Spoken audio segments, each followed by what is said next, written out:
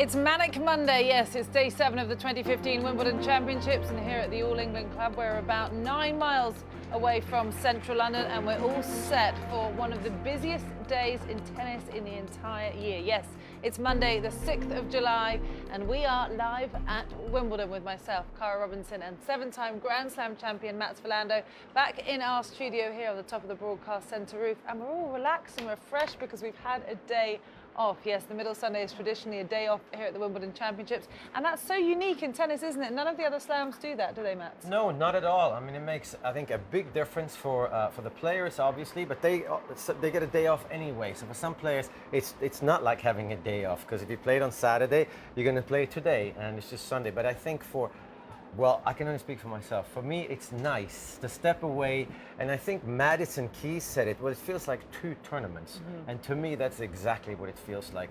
It's going to be a hectic next 3 days for the players, because obviously the women's going to have to play 2 days in a row for the first time during the championships, and the men, if something happens, then they might have to play 2 days in a row over the next sort of 4 or 5 days. And for you, how much of a relief is it when you make it into the second week of a Grand Slam?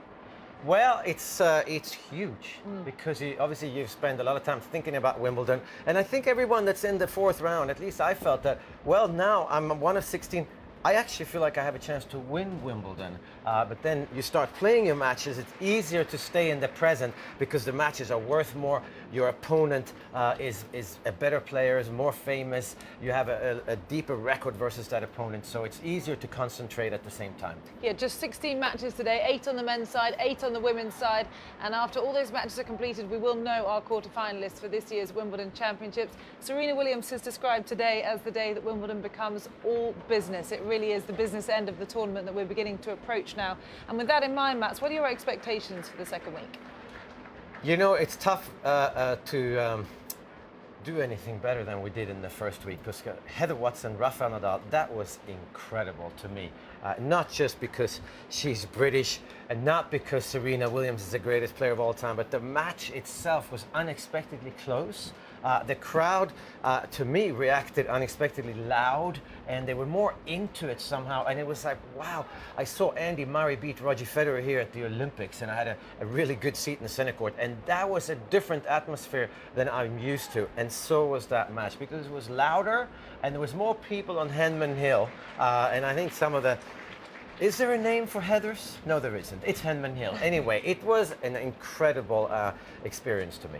It was indeed. And with that, when we talk about having the day off, Heathers Hill, Henman Hill, I'm thinking of, we had Tim up here, sorry, just to backtrack, and he said if she'd won the match, he would have given her the hill, but she didn't win the match, so it's staying as Henman Hill. So when you think about the condition of the courts and how much play they get, how much does having a day off yesterday help them just grow back a little bit and have a day with really no play on at all? Oh, I think it's very important. I mean, obviously I'm not an expert on that, but I think also it was great for the courts to actually have some rain, because yesterday it rained here for, I'm not sure how many hours, but into the early afternoon at least. So I'm sure they kept the covers on, but there is some moisture in the air, and that'd be good for the grass. And then the sun came out, so I think for the groundskeeper, I think it's been pretty much a perfect Wimbledon so far. Well, speaking of the weather, we've had a fantastic week 1, as Matt said, but what can we expect from week 2 and today in particular? Over to our reporter, Rachel Stringer.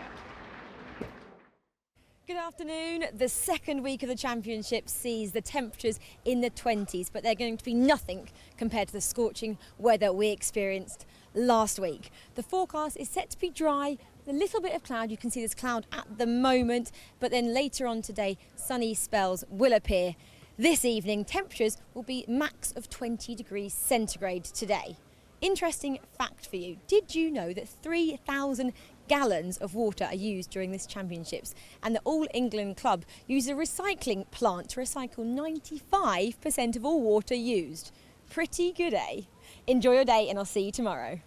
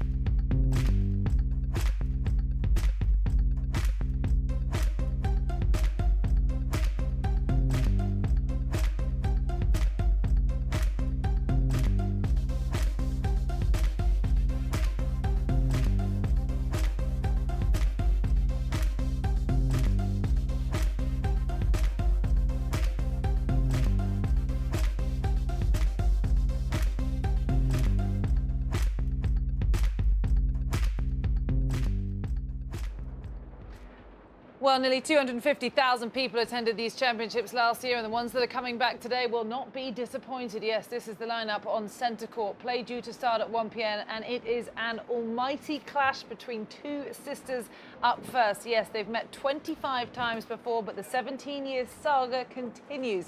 Serena Williams takes on her sister Venus. They'll be opening up play. They will be followed by Andy Murray, who is trying to progress through to the quarterfinals for yet another year here, but he faces the giant Croatian Ivo Karlovic, 6'11".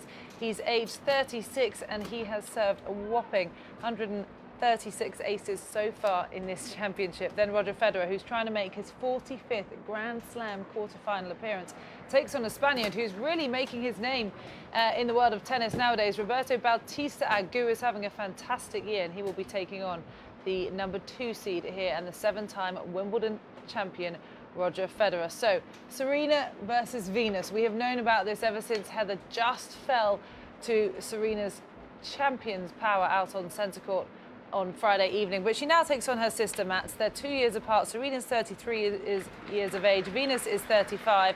Their head-to-heads total are 14-11 in Serena's favour. They've actually only played 5 times at Wimbledon before.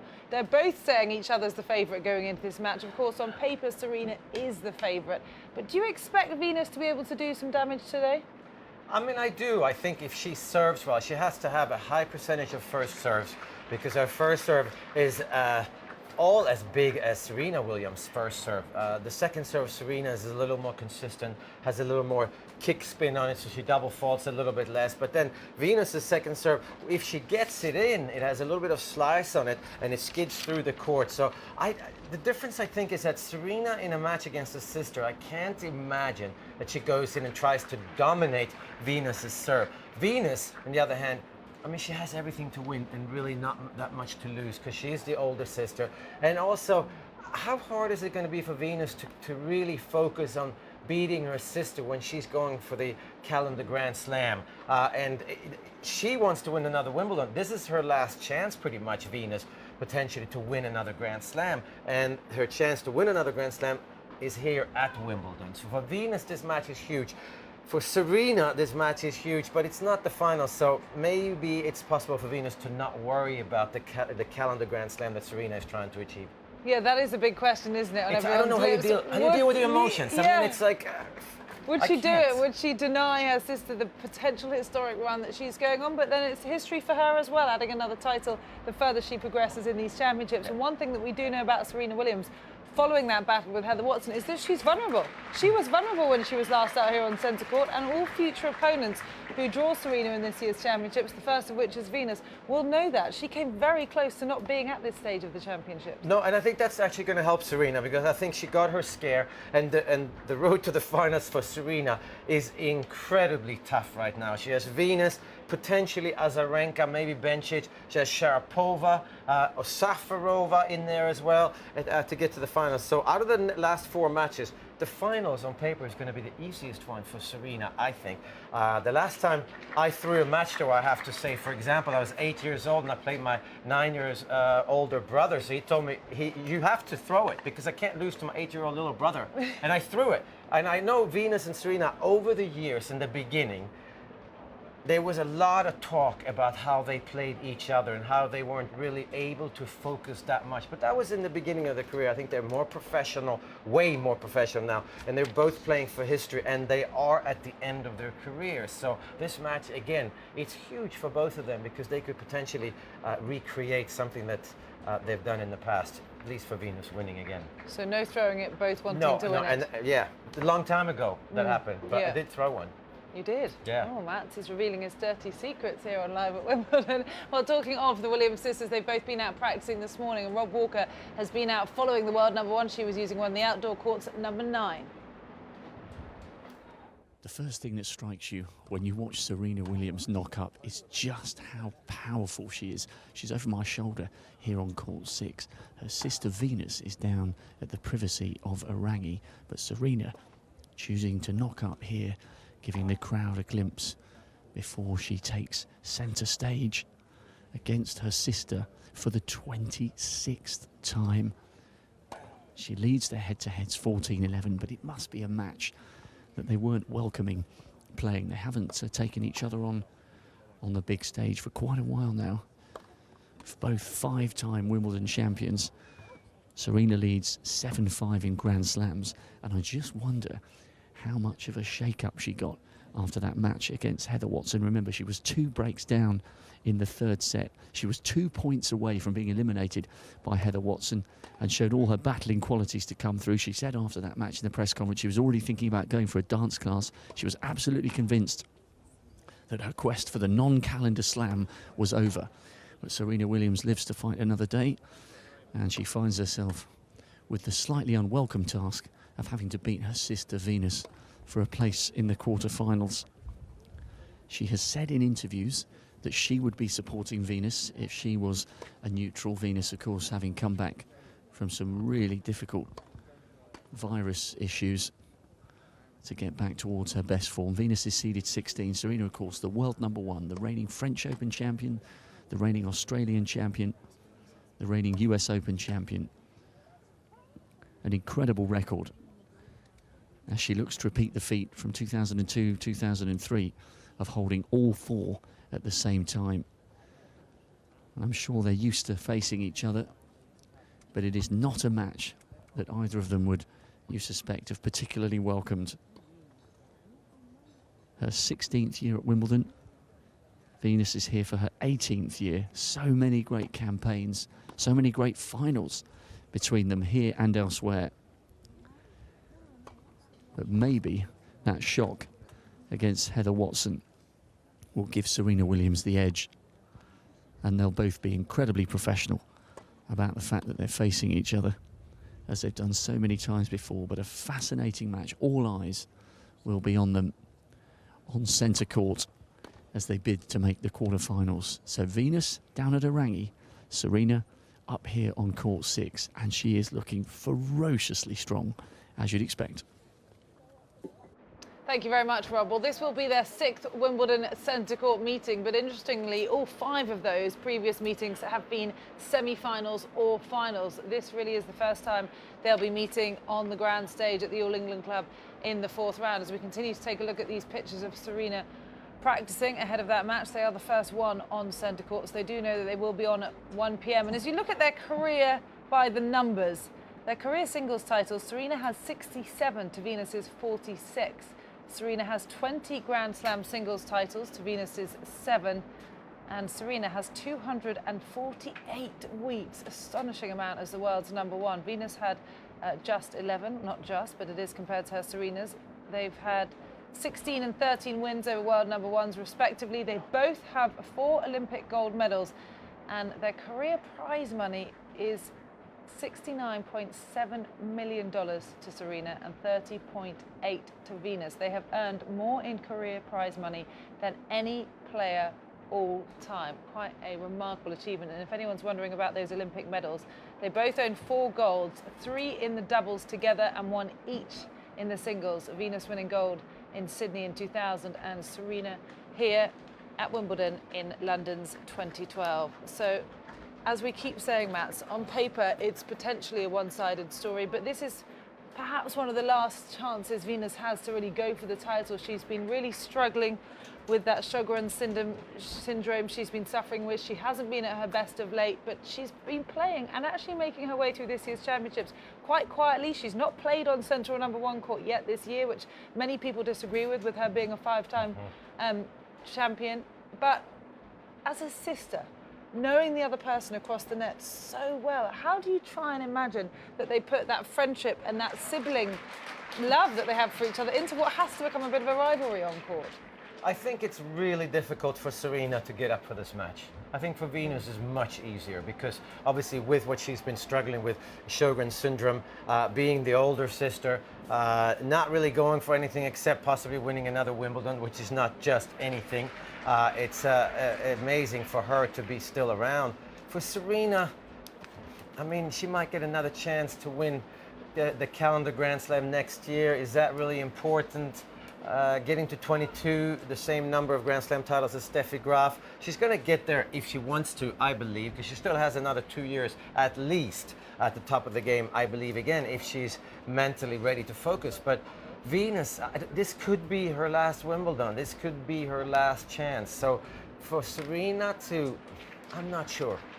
I would never want to be in her shoes right now. This is a horrible day for her to try and get up for, and even to feel good about winning. You're not going to feel good, you know that. But the good thing about the match for both of them is that they're going to go back on court tomorrow straight away. So they don't have to suffer for too long after they've beaten their sister. They're back. So it's all business for both of them. And I think a much easier day for Venus than Serena. And perhaps this is the reason that they pulled out of the women's doubles last week. None of us knew it. Maybe they looked ahead in the draw and thought, well, if we keep progressing, we'll face each other. And then could you imagine having to go then play doubles later? Who knows? Either way, it's going to be absolutely blockbuster. Serena Williams takes on Venus Williams, the first match-up on centre court at 1 p.m. this afternoon. They will then be faced by the great British hope. British number one, Andy Murray, is through to a second week yet again, and he takes on an absolute giant in the form of the 6'11" Ivo Karlovic. And Ivo is also aged 36, so the numbers on them are very different. But when you look at Murray and the route that he's had to this stage of the championship, Mats, he dropped his first set so far against Andreas Seppi on Saturday evening. Bit of a surprise there in the third set, and then of course came back very strong on the fourth. They both had breaks with the trainer coming on court. The trainer seemed to work absolute miracles, because after they both had a quick visit from the trainer, they both went on and won a set 6-1. But does losing a set worry him at all at this stage? I'm not sure. I don't necessarily think so. I mean, this looked a little troublesome here. He did face a couple of break points in his first service game in the fourth set, Murray, and he was looking sluggish and potentially maybe a little bit injured. But yeah, I'm not sure. When you come back and win the fourth 6-1, the way Murray did, losing the third 6-1, then suddenly, oh, well, there has to be an explanation for that loss in the third set for Murray. So I wouldn't be too worried about the score in that match. I would, on the other hand, be worried about the back. You can fix it for the day, but you know, where is it today? And today is a big match. Today is this very small margins for Andy Murray, because Ivo Karlovic, you're not going to break him too many times. I saw that Murray had never lost to Ivo Karlovic, but that's nearly irrelevant today. And the problem for Andy Murray, I think, today is going to be that Ivo Karlovic puts so much pressure on your serve. Andy Murray wants some free points on the first serve. To get free points, he has to hit it really hard. If he hits it really hard, his percentage will drop. Now he has to hit that second serve. The most talked about second serve in British tennis history, for sure. And Karlovic is not going to stay back after the return of Murray's second serve. He's going to hit a slice backhand, and he's coming in, or he's going to hit as hard as he can forehand, and the point is over. Now we have to go back. Andy Murray will now make sure the first serve goes in. Well, suddenly he doesn't win any free points off the first serve. So the pressure on Andy Murray's serve and how he serves today is going to be, to me, very interesting. Well, when you look at Ivo Karlovic's last match against Jo-Wilfried Tsonga, he didn't break Tsonga once. He just won every set. But he came through in 4 sets, so he won his 3 sets just in tie breaks. It just shows how his serve has really been so dominant for him. And those pictures we just saw of Andy Murray there, the trainer was working on his right shoulder quite a bit. We saw Andy grabbing for it in the third set, but he came back with such buoyancy in that 4th set. And as you said, he faced some break points, but then he came through. And the enthusiasm he had right at the start of that set, and he said afterwards, I think the way I finished that game was so strong. That's the way I would like to continue to progress in the tournament. And he seemed to have taken a lot of confidence from the way he was able to just shut Andreas down and come through in 4 without any further hiccups. Yeah, no, I mean, obviously, if safe, Andreas Seppi is a safe player to play against, because you can always break his serve. You feel you're not going to do it always. Ivo Karlovic, it's not safe. It's a coin toss. I mean, really, and he has beaten him every time, but still, it's still a coin toss, because he might get lucky. Yeah. Karlovic on 1 point in the tiebreaker, he might get lucky, and that's enough. And if that repeats itself in the second set, well, it's literally, I mean, it's a nightmare for Andy Murray today, I really believe. He's going to win, but it's not going to be that much fun to play. Wow, what a call. Okay, well, Andy is 12th, I think, in the current statistics of tie-break, so he does have a good tie-break record, but playing someone like Karlovic, despite having a 5-love head-to-head record, could prove very tricky. Well, Karlovic has been out practicing over on the Orangi practice courts, and our reporter Adam Hunt has been there watching. Well, we're here down at Orangi. Andy Murray has already been here. A relatively short practice for him on the practice court number 15. He was only here for about half an hour before he headed off just to get his final preparations in the can for his match against Ivo Karlovic, who is here at the practice facilities at the moment. Frank just pushing in down there. You can see him getting ready, just chatting to his coach. All 6'11" of him. It's going to be a very difficult test for Andy Murray. Although he has a very good record against Ivo Karlovic, he is averaging 45 aces per match so far here at the championships in his 3 matches so far. He has a huge wingspan. He's 6'11", as we said, sends down that serve at some speed. It's going to be testing every single one of Andy Murray's returns. We've been watching Karlovic for a few minutes now, just getting ready for his match. He's been practicing his ground strokes. He's now practicing with his coach at the net, and we think that after this he's going to be sending down some of those fearsome serves. But although Karlovic has got a very difficult serve to return, it's Murray who, because he is one of the better returners in the game, has been able to cope with him in their previous meetings. He leads the head-to-head, 5 wins for Murray and none for Ivo Karlovic, who of course is 36 years of age, the oldest man to make the 4th round of a Grand Slam since back when Jimmy Connors was playing. They are of course second on centre court after Venus Williams and Serena Williams take to court. Andy Murray and Ivo Karlovic have actually met at Wimbledon before. One of those 5 matches was here at Wimbledon back in 2012. Murray winning that match 7-6, 6-7, 6-2, 7-6. So 3 tie breaks in that match, as you'd expect. Probably going to get a few tie breaks in this one as well later on, as is the way with Ivo Karlovic. He's able to hold serve relatively comfortably, but not quite as easy for him to break serve, so he does have to play a lot of tie breaks. Karlovic, who has won 1 title already this year, should be a really intriguing encounter between the counterpuncher, the great returner Andy Murray, a former champion here, and Ivo Karlovic, the 36-year-old, through to the 4th round. That is, as we said, the 2nd match on centre. Everyone's looking forward to it after the Williams sisters do battle. Thanks, Adam. Well, some breaking news from court number 2. Play started here at 11:30 a.m. Excuse me, and here was Nick Kyrgios serving to stay in the set. Unable to hold serve though, Gasquet breaks and wins that first set 7-5 in what is a rematch from last year. We can hand it straight over to our reporter Rob Walker, who is there watching the action. Yes, good afternoon, everybody. This is a really, really intriguing match. Kyrgios got the early break. Gasquet broke straight back. And every time Kyrgios is playing to this incredible single-handed backhand that Gasquet's got, it's on serve in the early stages of the 2nd set, although Kyrgios trails love 30 on his service game. Kyrgios has been remonstrating with himself. He's been, well, he's pushing Gasquet all over the place for this point. It's been arguably, great point there from Kyrgios, it's been arguably one of the picks of the day for this Manic Monday, but Gasquet has definitely got the upper hand. He's got Nick Kyrgios rattled, and remember, Kara's just mentioned there, of course, Kyrgios beat Gasquet last year, saving 9 match points. They've both come through really big 3rd round matches. Gasquet straight sets victory over Grigor Dimitrov, and then of course Kyrgios had a rematch of that quarter-final against Milos Raonic. But Kyrgios is under the cosh here, needs to be aggressive. That's more like it. He's back to 30 all. Gasquet took the opening game of this 2nd set, but I think this Frenchman really fancies the job here.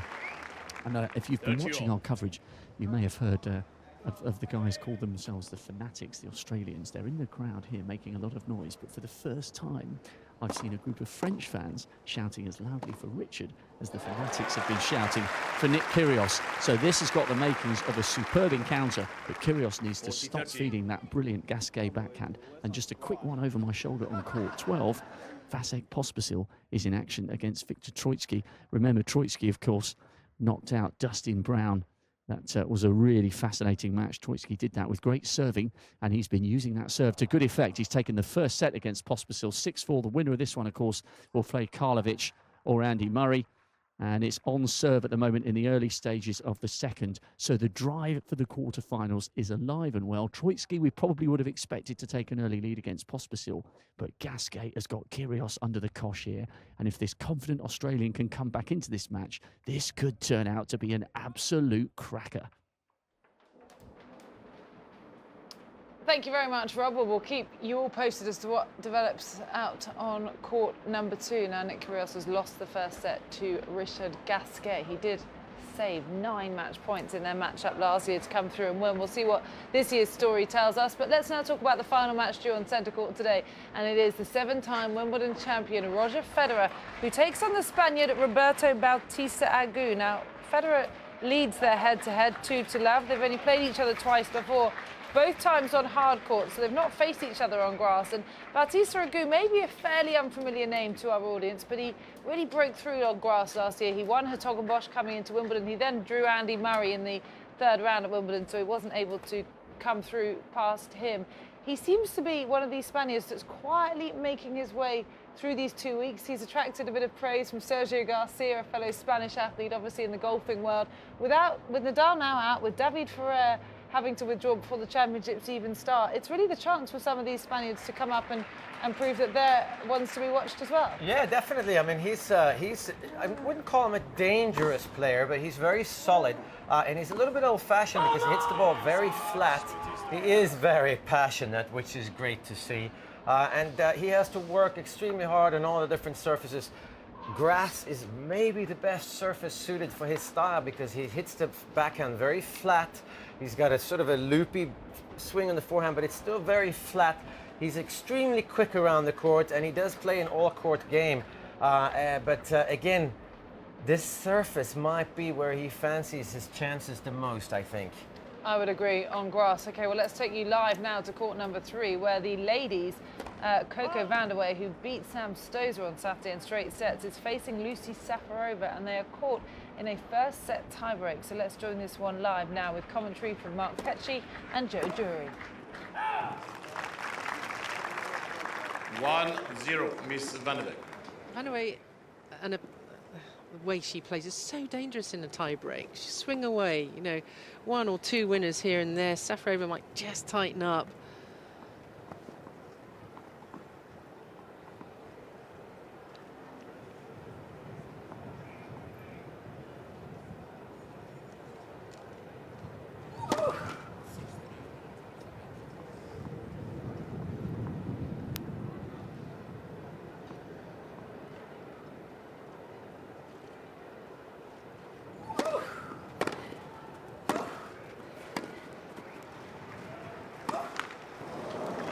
Well, she's certainly losing her way here. Some doubts in her mind as she's setting up to strike this forehand. It's a horrible short ball, isn't it, on grass, because it doesn't actually bounce very high in that service box area on a shot like that.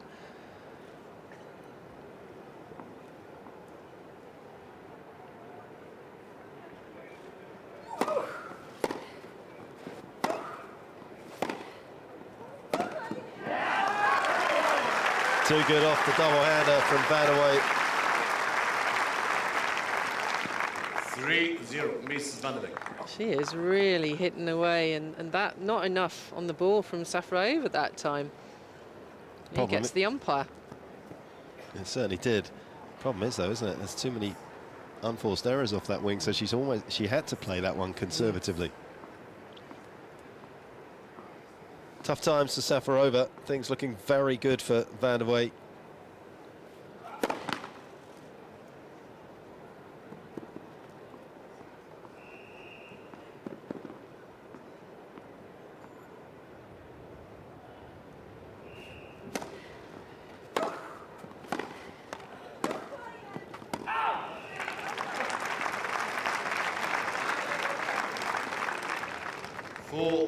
Miss Vandeweghe. I think she's enjoying herself out here today.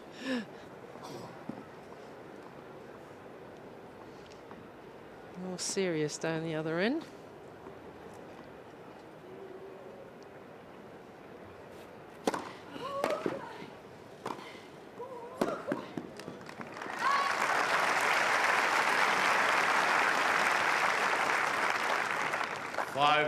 Miss Vandeweghe.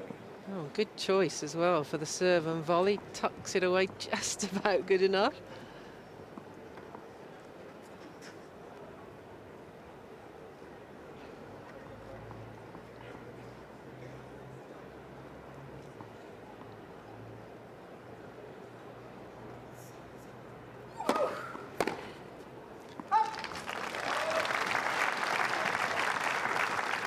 5-1, Miss Van de Beek.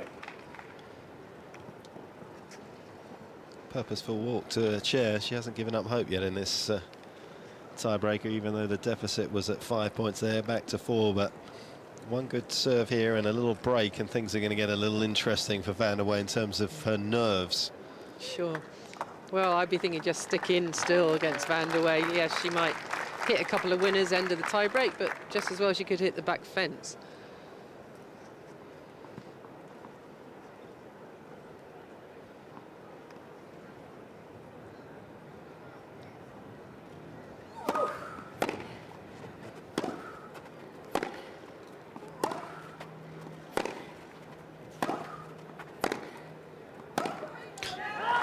Brilliant hitting again. Tempering any sense to change direction or do anything, open up the angles. Miss Van de Beek. Just drilling the ball down the middle of the court, and it has worked perfectly for her. And here are 5 set points.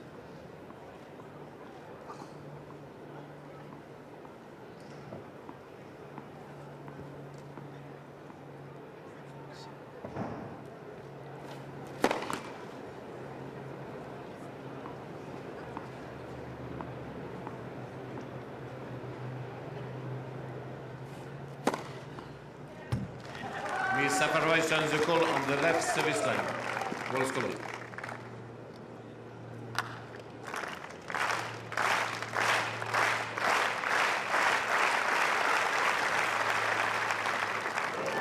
Full stance.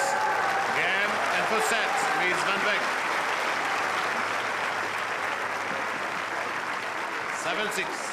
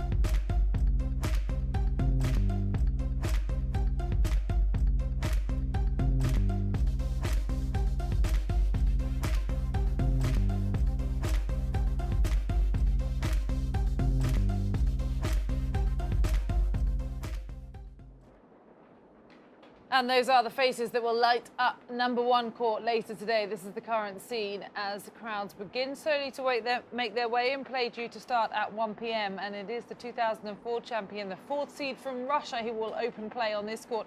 Maria Sharapova takes on Zarina Diaz from Kazakhstan. They will be followed by the French Open champion, the 4th seed from Switzerland, Stan Wawrinka, takes on David Goffin, who's having a great run in these championships so far. And then Novak Djokovic, not yet dropped to set. He's the #1 seed. He's the defending champion, playing another very tall opponent, Kevin Anderson, who, in his own words, is playing the tennis of his life. We'll see how they match up together later today. But let's just take a little look at the first matchup, what we can expect today from this lady, Maria Sharapova. She also has not dropped a set so far at this year's championship. She's only lost 15 games. She's been making fairly quiet progression through to the second round of the championships, and it's quite interesting to note, Matt's mentioned it earlier about Serena's potential tricky route through to the final. Well, Maria Sharapova's in her half of the draw, and after Petra Kvitova was beaten by Jelena Jankovic on Saturday, there are no former champions in the bottom half of the draw.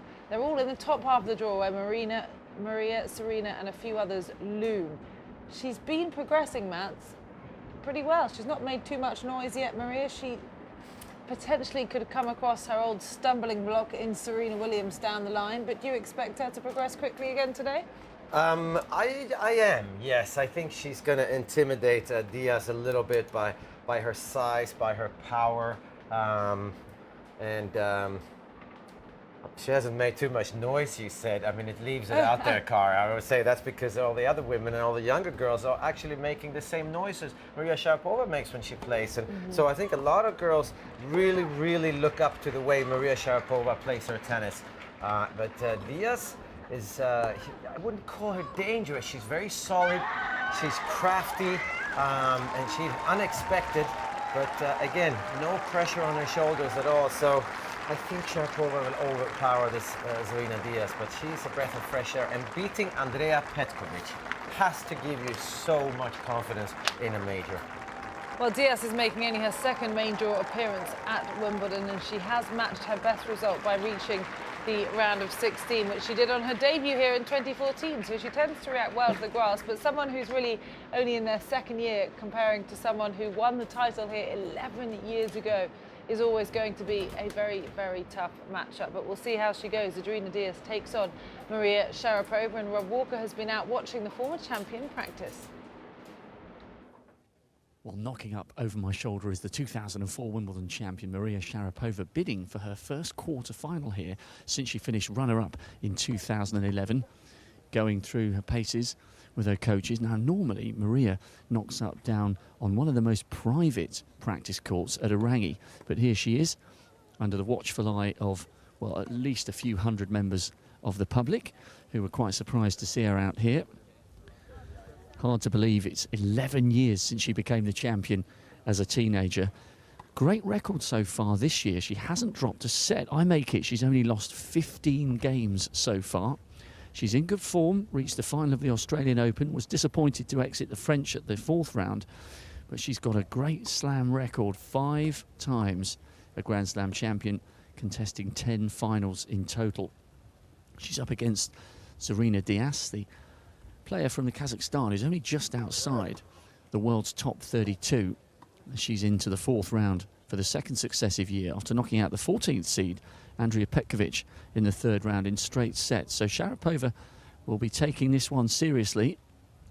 First up on centre court, the winner will face either Lucy Safarova, who reached the French Open final, or Coco Vandeweghe, the American who played brilliantly to get through her third round match. But Sharapova has looked pretty relaxed so far this year at Wimbledon, but interesting that she has chosen to knock up here and not down at the privacy of Orangi. She would absolutely love to get through to a quarter-final. She's had some cracking results in the last few years, so it is quite surprising that she hasn't reached the last 8 here for 4 years. Maybe it's her turn to get down to the business end of things once again here at Wimbledon. We know she can go all the way. We know she's gone deep at other tournaments, and this year with that run to the Australian Open final. Sharapova is in cracking form, and she'll fancy her chances when she's first up on court 1. Thanks, Rob. Well, back over to court number 2, and Richard Gasquet is looking to rewrite the history books between him and his rival from last year, Nick Kyrgios. Having won the first set, Richard Gasquet is now 5-1 up in the second, and he's serving to take this second set. Let's join it now with commentary from John Inverdale and Peter Fleming.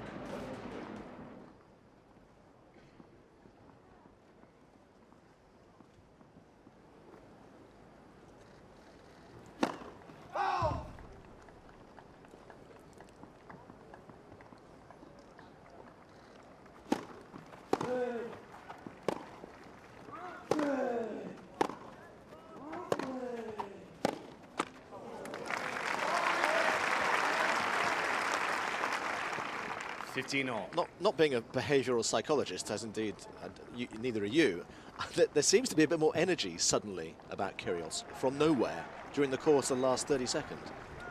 Yeah, well, I'm sure he realizes himself that he needs to kickstart his effort right now.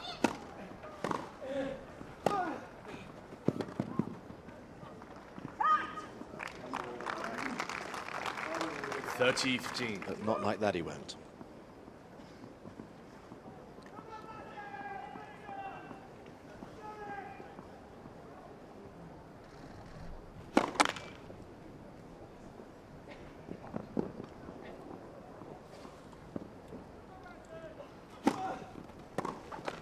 Oh, golly. 40-15. Well, less than an hour, and we didn't see this coming. 2 set points for Richard Gasquet for a 2 sets to love lead. Whoa.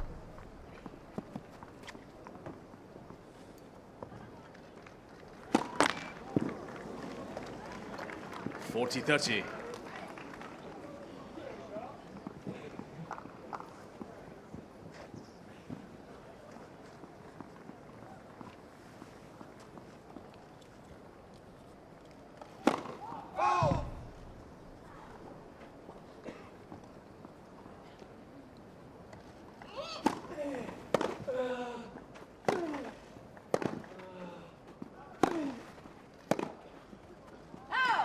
Game in second set, Gasquet. By 6 games to 1. Well, Richard Gasquet is continuing to boss this match. First set, okay, was close 7-5, but that was an absolute walkover for Gasquet. And this is turning out to be a hugely significant match for the Frenchman. I've just been checking the stats.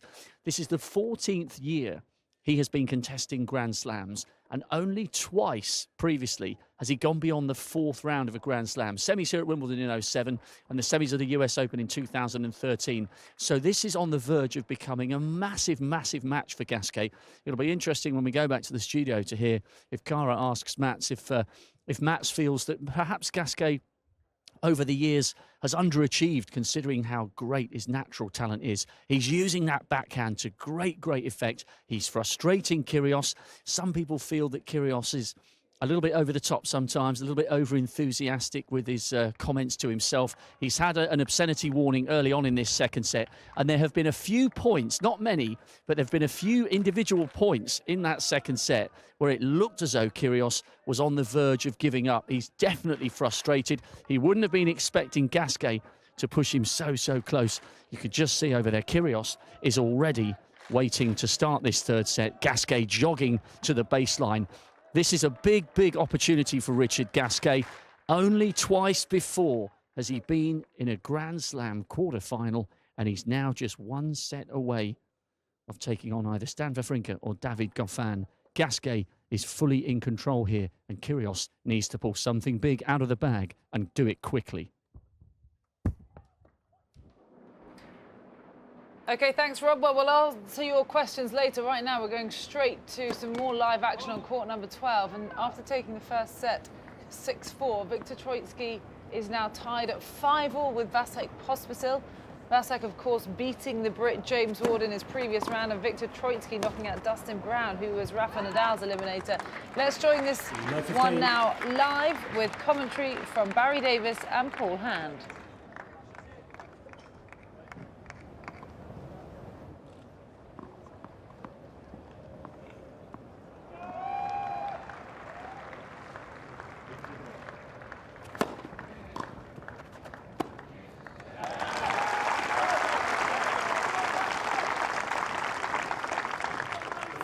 All.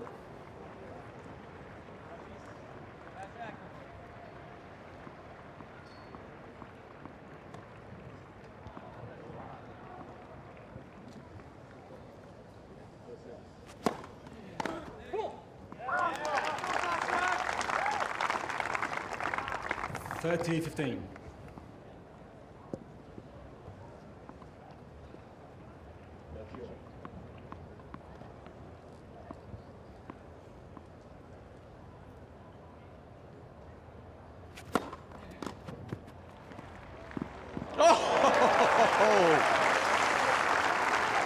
Audacious. 40-15. Wonderful kind of double skills there coming to the fore. Beautiful backhand pickup. Very highly skilled shot.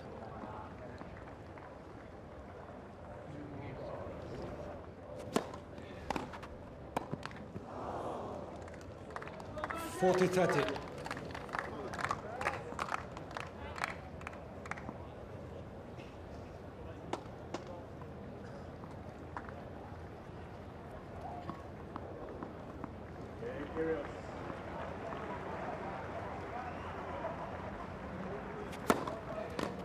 Game, Pospisil.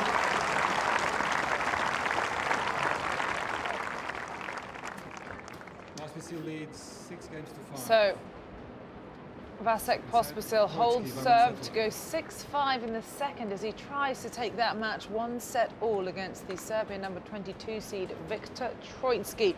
That's currently underway out on court number 12, and we will keep you posted as it develops further. Well, we were just discussing the play that we can expect to see later today on court number 1. It is Maria Sharapova who opens up at 1 p.m. against Serena Diaz. They will then be followed by the French Open champion, Stan Wawrinka. Yes, he takes on David Goffin from Belgium.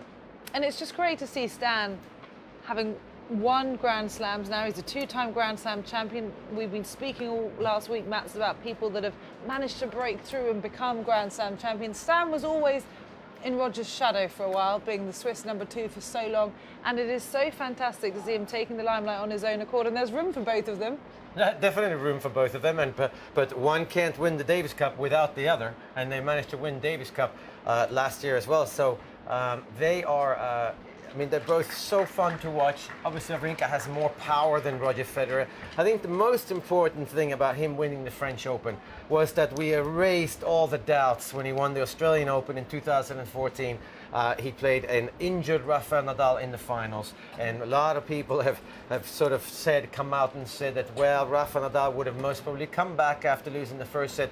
Well, it's irrelevant now because he beat Novak Djokovic, the number 1 player in the world, in the finals of the French in a pretty convincing 3-1 match. So yes, he now has 2 well-earned majors, and I never thought he's going to be this good a grass court player, I have to say. But as long as he serves the way he's serving, he's obviously a threat to anyone.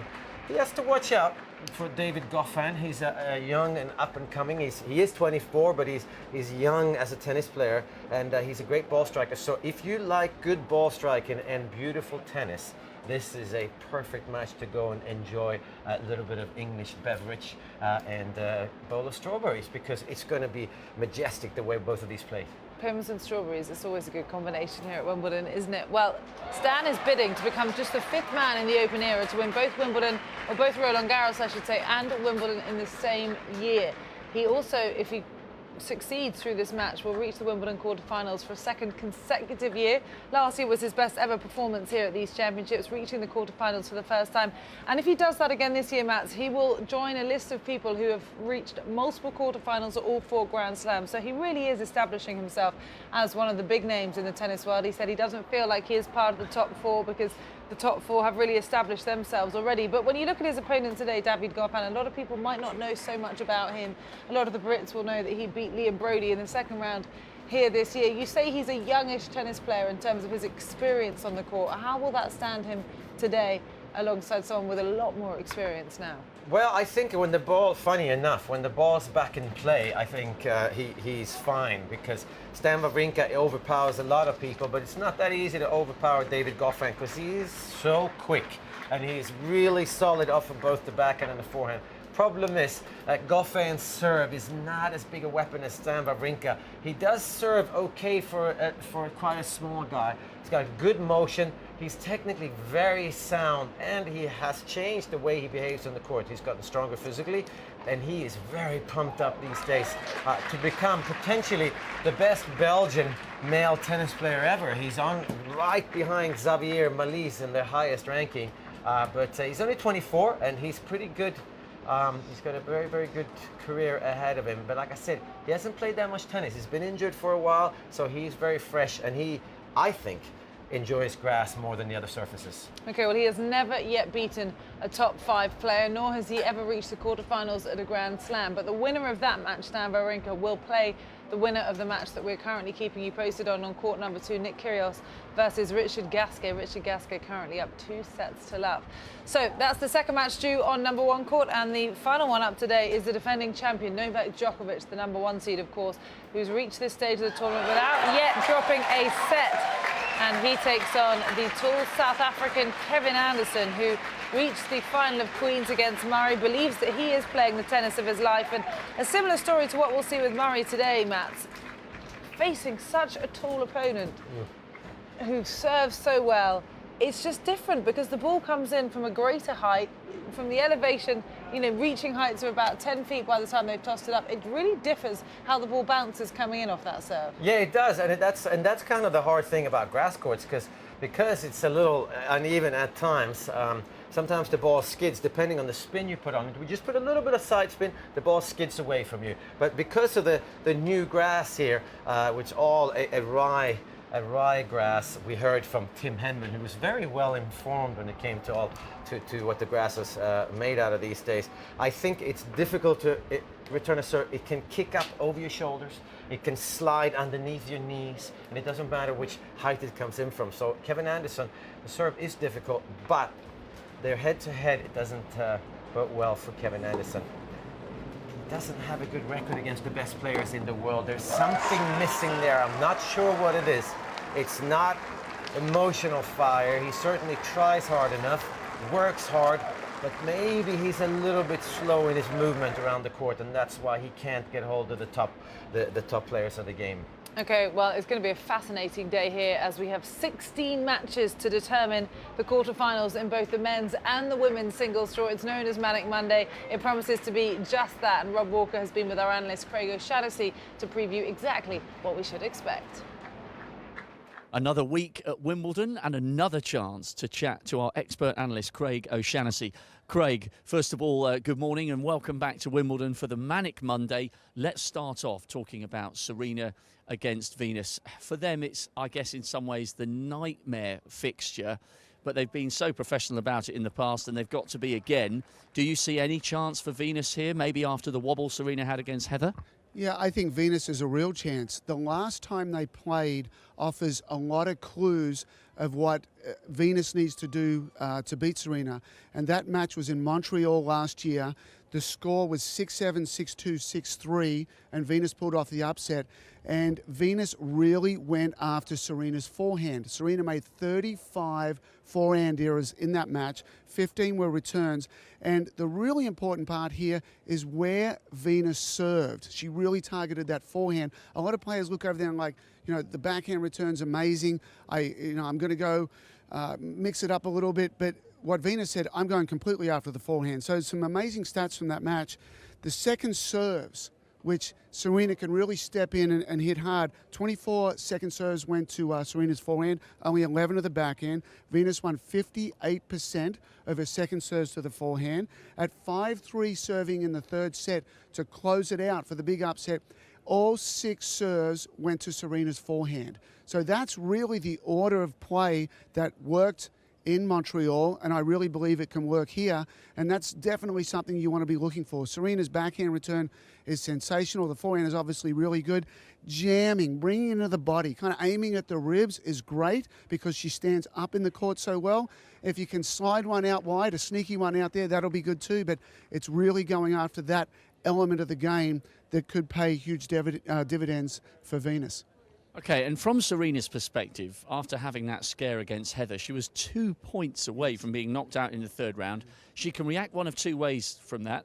It can either give her real renewed fire that she definitely wants to do this non-calendar slam and hold all 4 at the same time, or has it chipped away at her confidence? Which way will it go? You know, I think it'll help. I don't think it's a big problem. I mean, at some stage over 2 weeks and 7 matches, there has to be a little bit of a slip up. I mean, it's just too difficult to play amazing tennis for that stretch of time on such a big stage. So it's almost like it's a deep breath. It's like, okay, I've got that one out of the way. You know, that scare's there. I think she'll come out and play well today. You know, I'm hoping for a great match between the two. If Venus employs the correct tactics, she's got a real shot at this. But, you know, like most matches, you know, over the last several years, it's going to depend on what Serena does more than the opponent. Right, so they're on centre court. First up on court number 1, Maria Sharapova against Zarina Diaz. Now, Sharapova has made quite quiet progress. I mean, yes, OK, it's 11 years since she won the Wimbledon title, but she's in good form this year, final of the Aussie. Not that many people are talking about her, but she's been going about her business brilliantly in the first week. Yeah, she is. She's leading the tournament in baseline points won. It's at 62%. So from the back of the court, the forehand's strong, the backhand's firing. You know, she's a very difficult player to play if she's doing well back there, not spraying balls. Diaz is at 48%. So, that's going to be very difficult for Diaz to make hay from the back of the court in baseline exchanges. The power that Maria brings, and obviously the consistency she's bringing from the back of the court, is not a good thing from Diaz. So you then say, okay, I don't want the rallies to go longer. What's happening with Maria when the rallies are going shorter? Well, this may be a place where she can expose her a little bit. 5 aces and 21 double faults. So for Maria, the double faults kind of, they come in big blocks, and we're seeing, that's definitely too many so far in the tournament. She's only winning 46% on her second serve. So if Diaz kind of looks at the numbers, does the scouting, and says, she's very good once the point gets extended. My only chance against Maria is to pressure the serve. I'd really like to see her kind of step inside the baseline. And one thing I think a lot of players don't do well enough is take up different positions returning. Give different looks, stand in, stand back, stand left, stand right, and get inside the opponent's mind and freak them out a little bit. Some of that could definitely help against Maria in this match. Looking back at Maria's record here at Wimbledon, are you surprised that a player of her calibre hasn't been beyond the 4th round since she lost the final in 2011? Yeah, I am. Players like Maria, lower ranked players will target her. They're like, if I can just play the right match and get Maria to make a few errors, especially early, if the double faults can flow, they go after her a little bit. And we've seen that with Nadal. Guys go after Nadal. They kind of see him, I want to get him here at Wimbledon, I want to get him early. And it's been a little bit like that with Maria as well. This year, though, she feels a bit different. The first time she won Wimbledon, I was actually at that final. And throughout that entire tournament, I watched her matches, I watched her practices, and, she looked very good. And there's that kind of feeling again. Okay. Last but by no means least, especially from a British perspective, Andy Murray against Ivo Karlovic. Murray has never lost to Karlovic, but the Croatian is serving like an absolute monster. How do you take on that kind of weaponry with something like 136 aces so far? Even Tsonga had no answer in the 3rd round. Exactly. So what we have here, the dynamic is pretty much the best server in the tournament, but is also, with Murray, the best returner in the tournament. So Murray's putting up some amazing return numbers. He's putting back into play 78% of all the serves that come at him, which is the best of anyone that's made it past the 2nd round. So he's really on with that return game. The problem is you've got to be able to put your racket on the ball. The 136 aces is out of this world. Ivo's only served 17 double faults to complement that. So he's very much on. Murray, 29 aces and 8 double faults. He has 61% of his serves unreturned. So just think about that for a second. He serves 10, 6 of them he just serves and walks away. He's only got to deal with a volley or a ground stroke on 4 of the 10. So it's been, an easy street for him so far. He's making 70% of his first serves, which is off the charts. He's winning 89%. It's untouchable. Second serves, he's at 58%. His serve and volley win percentage, 77%, which is great. His baseline play is only 39. So this is a very clear matchup that, once again, I'd like to see Andy take up different positions. Move back more, move in more, probably move back more than in against such power. But first and foremost, Andy's got to put a racket on the ball. He's then, if the serve and volleys come, he's got to make him hit up on it. The passing shots will definitely happen on the second shot much more than the first. Great stuff. As always, Craig, we could listen to you all day, but there's some top-class tennis to come. Manic Monday is going to be sensational. Thanks very much, Rob. Well, there's plenty of action already underway. This is court 18, and it's Madison Keys, the 21 seed from America, who takes on a qualifier from Belarus, Olga Gorbatova. And as we watch this, it is Gorbatova who is serving to stay in the set. She won the first set 6-3 over Madison Keys, and as we watch this one, Matt, she's trying to stay in this second set. Gosh, that first ball looked long. But Madison, clearly the favourite going into this match. She now works with Lindsay Davenport, who's on court watching her. She had a good form at the Australian Open this year, and she's trying now to secure a 3rd set out on court number 18. She's done it.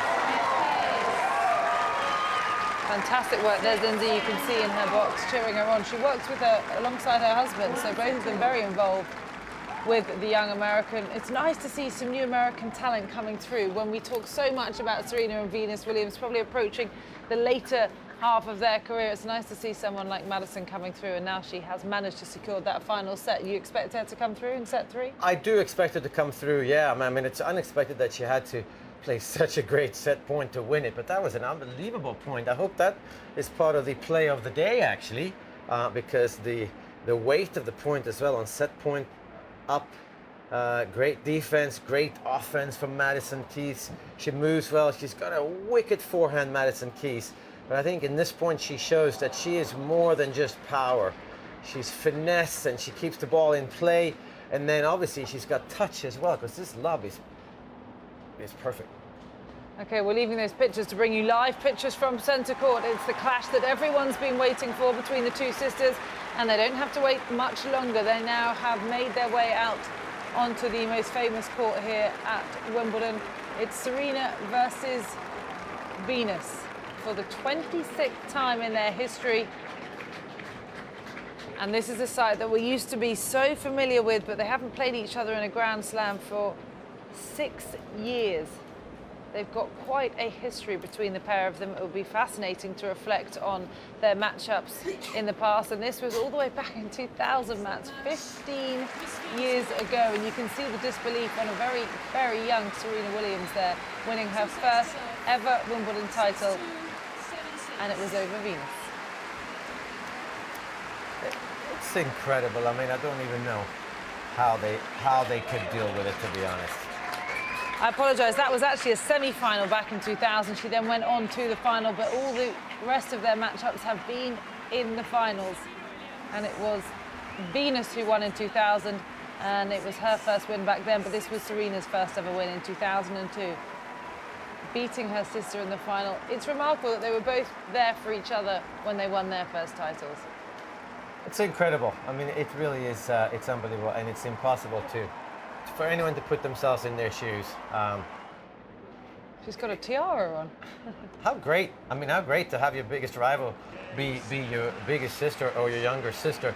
But I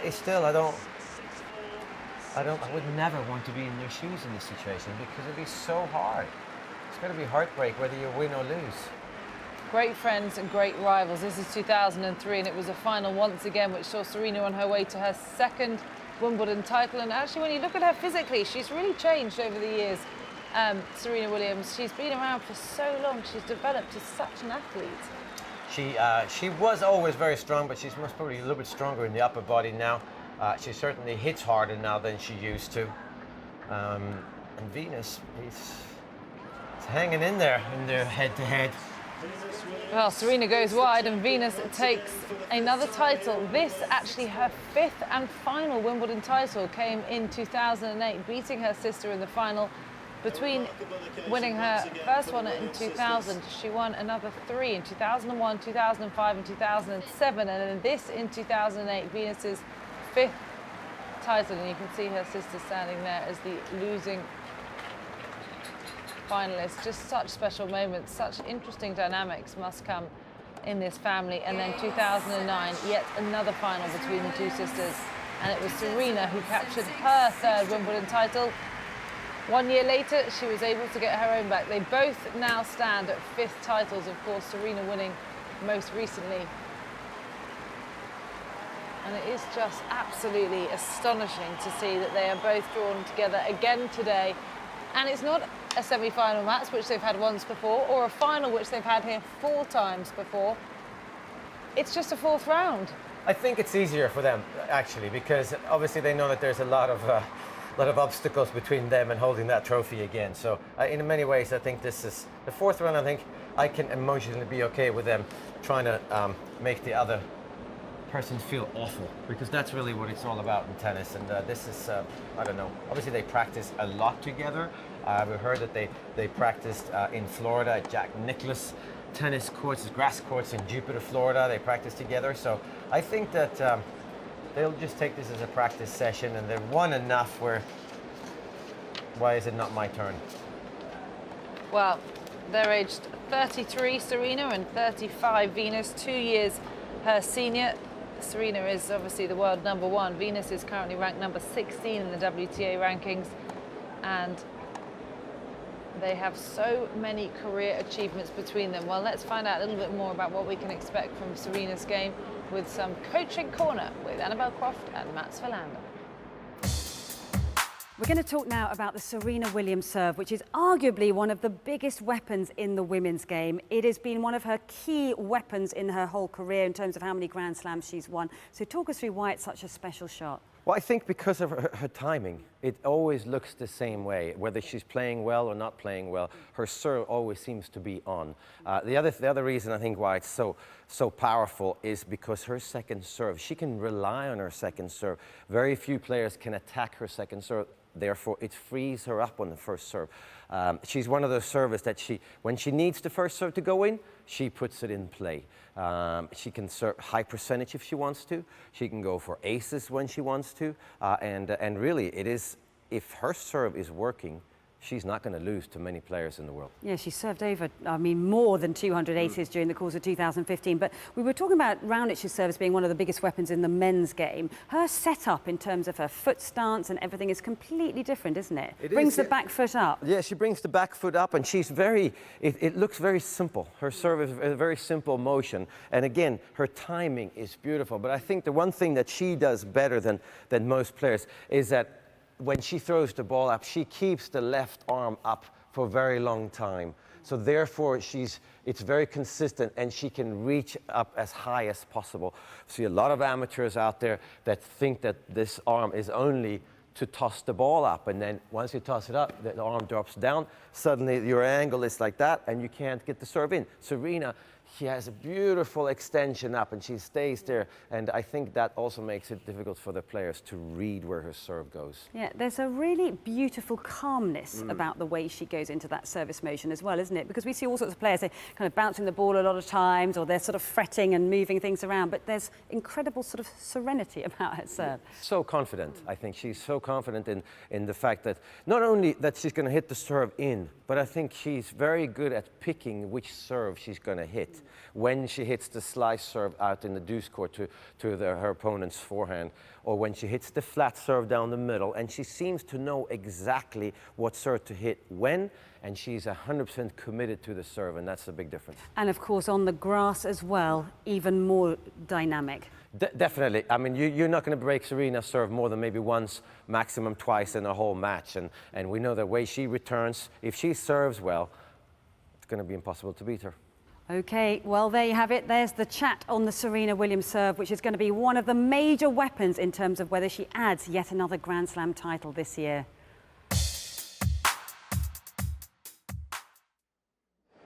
Well, they faced each other 5 times before at the Wimbledon Championship. Serena has won 3 of those encounters, Venus winning 2. They are both 5-time Wimbledon champions. But today they face each other once again in just the 4th round of the 2015 Wimbledon Championships. The stage is set. They're gracing centre court once again, and the world awaits another step in this historic battle between the two pairs. We're going to hand it over now to live commentary with Jonathan Obrand on centre court.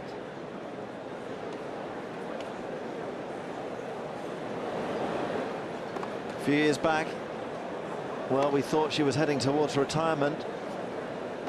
She was very poorly, had a lot of trouble off the court with injury and illness. Her ranking slipped to a 3-figure number.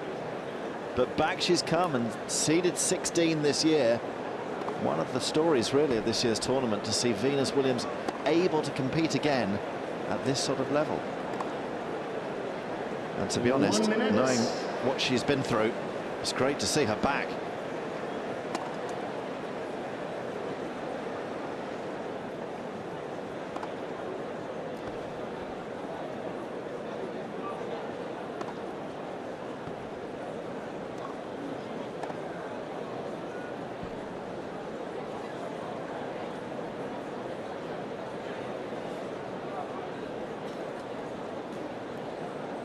Big day in the umpire's chair for Felix Terralba. Please make sure you take all your belongings with you. If you have a mobile phone with you, please make sure it is switched off.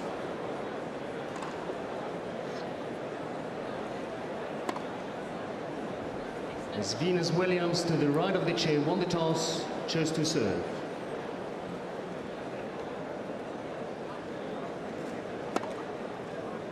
Well, good afternoon. Welcome inside centre court for a match which we're all looking forward to. Certainly there's a buzz around the stands right now ahead of this one. Two of the great champions here at Wimbledon, absolutely no doubt about that. 10 singles titles between them in terms of this championship alone. And then where do you start in terms of adding up the rest? They've won pretty much everything there is to win in this sport between them. I believe, Jonathan, that this is the first time ever that you've seen two guys play, or women playing, that have won 5 Wimbledon singles titles each. I mean, think about these sisters have won 5 Wimbledon titles each.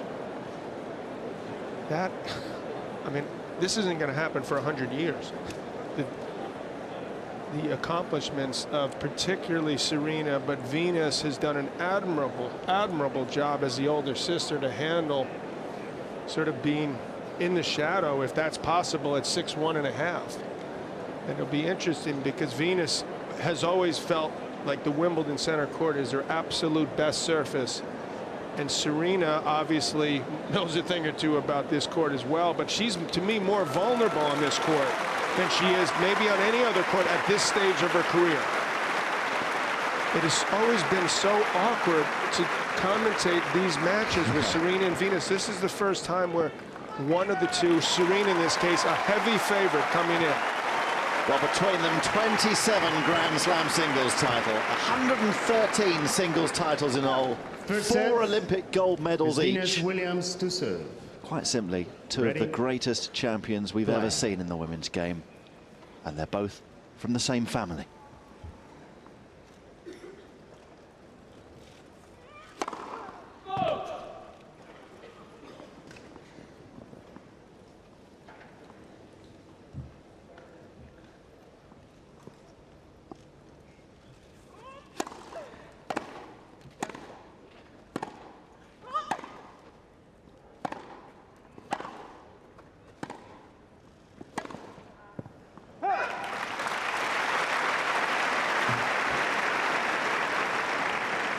Love 15.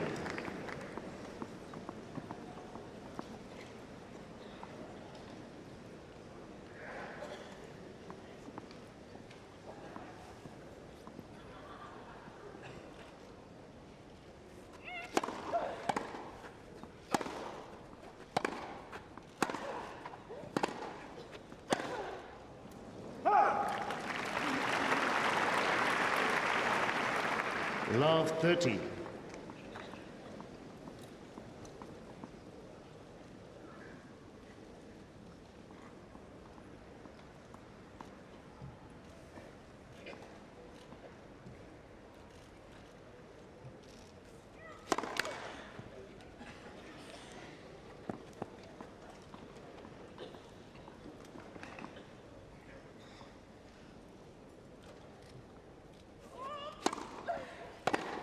Oh. Not the start Venus was envisioning. Love 40. Big difference in their second serve, quality of second serve. Serena's going to exploit that.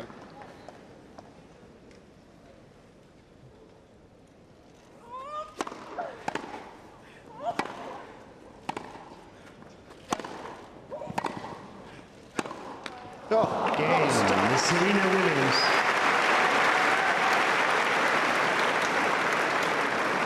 First game.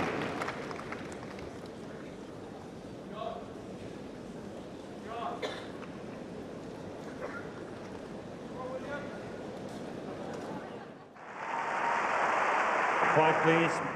Play. So thank you for applying. What's your name? My name is Serena Williams. And what's your occupation? I am a professional tennis player, and I also am a professional dancer in my mind. Okay, and how would you describe your playing style, either on the court or the dance floor? Well, on the court, I guess I'm a very aggressive player. I have a lot of emotion. I love what I do. I really feel what I do. I love the job. I'm even a little nervous right now talking to you because I want this so bad. So yeah. And how many Wimbledon titles do you have? I have 5 Wimbledon singles titles. I also have 5 Wimbledon doubles titles, and I even have a Wimbledon mixed doubles title. And how many other titles do you have? I have a lot of titles to my name. I don't really keep up with it. I think it's important to just move forward and not count and look in the past and just look in the future. Okay, what about Twitter? How many followers do you have? I have a little over 4 million followers on Twitter, and just still trying to get that number up and just keeping positive about that. Yeah, not very many then. You've got to keep working at that bit. How would you describe yourself in 3 words? Funny, intense, extremely loyal. And what skills do you have to be a Wimbledon champion? Well, I have a really good serve. Really works good on the surface. I also am really fast. I run really fast. I jump high. I'm not sure if that kind of helps, but I think it will. And also, I'm really personable. Yeah. What would you consider to be your weakness? My weakness is that, I'm a little too intense. I give too much. We're nearly there. How do you deal with stressful situations? I don't deal with them with grace, and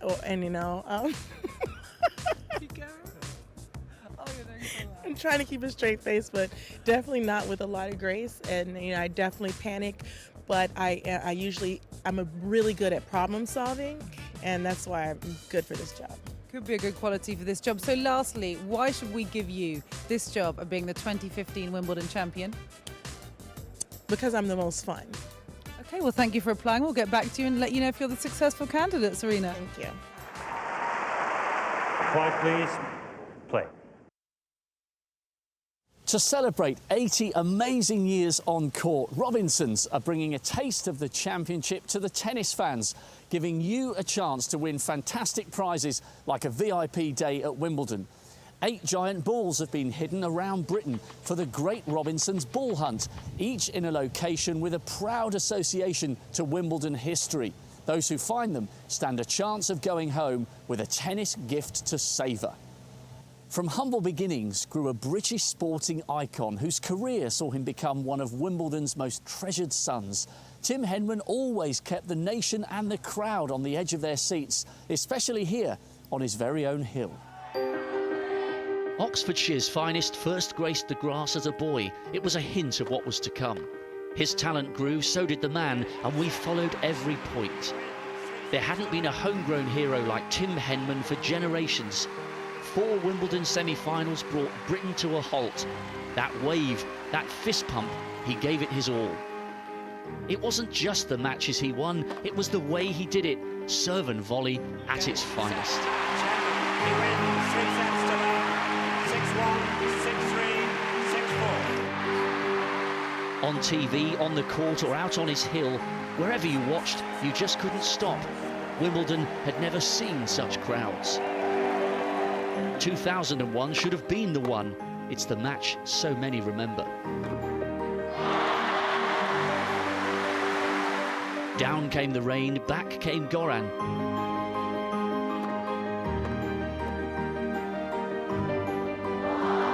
Croatians rejoiced in their maverick man, while the British public felt heartache for Henman.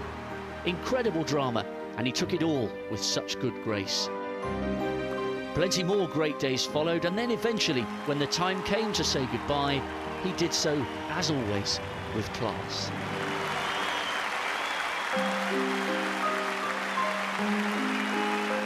Over the last 80 years, Robinsons have been on court to share the memories, and this year you could be here too. Join the Great Robinsons Ball Hunt for your chance to win a VIP day at Wimbledon. There's no finer place to be for tennis.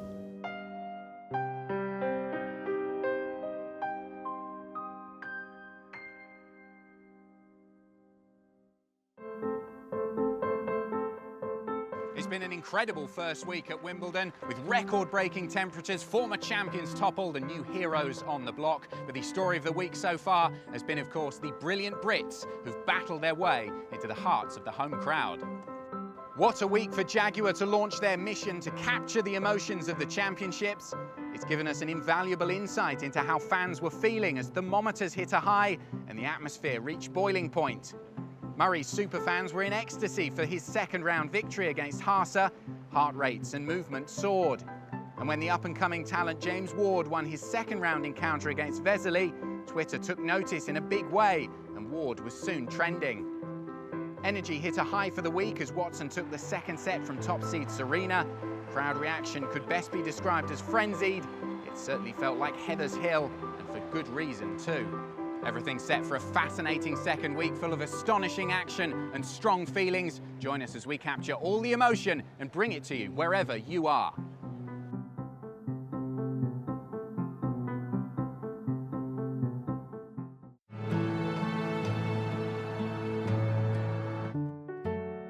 I am within, but I am not on the inside. I am not a show court. I am not an outside court. I am not a court at all. I lean, I slope too steeply for fair play. I am not a place for stars, but am packed with the extras that fill the bigger picture. In the great swell of sound, I am home to the backing singers. I am the home help. I have my favorites. I made my name as the home for hero worship, he who nearly made it. And then I was the mound, the muster point for the moment. I am the hill.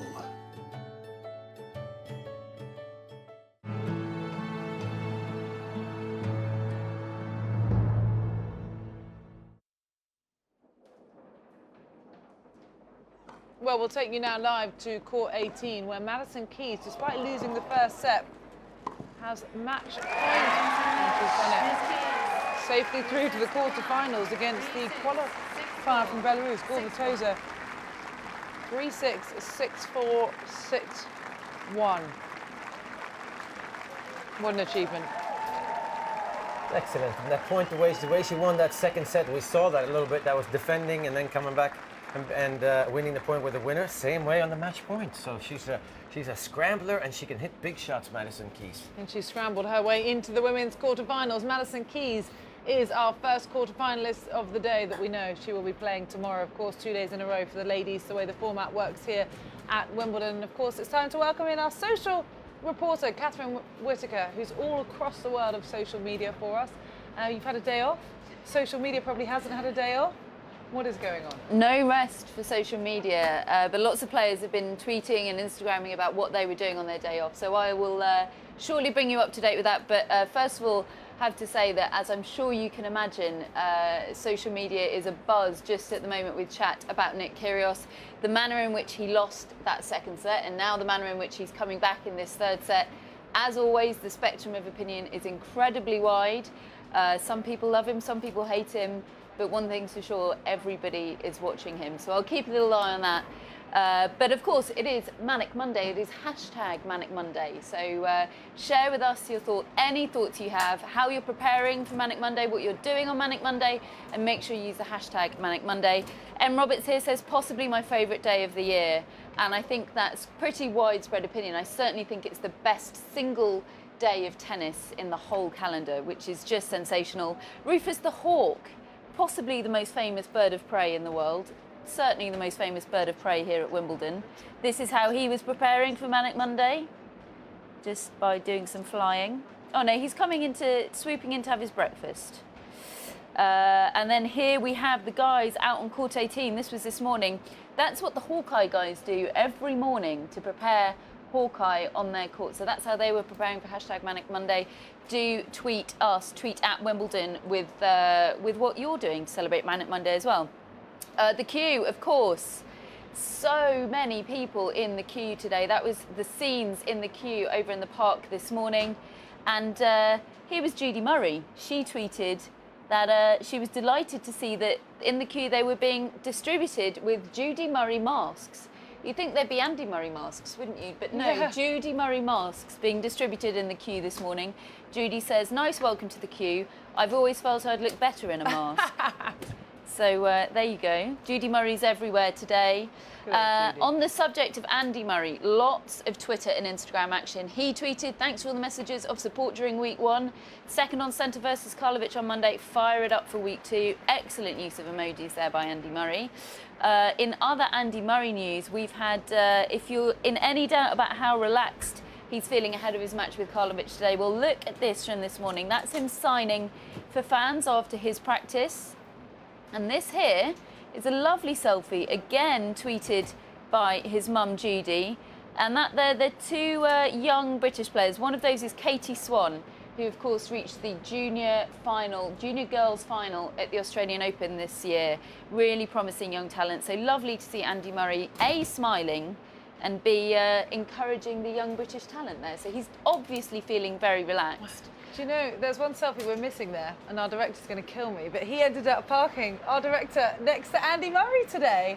And in the car park 4, where we all parked behind the broadcasters, he said he couldn't believe it. He was getting stuff out of his car at 9:15, and who rocks up next to him in his Golf GTI but Andy Murray? Well, Murray is famous for using his own transportation. He never uses tournament transportation. When he's in this country, when he's staying at home, he always drives himself in, both here and at Queen's. So, yeah, you do see him just rocking up in the car park. He's just a normal guy, just like you and I, isn't he? Ivo Karlovic also... just before I move on to Ivo Karlovic, actually, I should point out that Jamie Murray has been making... Jamie Murray, Andy's brother, of course, has been making light of what happened on Saturday, of course. Andy Murray receiving treatment after losing the third set to Andrea Seppi. Jamie Murray also received treatment in his match. They both went on to win their matches very convincingly. Moral of the story, when things are going badly, take an injury timeout and you're guaranteed to win the following 6 games. And actually our Google board today, Google are very helpfully giving us these boards to, I don't think I actually have the graphic, but searches for that physio that performed the miracle treatment on Andy Murray, causing him to go on and practically not lose a point afterwards. Searches for him absolutely skyrocketed. That man is the most in-demand physio in sport just at the moment. Well, because he worked the same miracle on Seppi, didn't he? It was the same guy that came on court, and Seppi went to win his set 6-1 after receiving treatment from the same guy. Absolutely, and just while we're on the subject of that fourth round match between Andy Murray and Ivo Karlovic, Ivo Karlovic as well has been out on social media, very interestingly. He said, "Second week, baby, thank you for all your support," but then he followed that up with this one saying, "And to doubters, I suggest to read the rules and watch the video, brackets not in slow motion." And that, of course, is reference to the incident on his match on Saturday against Joe Wilfried Tsonga, when he appeared to take a double hit at a volley. And of course, it's been watched many, many times in super, super slow-mo. And the general conclusion seems to be he did take a double hit, but it was not deliberate and it was in one clean motion. The rules, of course, say a double hit is allowed so long as it's just one motion of the racket.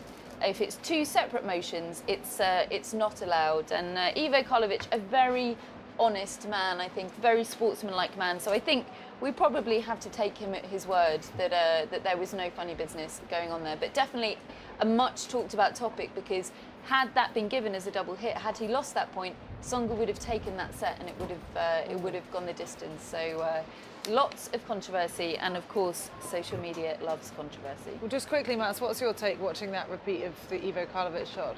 Well, I mean, it's one motion in a way. It's a strange volley because the first part of the volley looks good and then he gets his racket up. But I think the fact that he is not trying to do it, I think the difference, that's really what the rule should say. Just try and get the honest player to say, well, I actually did swing twice. No, you're not. You're just trying to get your racket on it. You throw yourself at it, and it might be a double hit. It might look like 2 swings, but it's not 2 swings. You're just trying to get it over. So you scoop it over whichever way you can. So no, that's definitely should be allowed. Okay, well, it was allowed, and he does face Andy Murray later today. Well, Judy Murray's been out. We know, busy morning in the queue. Perhaps she's even got a mask of herself. I doubt it, but Adam Hunt's been with us, so we'll find out.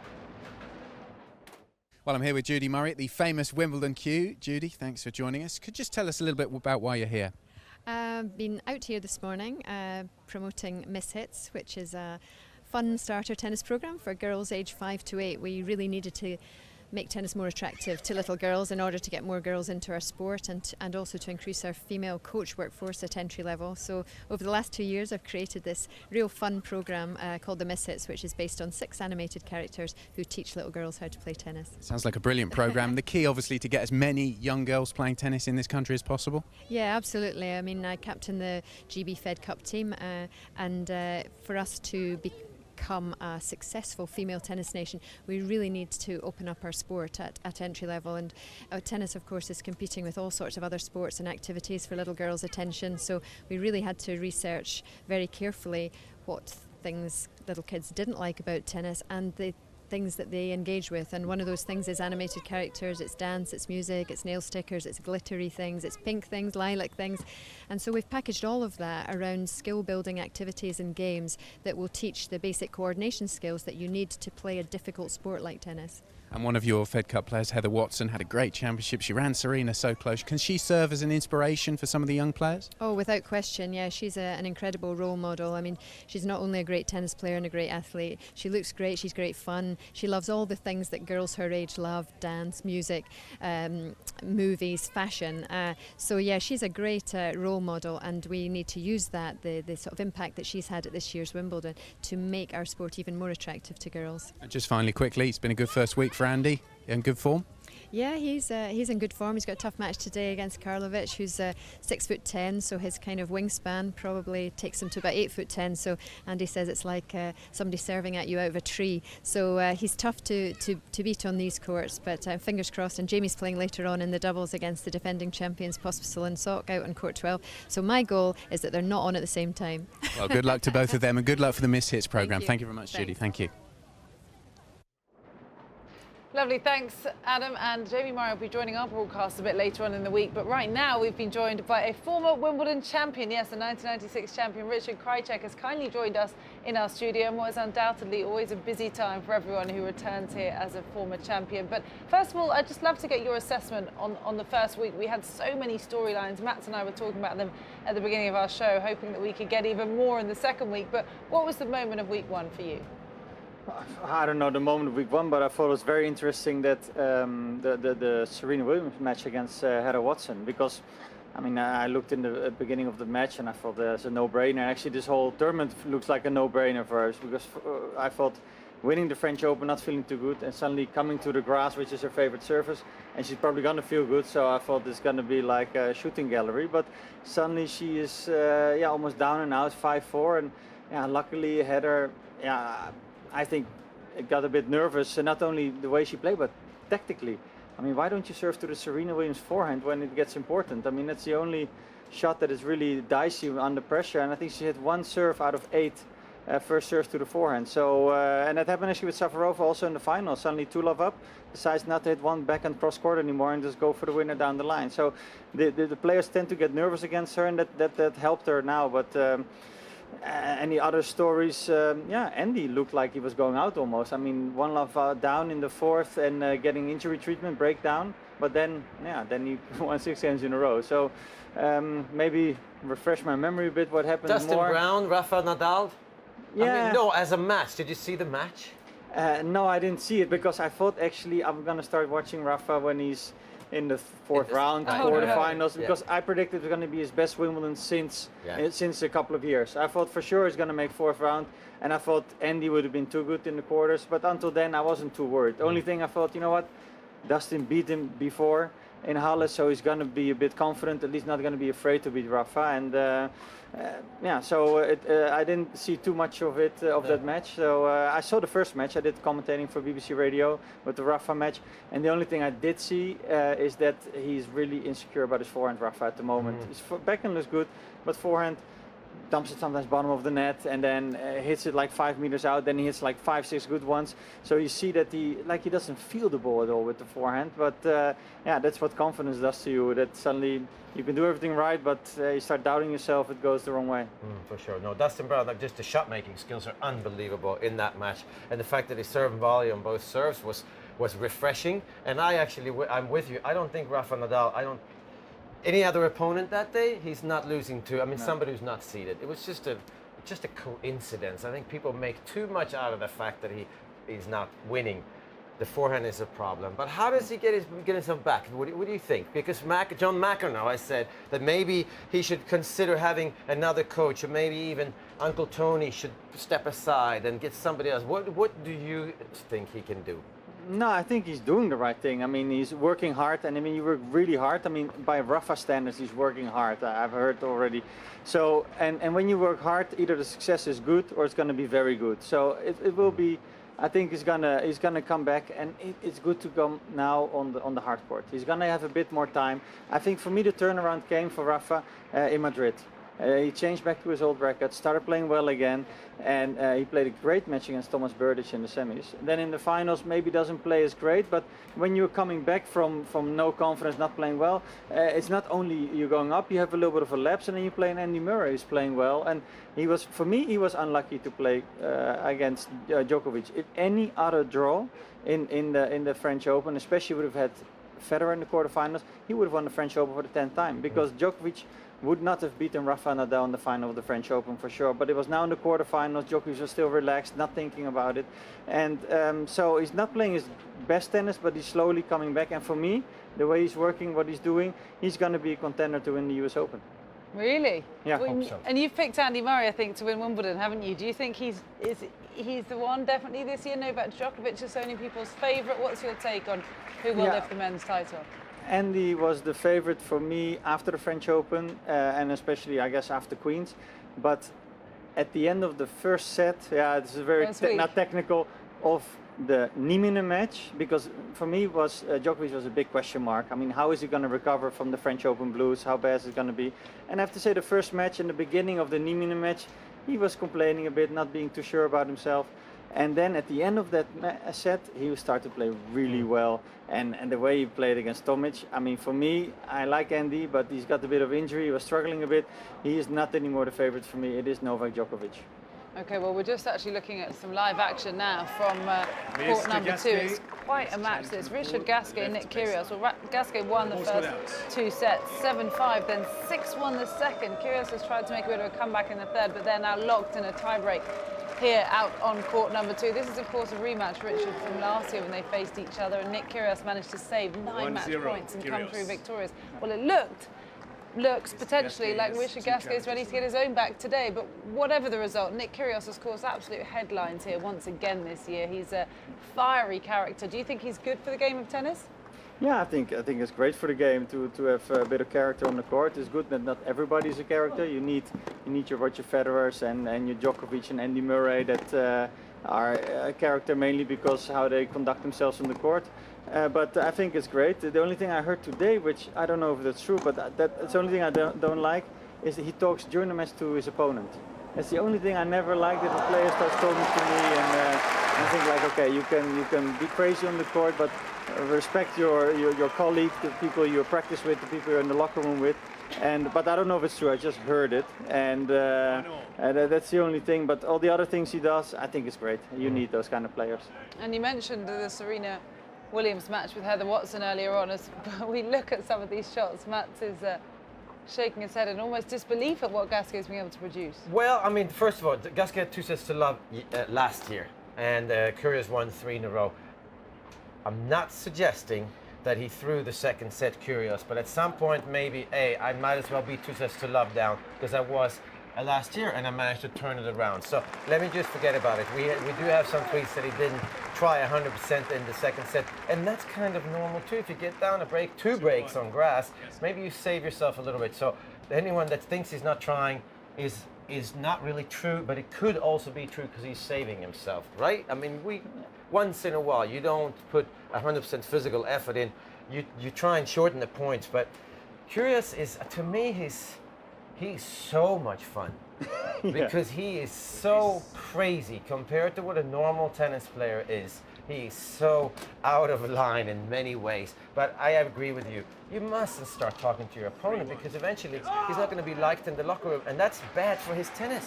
Yeah, because you end up practicing with maybe 1 or 2 guys. Yeah. And I heard the story about Leighton Hewitt when he came on tour. He was always showing his fist, looking at the opponent. You know, you can pump yourself up, but don't try to look for the contact. And I believe Pat Rafter talked to Leighton and says, look, you know, you can't do this, or else I'm not going to be the only guy practicing with you, because nobody wants to practice with you anymore.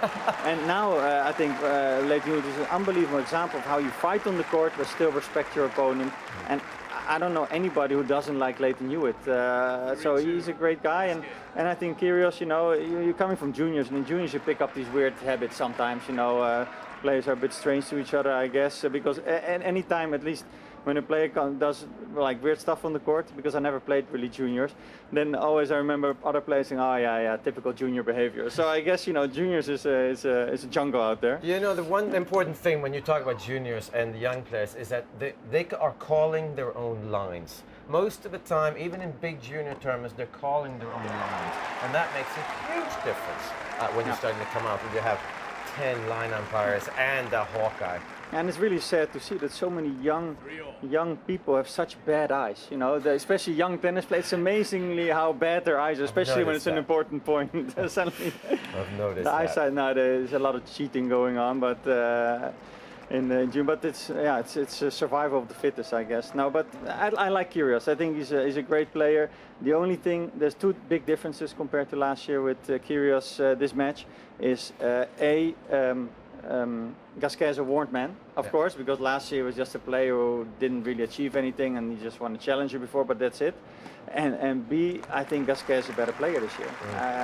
He uses his backhand finally down the line, because before he hit these really nice looking cross-court rallies, but the guy was just waiting there.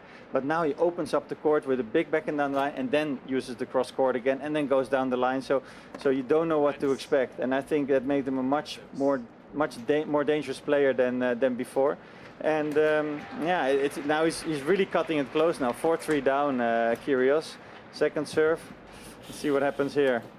I think he's going to go for a big one down the line. Exactly. I mean, big he one, could. yeah, big one down the line. Yeah. Well, he doesn't expect that return to come back, though. That's also a big difference. But that's the thing, because he's so unpredictable. It's almost predictable. Like, I mean, normally you would say he's gonna hit the kicker to the backhand. You know, he's gonna start the rally, but you know, almost he's gonna do something crazy. I don't know, like. That maybe most players, not a percentage shot, and he goes for the big one down the middle, and then Gasquet was waiting for it, and now he's 5-3 down, mini break. Yeah, he did just manage to get a break back, Nick Kyrgios, but of course broken again. Fantastic display there. You didn't have time, but you would have then obviously low backhand volley. You would have gone, okay, drop shot down the line, because this is the lowest percentage shot possible right here. This cross court would have been okay. Yeah, exactly. Yeah, but down the line, that's like, you can't even try that shot. No, you would be too nervous also. Yeah. Like, it's like, okay, let's do something smart here. And you push it back deep, or you maybe dink it cross court a bit. 6-4. Well, Gasquet now match point. Now let's see how many he needs this year. This is a big win for Gasquet, actually. I mean, I didn't at all pick this. I thought Kyrgios was going to play better and be maybe more of a threat, but... And don't forget, he started off well. He was 2-love up and a break up straight away. And it looked like, okay, this is going to be Kyrgios' match, but the first set doesn't say anything. But he thought, okay, at least he's going to win the first set, but suddenly he's...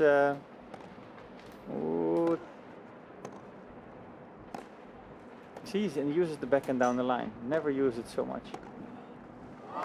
Oh, wow.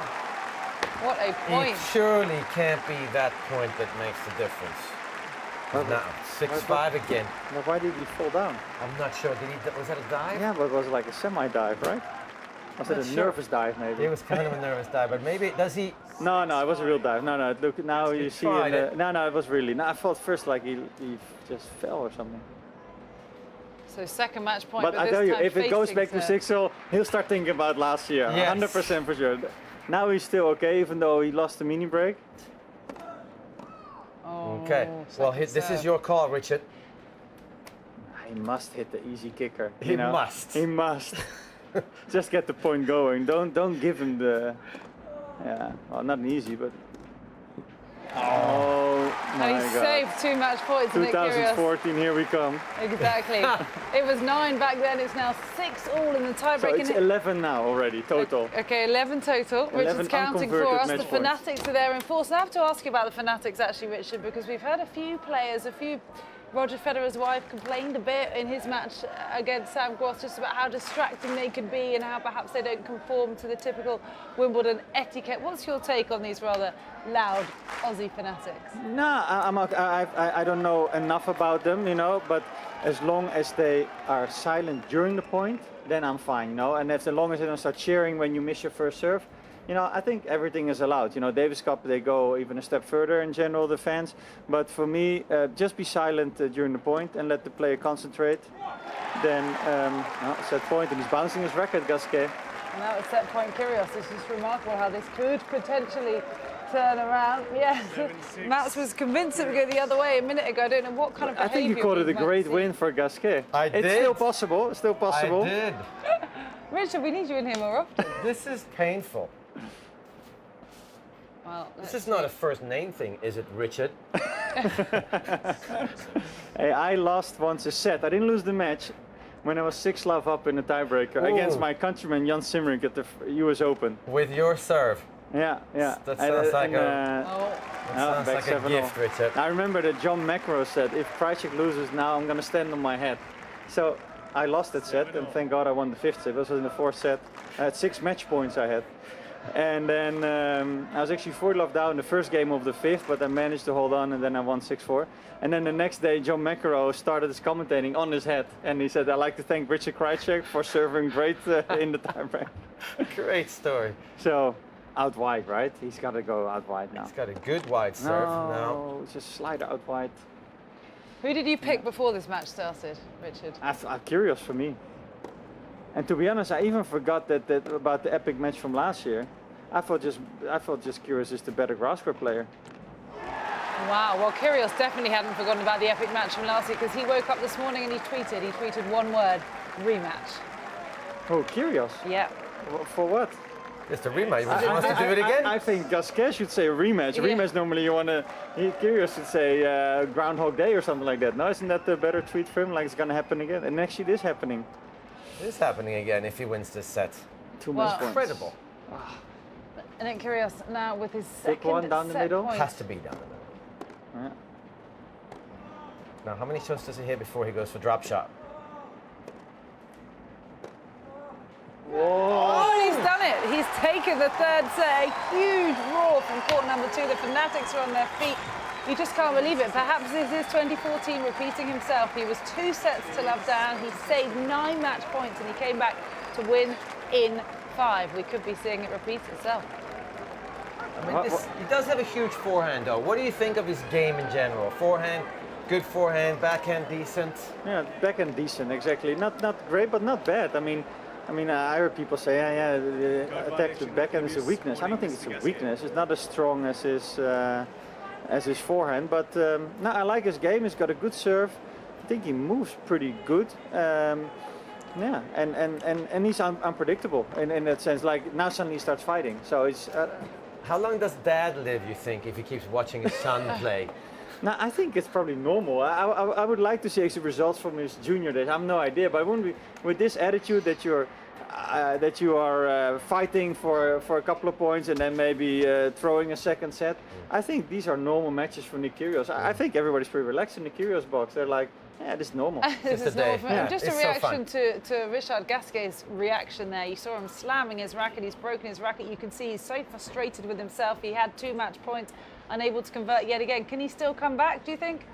I think he can, and that's the nice thing about Kyrgios. He's going to have a bad patch again. So you have to be focused, and the only thing that Gasquet is thinking a bit of last year, but also that you woken up, like give him hope. You don't want to give him hope. You want to finish it off in 3 sets. Not only you win this match, you go to the next round, but the next time you see him, Kyrgios knows, okay, this guy beat me in straight sets, and you lose that edge also a bit. So yeah, Gasquet has to collect his thoughts, I say it, recover, and make sure that he holds his serve. I mean, that's important. First couple of games, just get into that 4th set. Don't give the quick break, because before you know it, you're going to be 2 sets all, and then, yeah, we're in a dogfight. Yeah, we are indeed. Okay, well, you've been so delightful talking to us about another match. It's time that we relived a bit of your Wimbledon history, please. Richard, I think. Let's take a look back to 1996. Who's that young boy?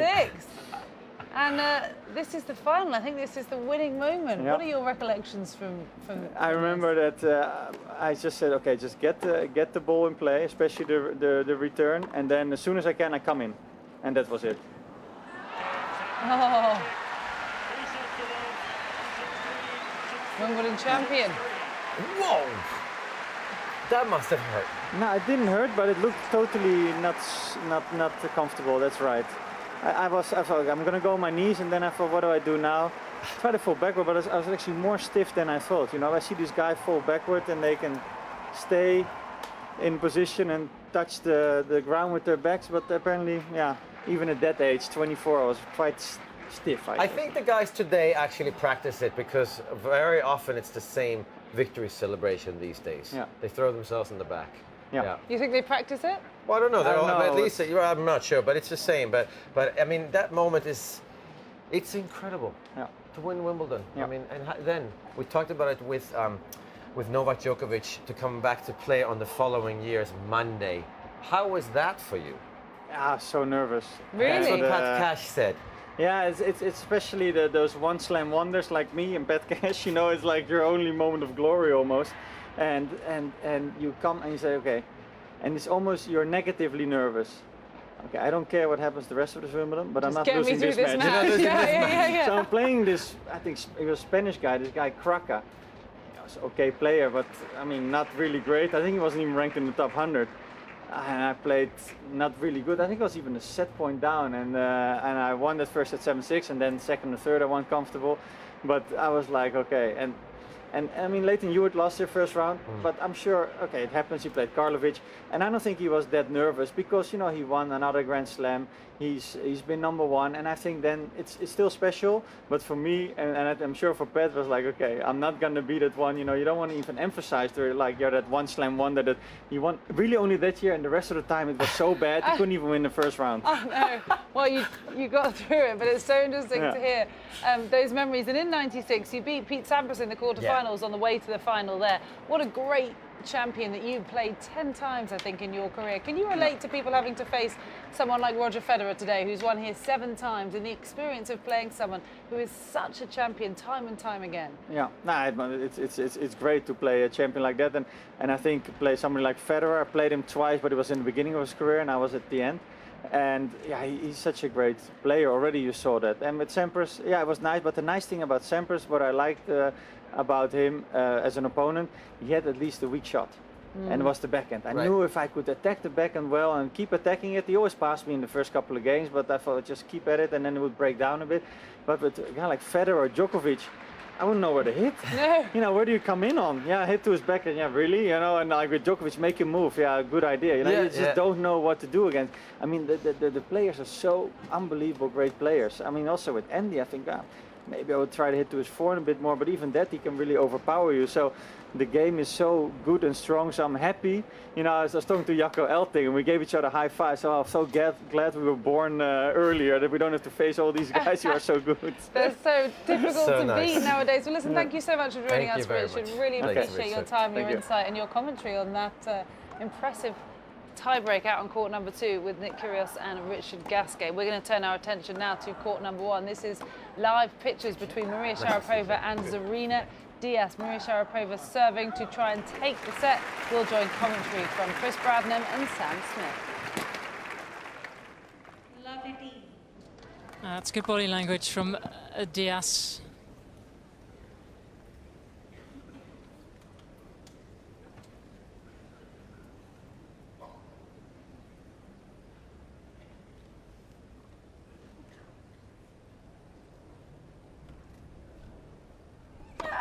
Both!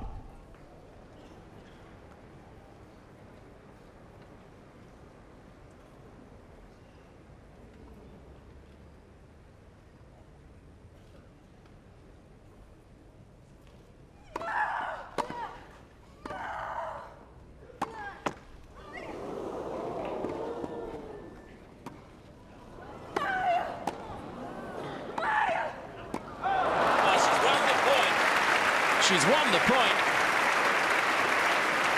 But a big sigh of relief, I'm sure. Great anticipation again. And Sharapova, though, when she gets out of position on the court, you can see that she's not a player that can recover at all.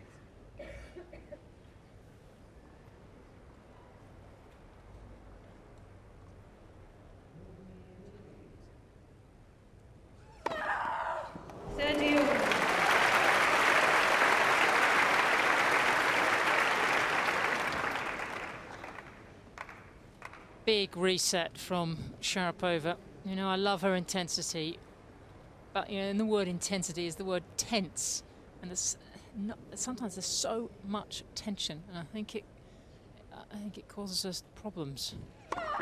Just don't think she can release herself and play her best tennis. You know, relaxed muscles are fast muscles.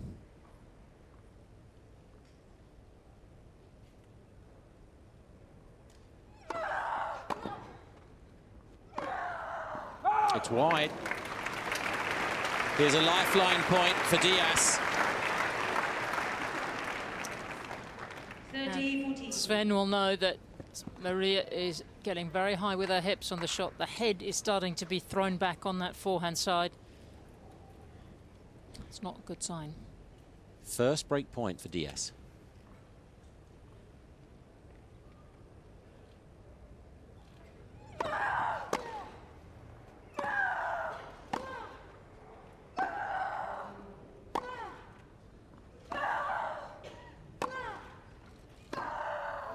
She's broken.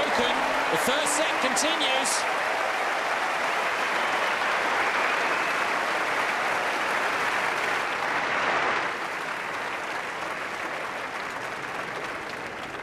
Ms. Sharapova leads by 5 games to 4. First set.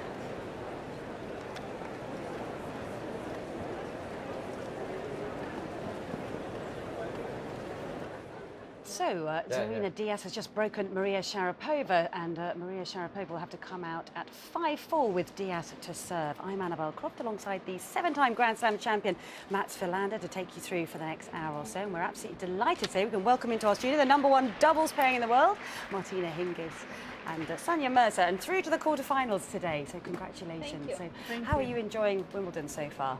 Really good. It's always good when you're winning, right? So I know we're happy to come through. We had a tougher match today, and yeah, we're looking forward to our next match where it's our second slam together. So we're looking forward to our second quarterfinal. Just the second slam together, that's incredible. So how come the pairing has come together so quickly? Well, I think we know each other from the tournaments like quite well. We even played against each other in singles, so it's like 10 years back. And no, I think the first idea was also because we both played doubles only, and it's our priority. So maybe with our partners, the things didn't go as expected. And first time we talked around Dubai, and 2 weeks later we came to play together in the Indian Wells in Miami, and we won a hat trick, so that was pretty good. Yeah, and of course for a lot of Brits here in Great Britain, they have so much pressure and expectation. You've seen all the papers sort of following Andy Murray, and of course Heather Watson as well. But for you, Sanja, massive following in India. So how do you cope with all that pressure? I think 1 billion followers you have in Well, India? I don't know how to not play with pressure. So like, I mean, I you know. She loves it, actually. She loves it, I'm sure you do. She thrives on it.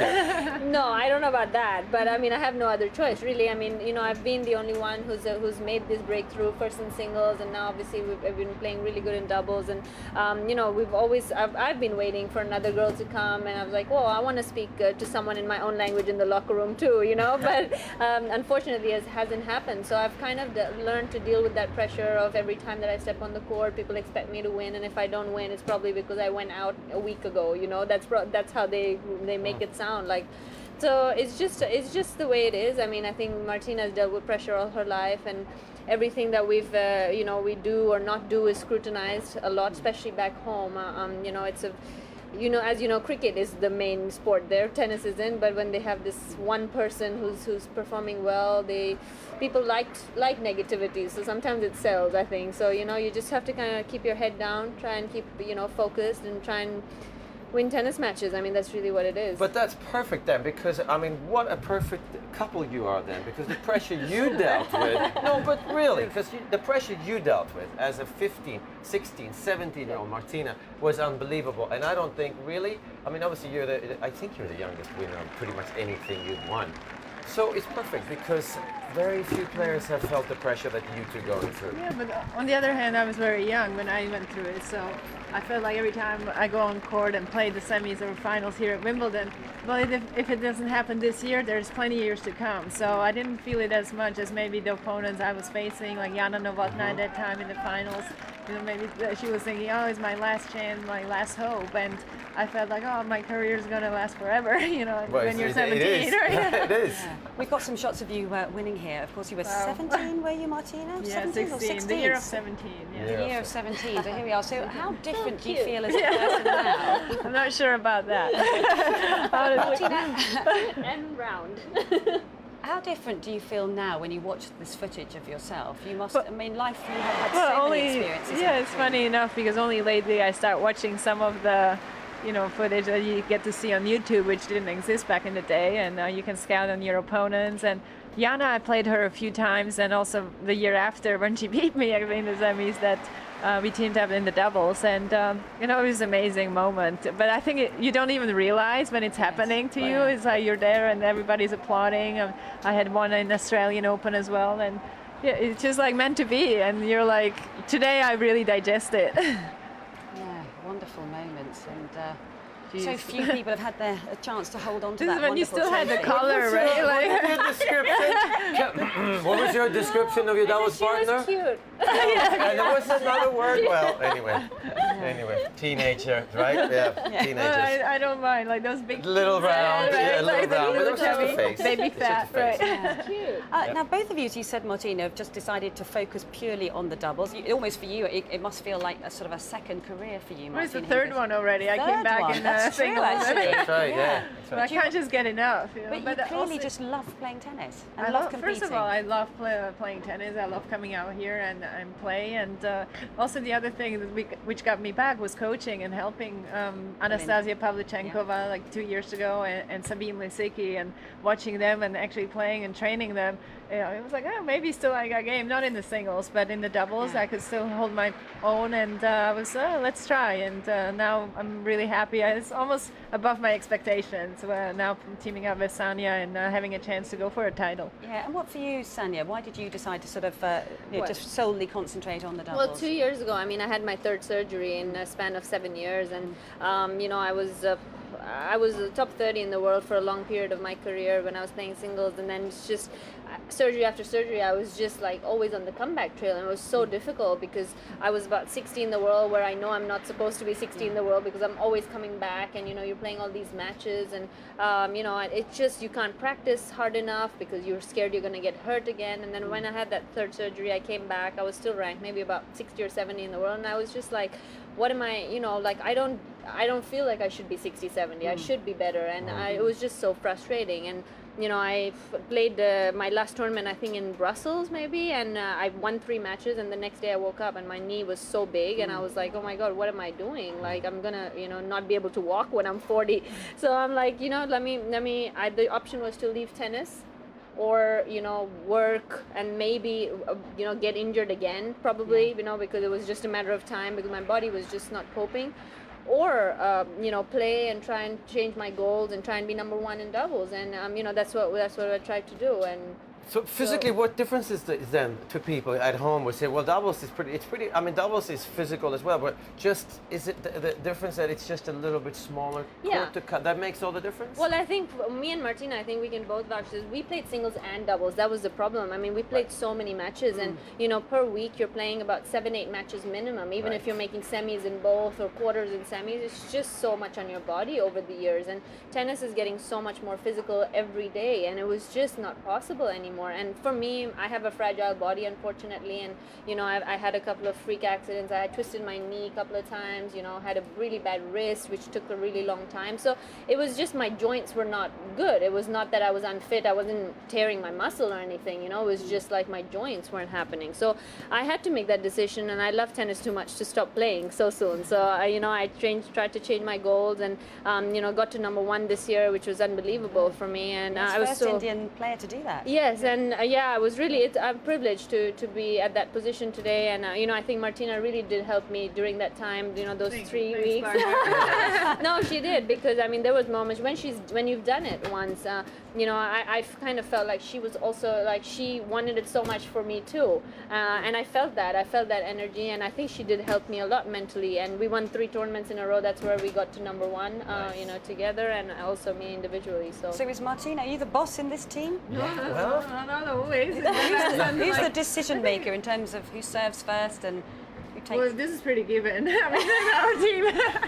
So that's what like. What are you talking about? She serves first. Well, I think we know our strength. She serves first. Exactly.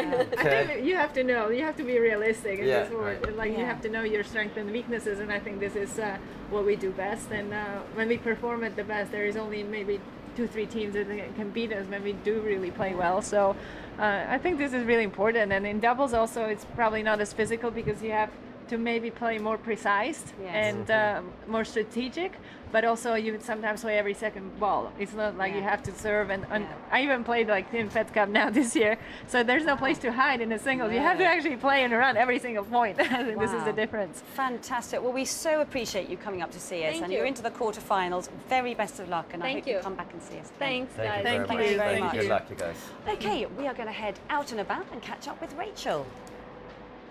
Thank you so much. So on my day off yesterday, I was doing a little bit of stalking of Instagram, and I came across Caroline Wozniacki's Instagram page, and I spotted her brother here, just up on the gantry up here. And so I thought I must go over and speak to you about Caroline and just how she's getting on, how was her day off yesterday, and what are the thoughts like in the Wozniacki camp at the moment? It's good. It's good. I went to the cinema yesterday. We watched Magic Mike. Not my favorite, but I do whatever Caroline do, so it's good, yeah. And she feels good today, so I'm really positive for her match tonight. Perfect. Yeah. Yeah. Well, obviously she's playing a little bit later. I mean, you know, obviously she had a bit of a shaky start at the beginning. You know, is she over that now? Is she confident, ready for the second week of Wimbledon? Definitely. I think her third round match showed that she is on her way, and then that she really steps up. She played well in her second round match, up 5-1 in the second set, but lost a little bit of concentration. So I think she's really on a good roll and plays very well. Doesn't feel anything to the back anymore. So I feel positive for the game tonight. And obviously you're Caroline's brother. I mean, how close to your relationship? Do you kind of fight a little bit, or are you know, do you have a good rapport, you know, behind the scenes and everything? Yeah, we compete in everything. Like besides tennis, I don't have a chance there, but besides that, we compete in everything.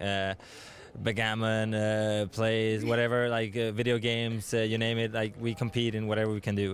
We're like competitive people. I play still professional soccer, so I also have that genes of competition. So yeah, we compete in whatever we can do. Did you ever play against Caroline tennis when you were younger, or is it always about football for you and tennis for her? No, I played until she was 10. I was 14. I'm 4 years older. I lost to her and I broke my racket and said I'm done with tennis. So from there on, I'm done competing with her on the tennis court. But yeah, whatever else we can do and compete in, it's fun, and we love to compete against each other in whatever you name. And if Caroline wins today, it will take her into the quarterfinals. She's never been further than the fourth round here. Do we think she can do it?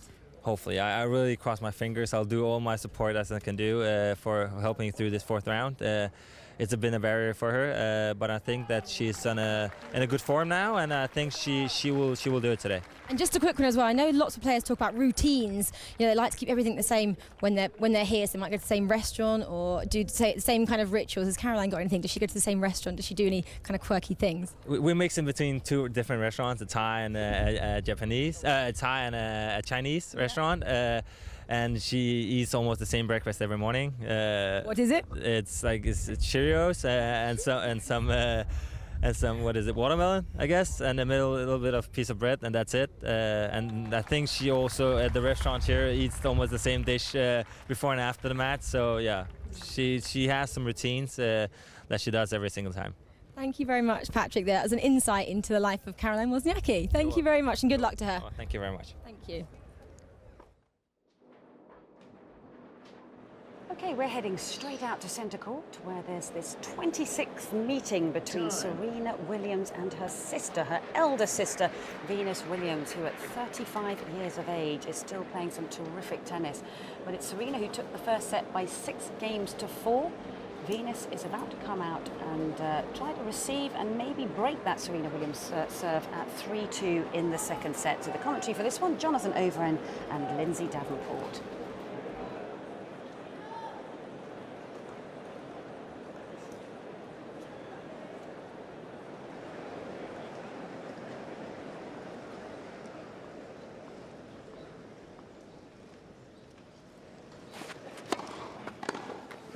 Love. 10 years after the classic final, Lindsay, that you played with her. What a match that was. Sorry to bring it up because it was a tight one, okay. and you were the runner-up that year. I can handle it. I suffered many losses to Venus. Well, hang on a minute. You had a winning record. Well, but 14-13. That's 13 is still a lot.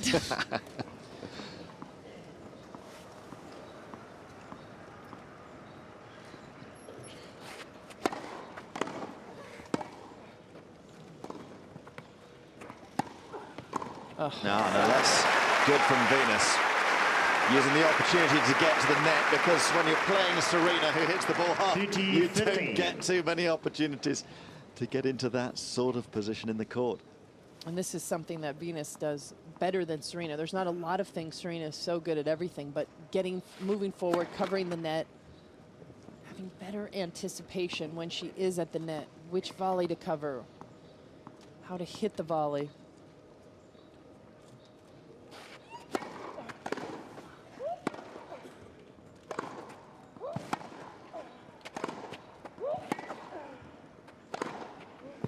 Oh, yes.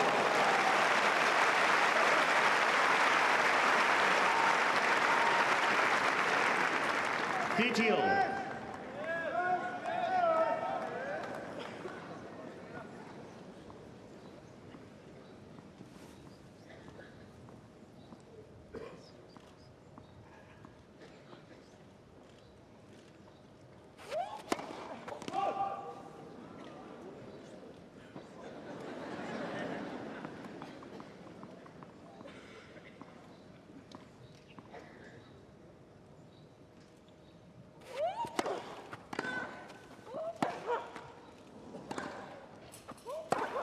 Oh, wow.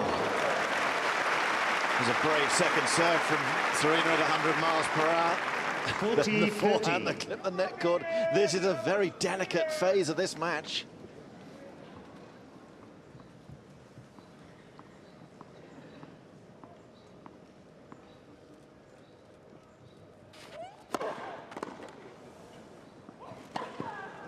Game with Serena Williams. New balls, please. 3 games all, second set. So you can continue watching this via the BBC or ESPN, but not able to get the break there, so it's level at 3 games all in that second set. And Matt has been keeping a bit of a close eye on that match. What have you made of what you've seen out there between the two sisters, Matt? I mean, it's different now than it used to be, because I think in the beginning it was so difficult for them to play against one another, because they were going for their first Wimbledon, and both of them sort of had won a couple of majors, and that was a big final. And I don't think even them, maybe Richard, their father, had it, because he sort of is able to read into the future. I think he might have known these are the 2 best players in the world, and they're going to dominate women's tennis for a long time. I don't think Serena and Venus knew that, so it was tough. Now I'm actually watching it, and it isn't that bad. It's more like a practice match. They're obviously trying to win it, and they're trying to play their style of tennis. It was interesting when Venus came to the net, if you noticed that, she knew Serena was going backhand down the line. She took it 2 steps before. So in a way, I think it's interesting to watch them play each other now. I didn't find it that interesting back then because it was so difficult to understand. Now, I think Venus, this is her last chance to win Wimbledon. Serena is the toughest opponent she's most probably going to face on her path to winning her 6th Wimbledon, if that should happen. And Serena is going for the Serena Slam, which I don't think she cares about. Calendar Grand Slam is huge for her, and then obviously reaching Steffi Graf's 22 Grand Slams. So in a way, they're both just, there's a player that is my sister, but that's besides the point. I think the match, Serena is the better player, and I think she serves a little bit better, she returns a little bit better, and she's a little bit more confident, and I cannot see Venus winning now. Venus had to win the first set, I think. Yeah, I mean, it looks as if she's being a little bit overpowered by her younger sister out there, although it does look as if she's trying to take the net away and maybe get to the net earlier than Serena out there. Yeah, definitely. I mean, she's a very smart player, and yeah, exactly. So I like watching them now because they're 2 great players, and they love grass, and they're 2 great sisters that love each other, and yeah, may the best sister win. Yeah, you can't imagine a more nightmarish scenario when you think she's 35 years of age, Venus, trying desperately to add another Wimbledon title, another Grand Slam. Of course, if she does that, then she's going to take away from her sister who's going after the all-time record. Just a bit of a nightmare scenario. Yes, it is. OK, time for some social media with Catherine, but I guess there's quite a lot being said about this match, isn't there? plenty about this match, and lots of people picking up on the fact that Venus is currently one Wimbledon match win ahead of Serena. So if Venus were to win this, she would move 2 ahead. But if Serena wins this one, which, as Matt said, does look like she's on course to do, Serena will move level with Venus on Wimbledon match wins, and of course then has the potential and the opportunity to draw away from her even further. So in terms of their balance, of course, they're both 2 5-time champions. So in terms of the balance of power between the two, it feels like a bit of a tipping point, and lots of people picking up on that. So I mean, there's just intrigue absolutely everywhere. Twitter, Instagram, everything's still going absolutely nuts for Nick Kyrgios. As I keep saying, everybody has an opinion, whether it's positive or negative, and this match just seems to have gone right to script, doesn't it? And everybody, of course, making those comparisons with what happened last year. But just wanted to bring you up to date. I did say earlier that I'd bring you up to date with what the players were doing on their days off, and lots of them shared those details with us, including Wimbledon themselves. So, of course, Federer, on his day off a couple of days ago, tweeted a mega emoji tweet, which he later confessed took him half the day to do, because he's not necessarily emoji literate. Well, he is now. Well, Wimbledon said, look, it's our turn. This was yesterday. I think what they're trying to say there is that they were mowing the lawns. If you'll notice, some grass followed by a tractor, then some water, strawberries, some delivery trucks, and then some much needed sleep. It's an amazing feature, actually, of this tournament, the Middle Sunday. It feels like such a luxury, doesn't it? I think the players consider it a luxury. We certainly consider it a luxury, don't we, behind the scenes? And here are what some of the players have been getting up to on their days off. Roger Federer played a bit of pool. Hashtag chillaxing. He's getting down with the kids, is Roger Federer, isn't he, in his old age? Hashtag chillaxing. Emojis all over the place. So that was Roger Federer. Who else have we got? Venus Williams. Well, Serena tweeted, Serena, what you up to? And Venus tweeted back, or Instagram back, I'm just relaxing too. I'm waving from across the street. There she is, having a lovely time. So I think they're not actually staying in the same house this year. In years gone by, they have stayed together, but they're obviously not this year. But they were very much keeping tabs on what they were up to, what the other was up to yesterday. Here we have Stan Wawrinka and Novak Djokovic. They were both out on the practice courts yesterday and having a bit of a laugh. So that's those two. Novak Djokovic then spent some time with his family. He's calling his son there, my little Simba, hashtag the Lion King. So he's got his whole family in town, including, if I just scroll down, their little poodle there, which he claims is his good luck charm. That looks like it must be Wimbledon Common, mustn't it? Taking in some of the local sites. We also have Thomas Berdych. He was another one that was in practicing, commenting on how empty it is. It's very eerie being here on Middle Sunday, isn't it? Because, of course, all the players are here practicing. But there's no crowds and no journalists. It is all very eerie, so him commenting on that. He said, hashtag just fantastic. So he was enjoying a bit of peace and quiet. Victoria Azarenka was on the practice courts. And here's what she was up to, trying to hit a hot dog. Very impressive. Now, we don't see where that ball landed, so we'll give her the benefit of the doubt. Yeah, it looked there, it looked pretty good. And just a little wildcard entry into the what the players were doing on their day off. John McEnroe and Marion Bartley had a little match on the indoor courts just over the road. So next time we see either one of them, we must find out who won that match. I'd be very intrigued, actually. Oh, interesting. And just as a final thing to throw in, Wimbledon have teamed up with Andy Murray, who is a new ambassador for the World Wildlife Fund. He's very into his animals, as Andy Murray, particularly his dogs. I've shown you so many clips of him having fun with his two dogs, Maggie May and Rusty, over the week. Well, Wimbledon let him film a little promo video for the World Wildlife Fund here, involving 5 puppies that are in training to become police sniffer dogs. Of course, police sniffer dogs play a vital part here at the championships of keeping the place secure.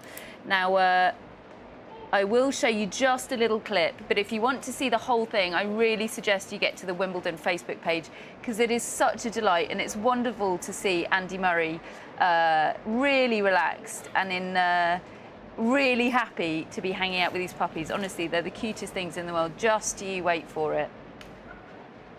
Now, Andy Murray has been accused in the past of not smiling too much, but not the case here. Look at them. Isn't that adorable?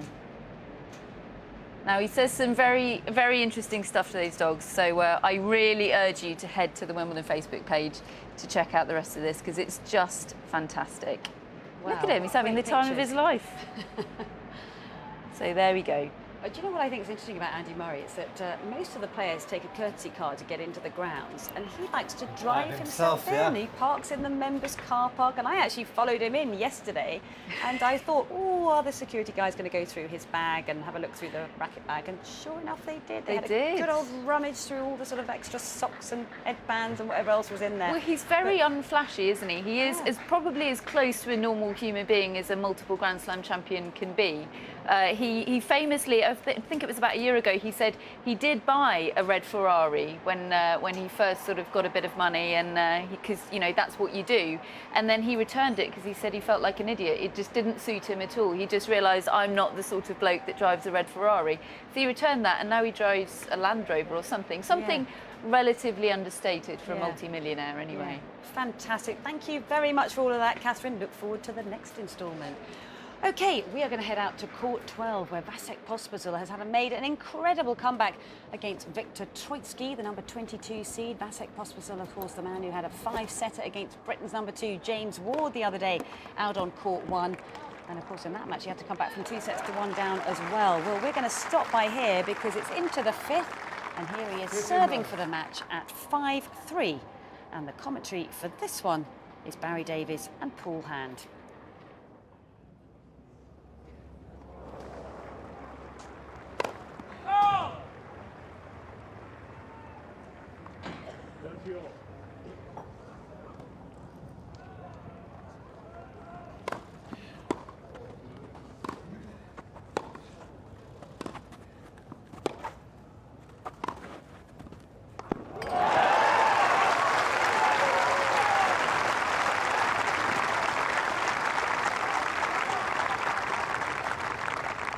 Really turning on the power then, Pospisil here, ramping it up.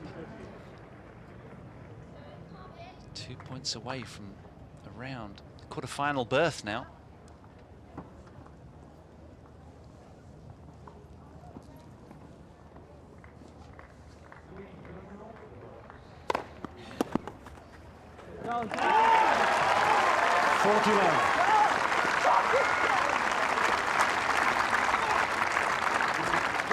Two things. One, the ball is in. Two, it's too late to challenge. What? You cannot wait and see if your What ball do you goes want over me the to net. do? Like challenge? It's I too turned late. around No, and I challenged the ball. You chose not to challenge. Push!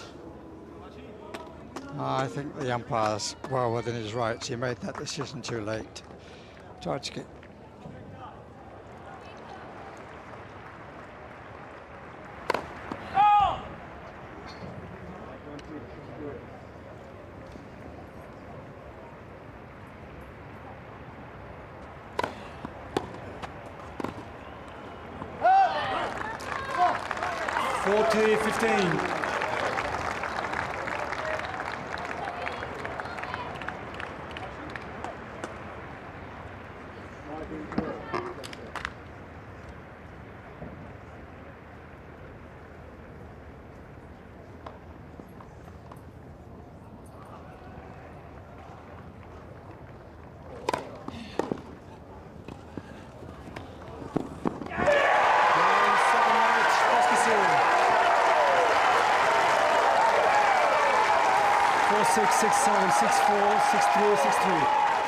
Well, that is quite a comeback, isn't it? From down 2 sets to love and making it through in the 5th set by 6-3 against Viktor Troicki, the number 22 seed. So that's his first ever Grand Slam quarter-final here at Wimbledon. What a fabulous achievement that is, Matt. Yeah, he's such a fired-up tennis player because he's always, well, he's not smiling on the court always, but he's fired up. The way he moves, he's actually really exciting to watch. So, and he could face Andy Murray now, and that's, I think, a trickier match for Murray than if he would have faced Troicki. But Murray has the trickiest match of the tournament today, before then in Ivo Karlovic. But Vasek Pospisil, of course, won Wimbledon here last year. That's going to help his confidence, and it's great for him because Bouchard is out, Raonic is out, and be great for Pospisil to get his time in the sun. Yeah, he certainly looks very happy out there. And in terms of what he brings out onto the court, we all know he's got a big serve, and of course, as you mentioned, a winner in the doubles here, so he likes to get to the net, but he's known to get a little bit tight, isn't he? Yes, I think, but he hasn't been there yet, so this is the first time in the quarters.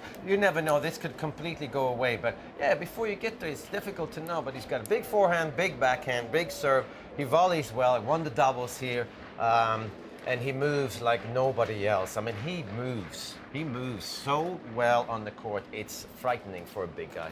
Well, as you say, he's through to the quarterfinals and awaits the winner of either Karlovic or Murray. But some big news out here on centre court, because Serena Williams has just beaten her big sister, Venus Williams, and that takes the head-to-head to 15-11. So it's Serena Williams who is through to the quarterfinals, and a big hug, a family hug there, and of course Venus trying desperately, as Matt said, to win another Wimbledon title. They both share 5 Wimbledon titles each, but it's not to be for 35-year-old Venus Williams, because Serena Williams is a little bit too powerful, in fact too big and too powerful in every department, actually. Yeah, just a little too much, I think. Not sure Venus, she hadn't been on the center court in the whole championship, and suddenly to get up there, and I really think Serena, after the Heather Watson scare, I say that this is no way with Petra Kvitova out. She's not eyeing the trophy. She knows that you just stay present, Serena, and you play every point as it is and take every opponent and respect them. There's a very little chance that you're going to lose this. This is her talking to herself. So I think that a coach needs to just keep her away from thinking about the future. Let's just play each opponent, because we're not losing to these players. Well, what a lovely photograph that is for any of the fans out there watching these two leaving that centre court. And I wonder how many times we might get to see that in the future. Now, we're heading out to court 2, where this is absolutely gripping tennis match taking place between Richard Gasquet and Nick Kyrgios. Now, remember, Kyrgios saved 9 match points last year in this matchup. And can you believe it? He saved another 2 already in the fourth set. No, third set it was, which he took on a tiebreak by 9 points to 7. 1-0. There they are. 6-all in the fourth set as well. So we're going to stop by here for some more live action. So let's get commentary from John Inverdale and Peter Fleming.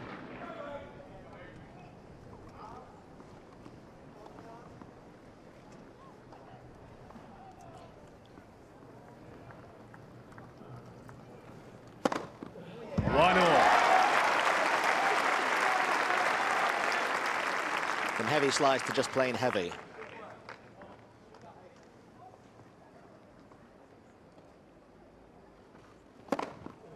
Two one, Kyrgios. To heavier.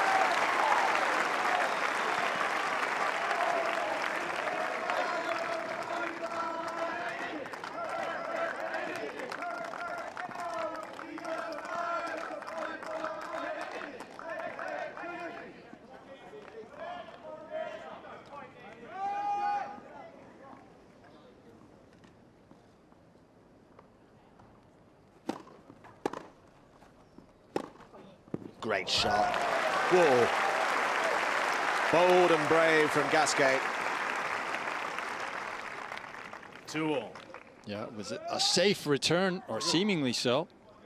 Gasquet well behind the baseline when he hit that winner. You can tell how tense it is. It is so quiet. Ball!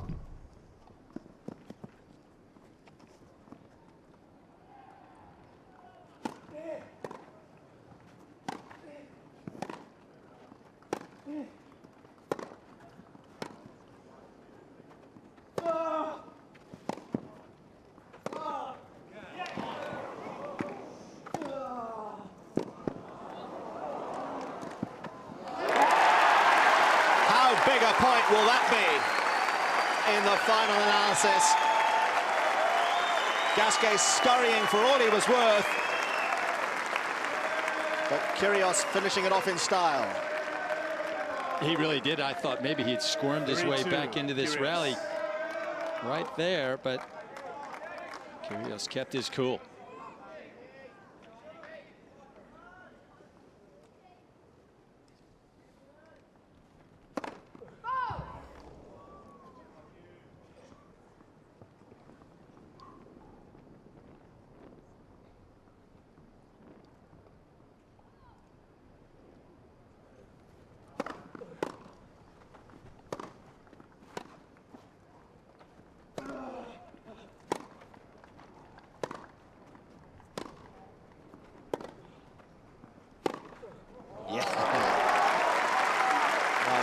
berating himself, but that's a second big forehand winner from Gasquet in this tiebreak.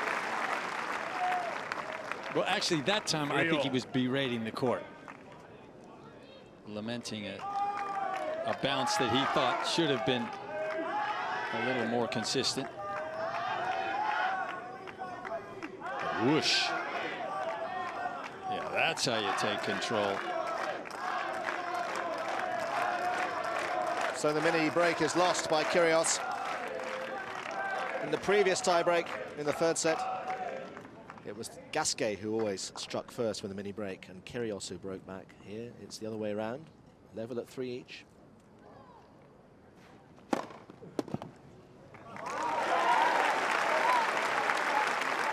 Mr. Gasquet is challenging the call on the service line. The ball scored in. Yeah, that was a very close serve. More in hope than expectation, you suspect. Yeah, okay. 4-3, Kyrgios.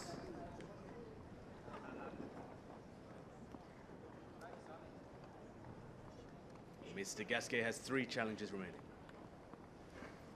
Wait, there's 4 up there.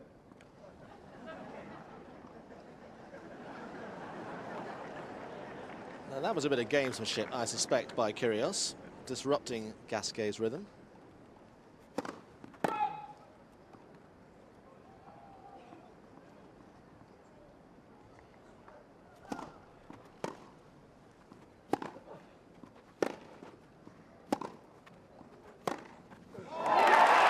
Brilliant winner cross court. And suddenly Kyrgios has 1 foot in a 5th set. 5-3, Kyrgios.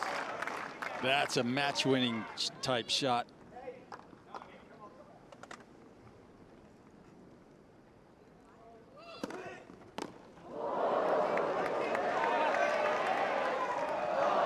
Bit naughty, you might say, from Kyrgios to 5-4, Kyrgios. Stop Gasquet serving there, because the number of challenges that Gasquet had remaining was wrong on the scoreboard. I disagree. He was distracted. It's like, yeah, okay, wait, you know, don't serve when I'm distracted. I want to be into it. Possibly.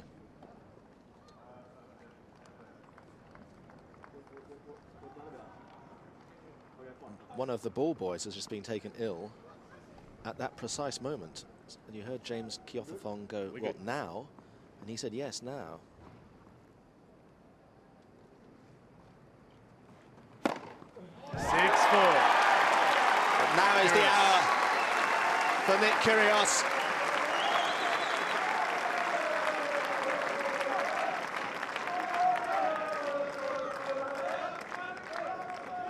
And there really is a real possibility now of deja vu for the Frenchman, because Kyrgios can take us into a 5th set from 2 sets down.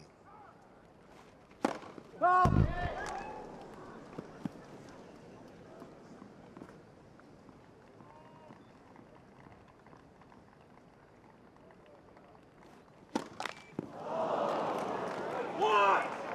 Oh boy. 6-5, Kyrgios. Don't you love this game? That's why you love sport.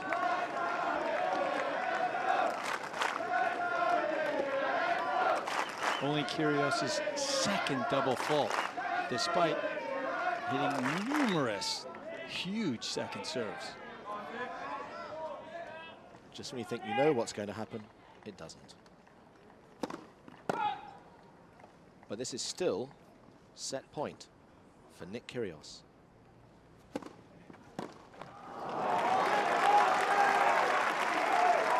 And at the moment of truth, he faltered. 6-all. Wow, goodness me. Well, exactly right. He has, you know, he is such a big match player, big point player. It's a bit of a surprise to see him capitulate as he did in those last 2 points. Gasquet had match points in the 3rd set tiebreak. Thank you. Remember, he sacrificed 9 last year when he lost.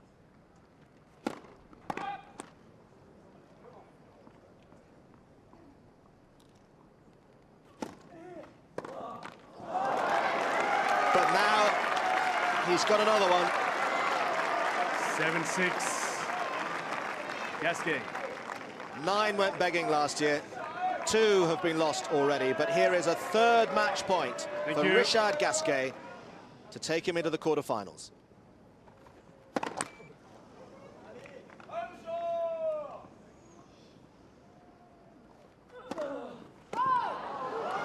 Mr. Kyrgios and is challenging the call. Gasquet looks to the heavens and says, please, please, please, Mr. Hawkeye, call that ball out. And Mr. Hawkeye says... Game, set, match, Gasquet. 3 sets to 1, 7-5, 6-1, 6-7, 7-6. Well, what an entertaining match that was, an absolute treat for all the ticket holders, and as you can see, absolute delight from Richard Gasquet, who must have wondered if he was ever going to get himself over the line, having missed out on those 9 match points. You can see him looking to the heavens, and another 3 it took to get past Nick Kyrgios today, but he's through to the quarterfinals, and he'll await the winner of either Stan Wawrinka or David Goffin. So what did you make of all of that, Max? Well, I mean, I'm disappointed in the way Nick Kyrgios finished that match, because that was some really, really poor tennis. He missed 2 very, very makeable backhand returns on 2-second serves. In fact, they were so makeable that he should actually be more aggressive. But great for Richard Gasquet. 29 years old, he deserves this win so badly. So I'm really happy for Richard Gasquet. I wish the tennis player Nick Kyrgios makes it through, because he's exciting. But the character Nick Kyrgios has to clean up his act just a little bit. So that we all start respecting that. But he is only 19 years old, and we can't ask too much of somebody like Kyrgios.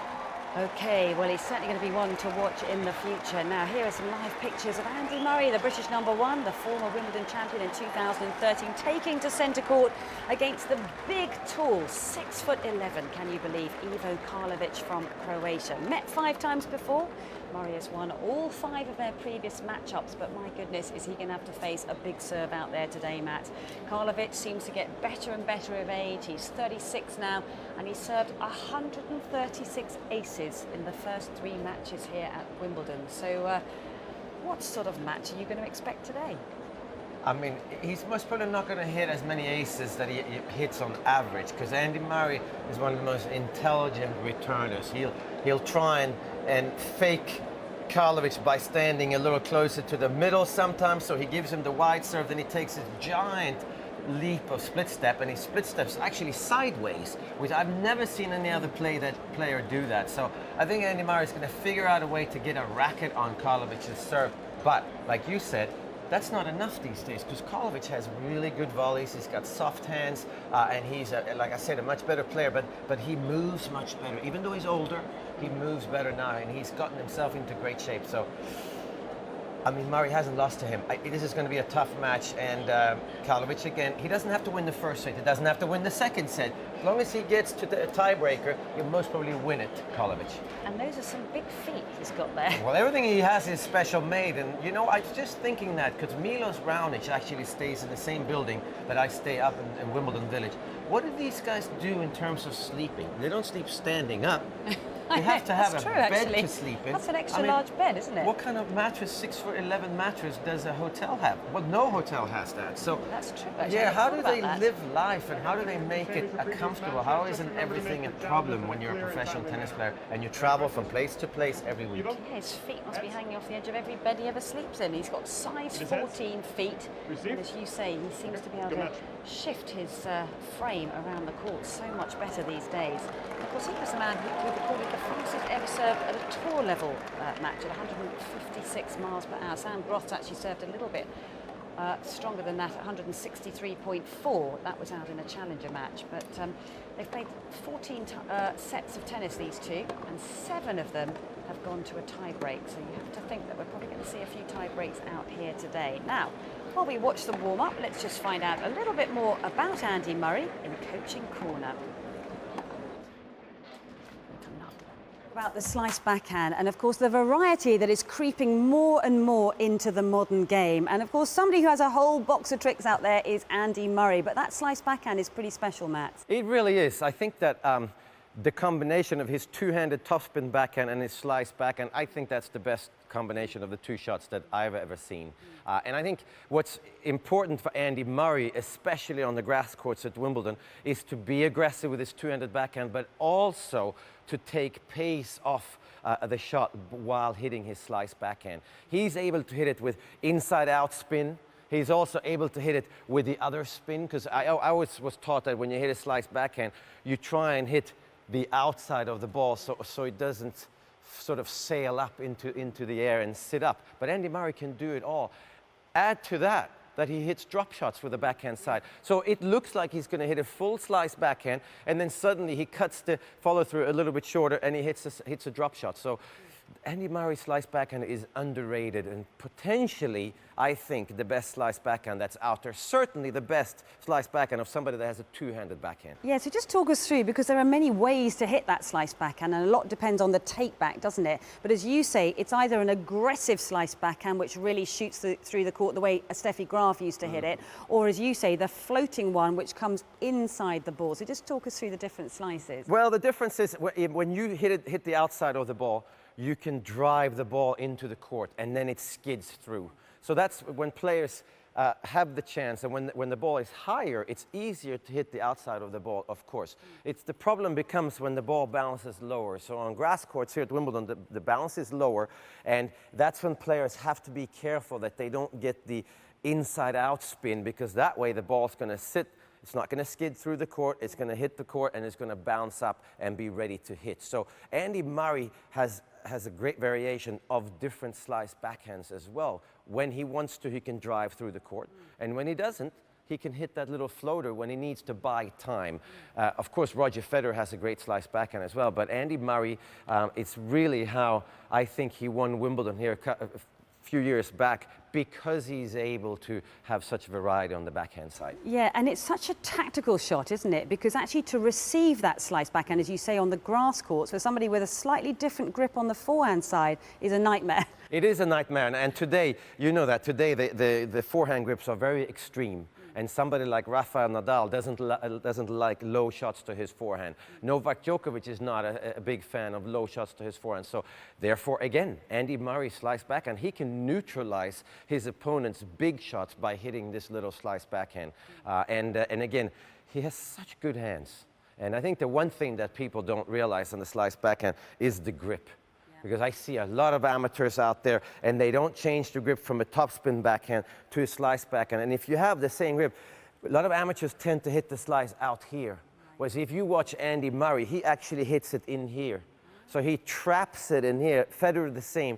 He traps it in here. Now he can use the big muscles rather than out here, becomes a bunt, and the ball tends to fly on you just a little bit. So all good slice backhands have a much more, should we call it, open grip than I think people realize. Right. And also it's a shot, isn't it, that if you're pulled defensively out wide on the backhand, it can be used to be aggressive back again as opposed to just being defensive on it. It can, because you can keep it low. And I think a lot of players, it certainly happened to me, the older I got, the more slice backhands I started hitting. And I think Andy Murray, you can see that with him as well. He's hitting most probably more slice backhands now than he did when he was a youngster. Of course, he's going for his two-handed backhand more as well. But I think the slice backhand of Andy Murray, it's effective. It drives his opponents crazy. And it's a pretty shot as well. It certainly is. Great stuff. OK, well, there you have it. There's the tips on the slice backhand. And I wonder who's going to have to cope with that over the next 2 weeks. Ivo Karlovic is definitely going to have to cope with that slice backhand out there today. So we're going to stay here for some live action for the opening service game between Andy Murray and Ivo Karlovic. So let's hand you across to the commentary for this one, Andrew Cotter and John Lloyd. Find your seats quickly, please. Thank you. Ready for play.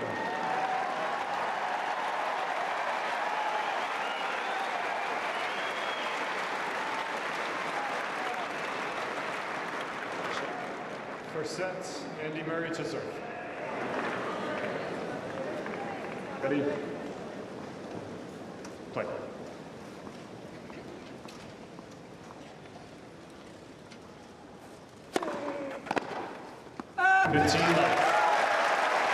Ivo Karlovic actually won the toss. He elected to receive serve.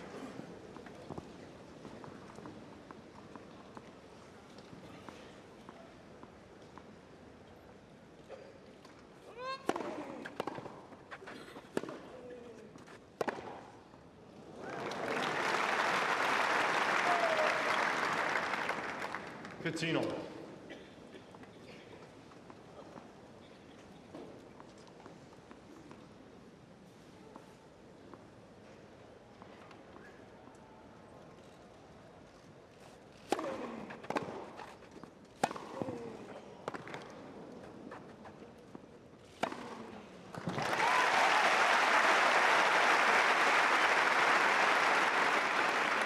$30-15.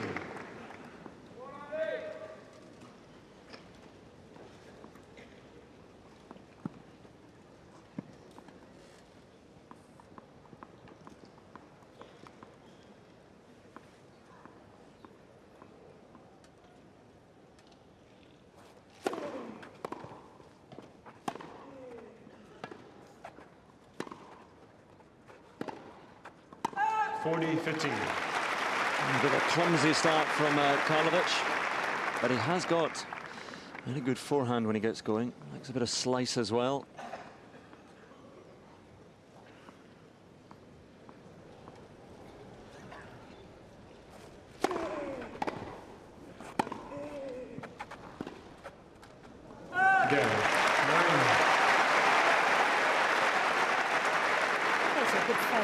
Under his belt for Andy Murray, and if you want to continue watching this, you can do so via the BBC or ESPN. Well, I'm delighted to say we've got in our studio now our expert analyst, Craig O'Shaughnessy, who's been taking a close look at Andy Murray during the course of these championships, and I know you've particularly been looking at that return of serve, haven't you?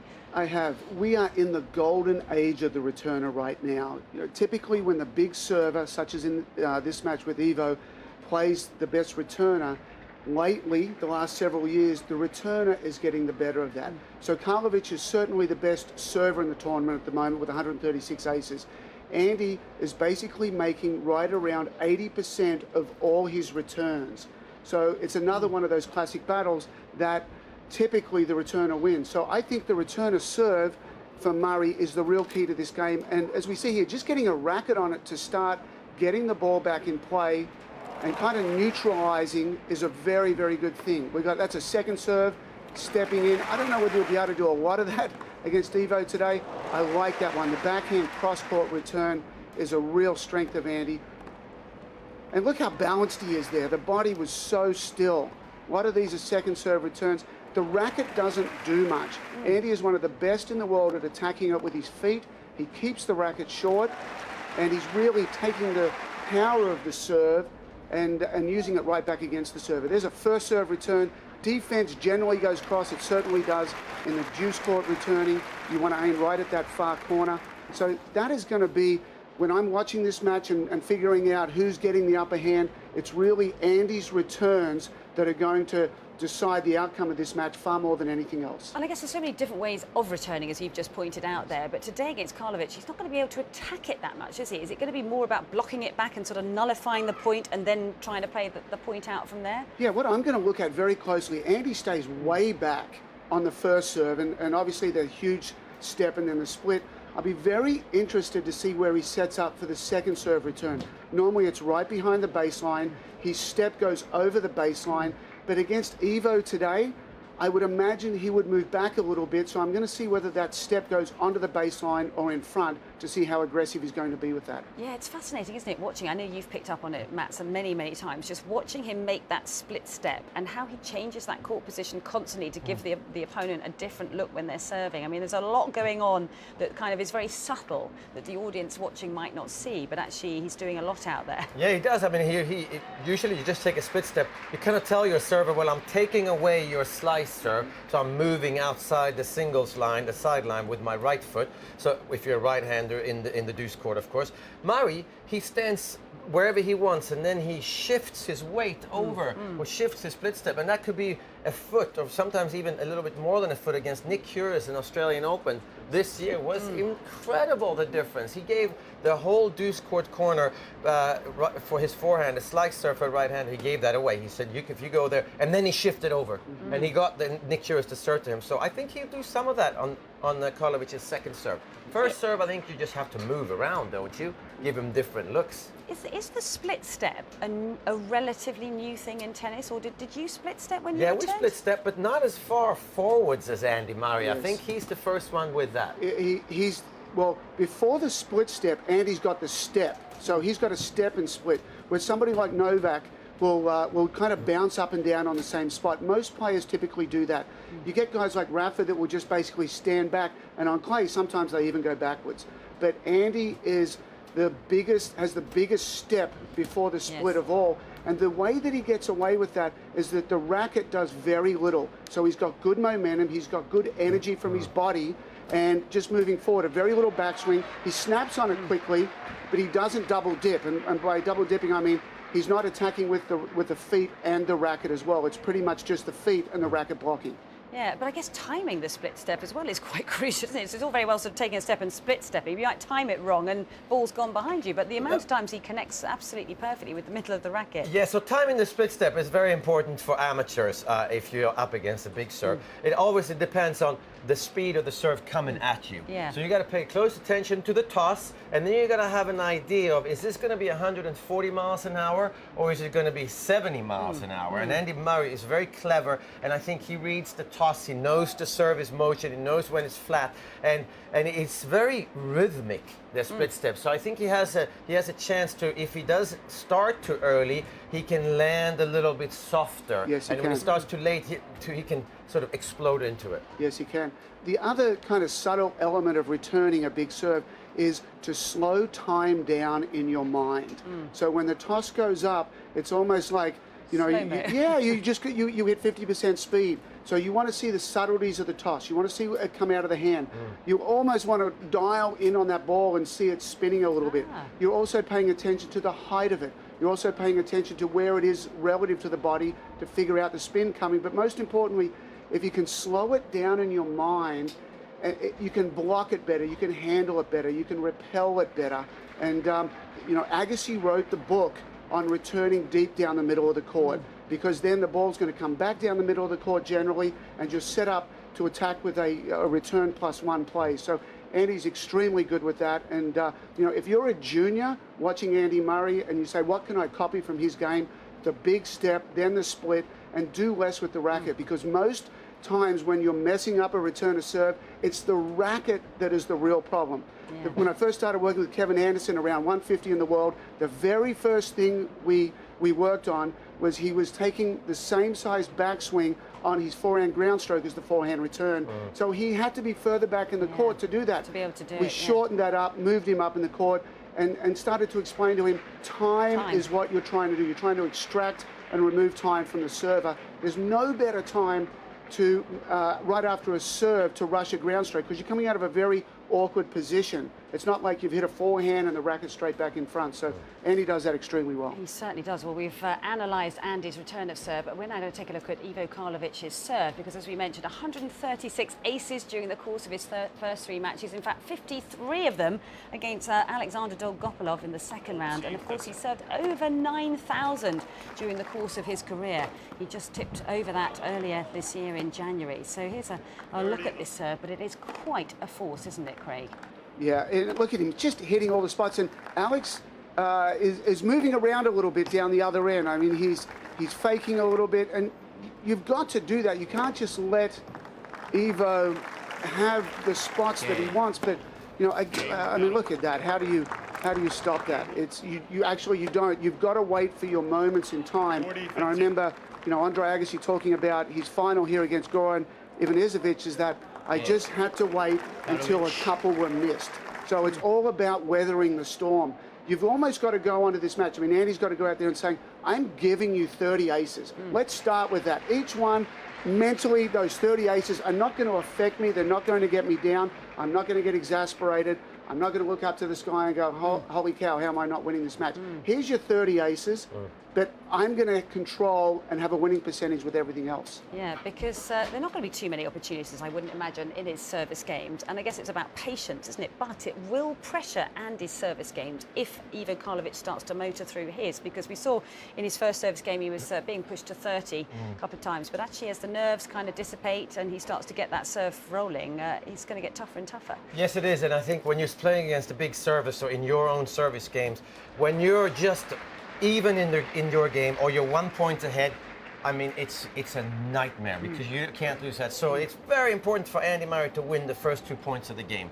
Once he's 30-love up, he's not going to lose any more service games at all. But it's the first point that is crucial. Then you get to 15-love. Now the second point, it would be really nice to go to 30-love because you know then I'm going to win the game. If it goes to 15-all, suddenly the next 2 points are crucial. So, I mean, it's going to be a nightmare. But I agree, if Andy feels like he's going to break Karlovic at some point before the tiebreaker, and you do get a feeling for it, and usually by the score that Karlovic holds his serve by. So then I think Andy Murray will be fine. But if he's not getting any inroads at all in Karlovic's serve, I mean, that could affect the way Andy Murray serves. Yeah, exactly. It's that subtlety and that cat and mouse game that those guys are going to play. And, you know, Andy's going to have the mentality that Ivo's going to serve 6 times to the tiebreaker.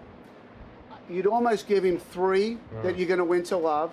You know, you hope one or two are close, and I break him once. I mean, if you're not breaking Ivo Karlovic here today 2 times in a set, maybe in the 3rd set or the 4th set, probably not the 1st. So, you know, don't expect to break every single time. If you can get one, take care of your own service games, you know, you can do very well there. And it seems that Ivo Karlovic is a very sort of intelligent match player, the way he applies what he has out there on the court. Yes, we know he has this fabulous serve, but as you've been saying, he's got a lot more than that as well, but a real thinker out there on the court. Oh, he's completely simplified his tennis, and I think somebody like John Isner is now coached by Justin Gimelstob, and I know that Justin Gimelstob is trying to get John Isner to do way more what Karlovic does, what a big man should do, because Karlovic is not going to be defending. When he knows that he can't win by being aggressive, well, then you're going to see some shockers out there in center court. And if you're in the royal box, you better duck sometimes, because he's not going to hold back. He's not going to try and play defensive tennis unless he has a break point. And then he has good enough hands, he moves well enough, he can stay alive in certain rallies. Okay, now we've got some breaking news taking place out on court 1, because Maria Sharapova is at match point against Serena Diaz from Kazakhstan. Of course, Maria took the first set 6-4, and here's Diaz serving to stay in the match down at match point. So let's just hold here and watch this point. Backhand sailing long, and absolutely delighted Maria Sharapova, who's made her way through to the quarterfinals. Look at my draw sheet. She's through to the quarterfinals, and of course she's going to face Coco Vandeweghe, who came through earlier today against the left-hander Lucy Safarova. So former champion here, Maria Sharapova, quietly making her way through the draw. Not so much fuss and attention over her these days, Craig, but still playing some great tennis out there. Yeah, she is. The Australian Open final was very good. She had a good run. She was very solid in that final against Serena. Lost it, but a point here, a point there. I think from memory, Serena served 2 aces kind of in that first set area, then 15 aces in the second set. I mean, you know, you take that out and you just say, well, Serena has a normal serving day. Maria was right in that, but she served a few too many aces, over 20 here so far leading in. I'm not quite sure what happened in that match, but you know, Vandeweghe is somebody that can play through her. You know, Maria kind of likes to dictate to opponents. She likes to hit through opponents. It's all about first strike tennis. But if somebody else can bang on the other side of the court, then that makes it a tougher matchup for Maria. Yeah, we had Coco in the studio with us the other day, and she seems a real character, actually. Somebody just loving being out there, loves life, loves every other sport, but she's going to throw everything in the kitchen sink at Maria, isn't she? She certainly is, and like I said, like Craig is saying, she has to gain. I mean, it's more, where has she been? It's taken her this long, I think, to put together what all the different weapons she has, because she has weapons all over the place. In fact, she most probably has as many weapons as Serena Williams. times because it's both sides, forehand, backhand, first serve, second serve. She served in volley today as well. Movement is not the best, but that will get better. So I think with the help of Craig Carden now, I think he's got her into thinking grass court tennis and thinking she should achieve more by playing some percentage tennis. But she's a loose cannon. Well, about 3 years ago, I did an analysis of a match. The USTA said, you know, can you please take a look at this, do an analysis, see what's wrong and what's right. Well, about 97% of what I saw was wrong. And from a tactical standpoint, you know, going for winners off first serves, being on defense, taking backhands down the line, spraying the ball everywhere. You know, a relatively easy approach shot, going for way too much and missing it. So the talent was very obvious. But harnessing it all together. Yeah, it was. I mean, she was all over the shop. So, you know, you see talent like that, and Craig Carden has obviously been around a lot. I know Craig quite well. I used to live in Dallas for 10 years, and I'd see him there quite often. And you know, she just needs direction. She needs somebody, and I think Craig's a great fit because he's got a ton of experience. You know, he's got runs on the board and just making things simpler. From all the analysis that I do from Dartfish of Federer, Nadal, and Djokovic, Murray, one of the things that, you know, you look at these matches year after year after year, and, you know, you almost need to look at something kind of like 1,000 times, and then all of a sudden the lights go off. The best players in the world run the simplest patterns. They don't do more, they do less. And Roger Federer can have a forehand, and he has 17 options on it. But somebody, you know, 150 in the world will probably try all 17. Whereas Roger figures out the high percentage plays and sticks to that. So, you know, it's knows what's working. Yeah, for Coco, it's a matter of doing less out there, running less patterns of play, and giving her more percentage sort of patterns. Exactly right. Exactly right. Your opponent can miss. You don't have to hit all winners. And you can still hit as hard. It doesn't mean you're taking pace of. You should hit it even harder if you hit the smart shot because there's a bigger part over there and you're more used to hitting the shots. So it doesn't make her a more defensive player just to play smarter. Yeah. That's sometimes a misunderstanding out there. You don't want to be predictable. No, you do want to be predictable. Yeah, I always remember Tony Pickard, who worked with Stefan Edberg, of course. He used to stand there watching matches and go, discipline, discipline, discipline. And so much of what he used to talk about was just stop all the sort of messing about and, as you say, spraying balls all around. Discipline on certain points. Yeah, Mats makes a fantastic point that Coco can hit the ball harder, but have a huge target. You know, the first two shots aiming right down the middle of the court is actually a fantastic strategy for her because she's not going to run a lot. And, you know, I would kind of take her over almost anyone in the draw, maybe Serena, and just say, you know, let's just go half a court and just bang the ball back at each other. She can go through people. She can hit it so hard and so deep that you hit two massive balls down the middle of the court. The third ball is going to be pretty easy for you. Okay, fantastic stuff. Love listening to all the analysis. It's always great to hear, and I'm sure we'll have you back later on. Oh, yes. Thank you for that, Craig. My pleasure, thank you. Great stuff. So, as we just said then, Maria Sharapova through to the quarterfinals to meet Coco van der Wey. Now we're going to go out and about and catch up with Rachel Stringer. So the Aussie fans are a little bit deflated today because Nick Kyrgios, the most colourful guy arguably at this year's championships and for a long while, has just got knocked out. Guys, you're watching it. Tell me what happened in there. It's disappointing, but you know, watched the first two sets, wasn't really serving that well, so you know it's hard to get a rhythm for him. He kept chatting in between points, saying, you know, I'm not serving well, it sucks, blah blah blah.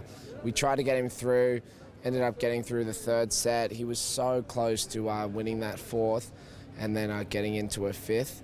But unfortunately, just today it wasn't meant to be. But really proud of what he's done this tournament. He's done us proud, and we're proud of him. Knocked off the 7th seed in the third round. So yeah, we're proud, and we're proud to cheer for him.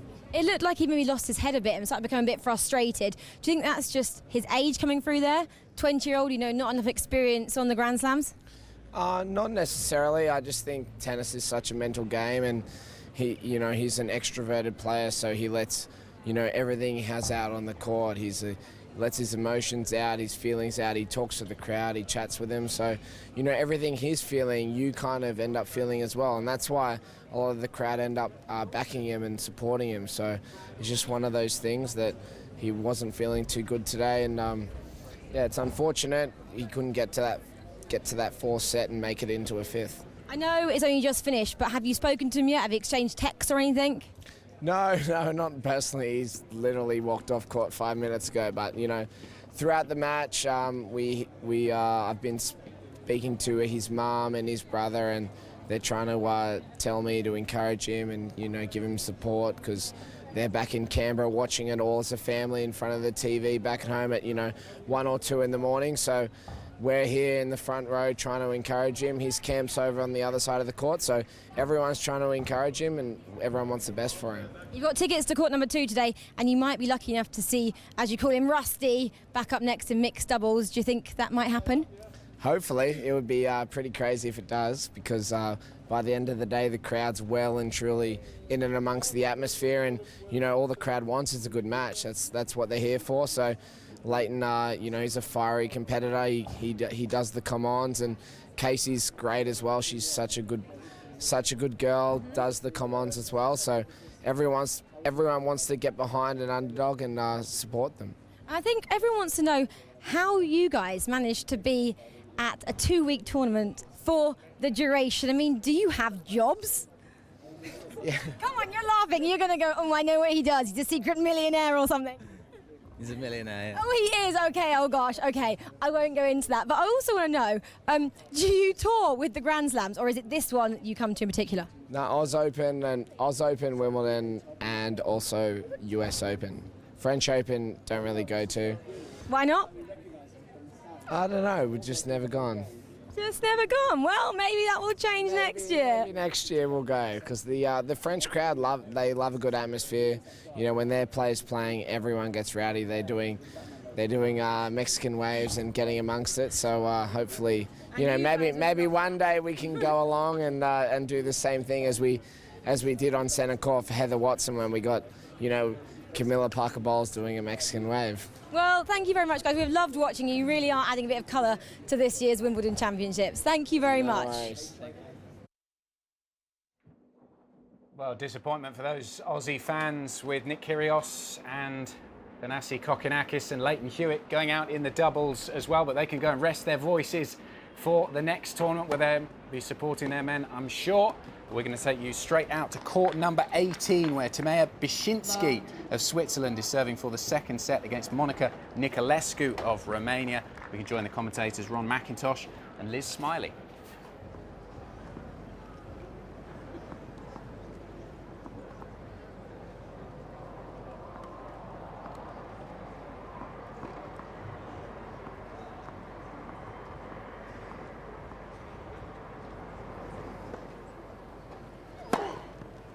That's good serve.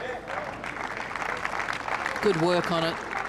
Just enough sliced it. Niculescu is challenging the call on the right center service line. The ball's coding. I think it was in. Just got a piece of the line. Just enough side spin on it to hit the court and then go away. Oh, look at that. Second service.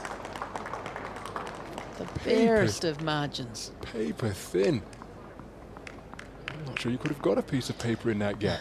Good challenge.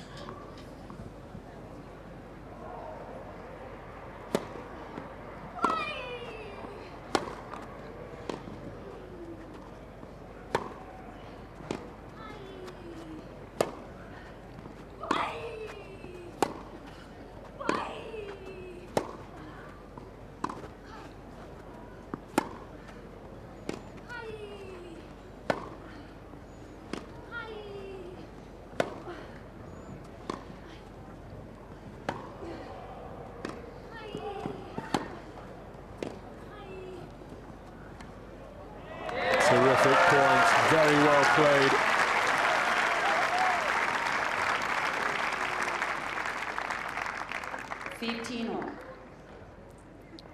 She covered a lot of court here. Kinski to make that one. Once again, Niculescu just making her opponent play one more ball. 23 strokes that last point. Equals the longest of the match.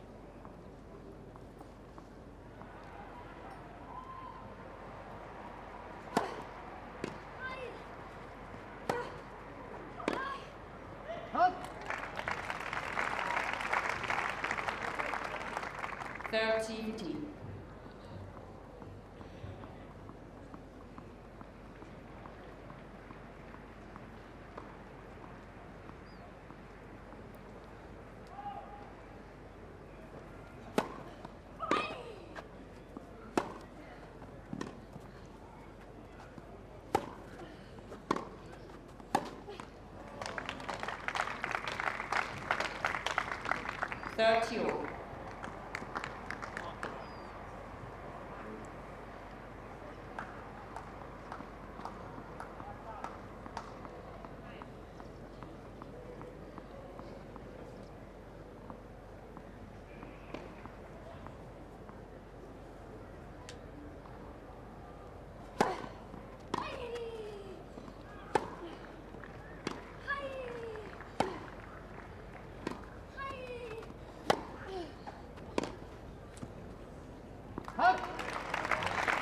Like a bit of a miss hit on that backhand, perhaps. 40-30. Brings up set point for Basinski.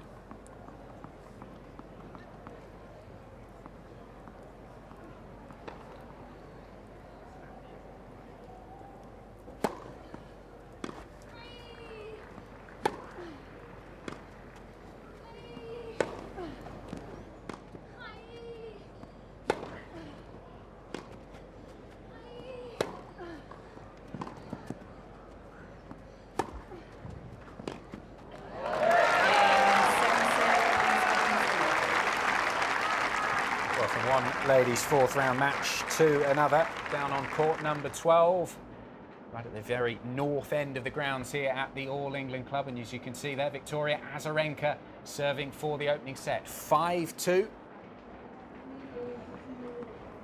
Join the commentators David Mercer and Joe Jury.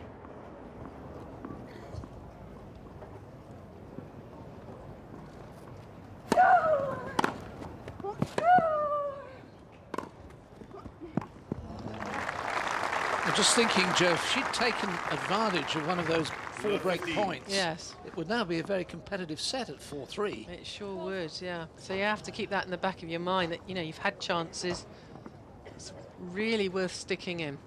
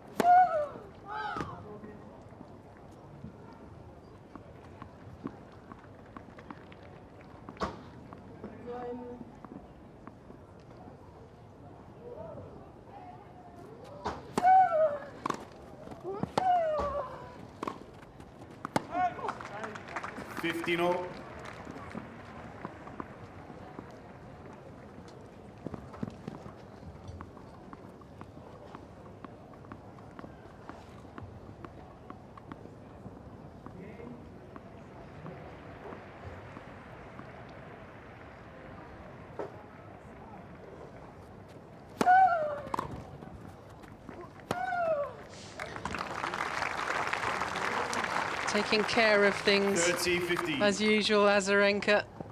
She is so sharp up the court.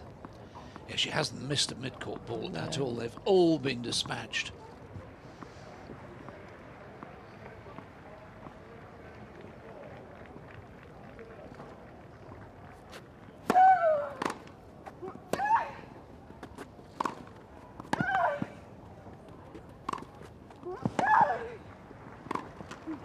Great scrambling, and it's 2 set points Azarenka after just half an hour.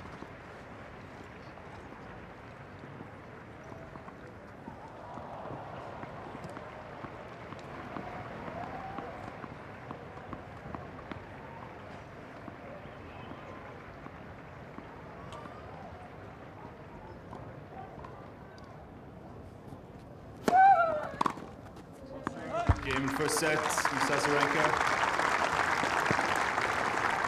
For 6 games to 2.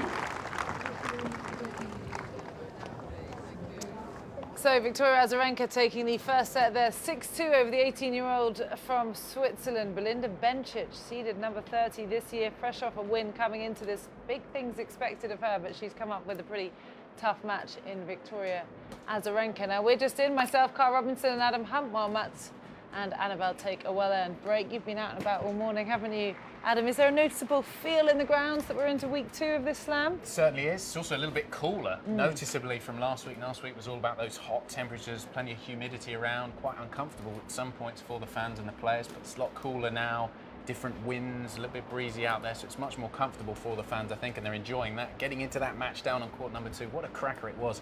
Nick Kyrgios versus Richard Gasquet. We were down there for a lot of it, and we were up on that vantage point high up, and it was a really entertaining match. Both of them really going at it, and you could see how much it meant to both players given the result last year, particularly for Gasquet, wanted to get his own back. We saw him smash his racket after he lost that third set in a tie-break, having had match points in that one. It really meant a lot for him, and I think in the end, for the French fans, it was great to see him come through, because so many times before, we've seen Gasquet, remember that match against Andy Murray on centre court, we've seen him capitulate under the pressure, but good to see him finally really step up and get it done. Yeah, it was a huge result, and Nick Kyrgios would have obviously been going out of that one very disappointed that his 2015 Wimbledon campaign is over. Well, it's time to welcome in our social media reporter once again. Catherine Whitaker is with us. Social media tends to go a bit nuts when Nick Kyrgios is on court, and was today any exception? Today was no exception at all. If anything, social media has reached a peak of going nuts where Nick Kyrgios is concerned today. Well, I saw he was trending worldwide or something during his match. Trending worldwide, that seems to be a pretty normal state of affairs now when Nick Kyrgios is concerned. Plenty of players tweeting that they're watching Nick Kyrgios, tweeting their thoughts. Lots of chat about his various different how do you call them?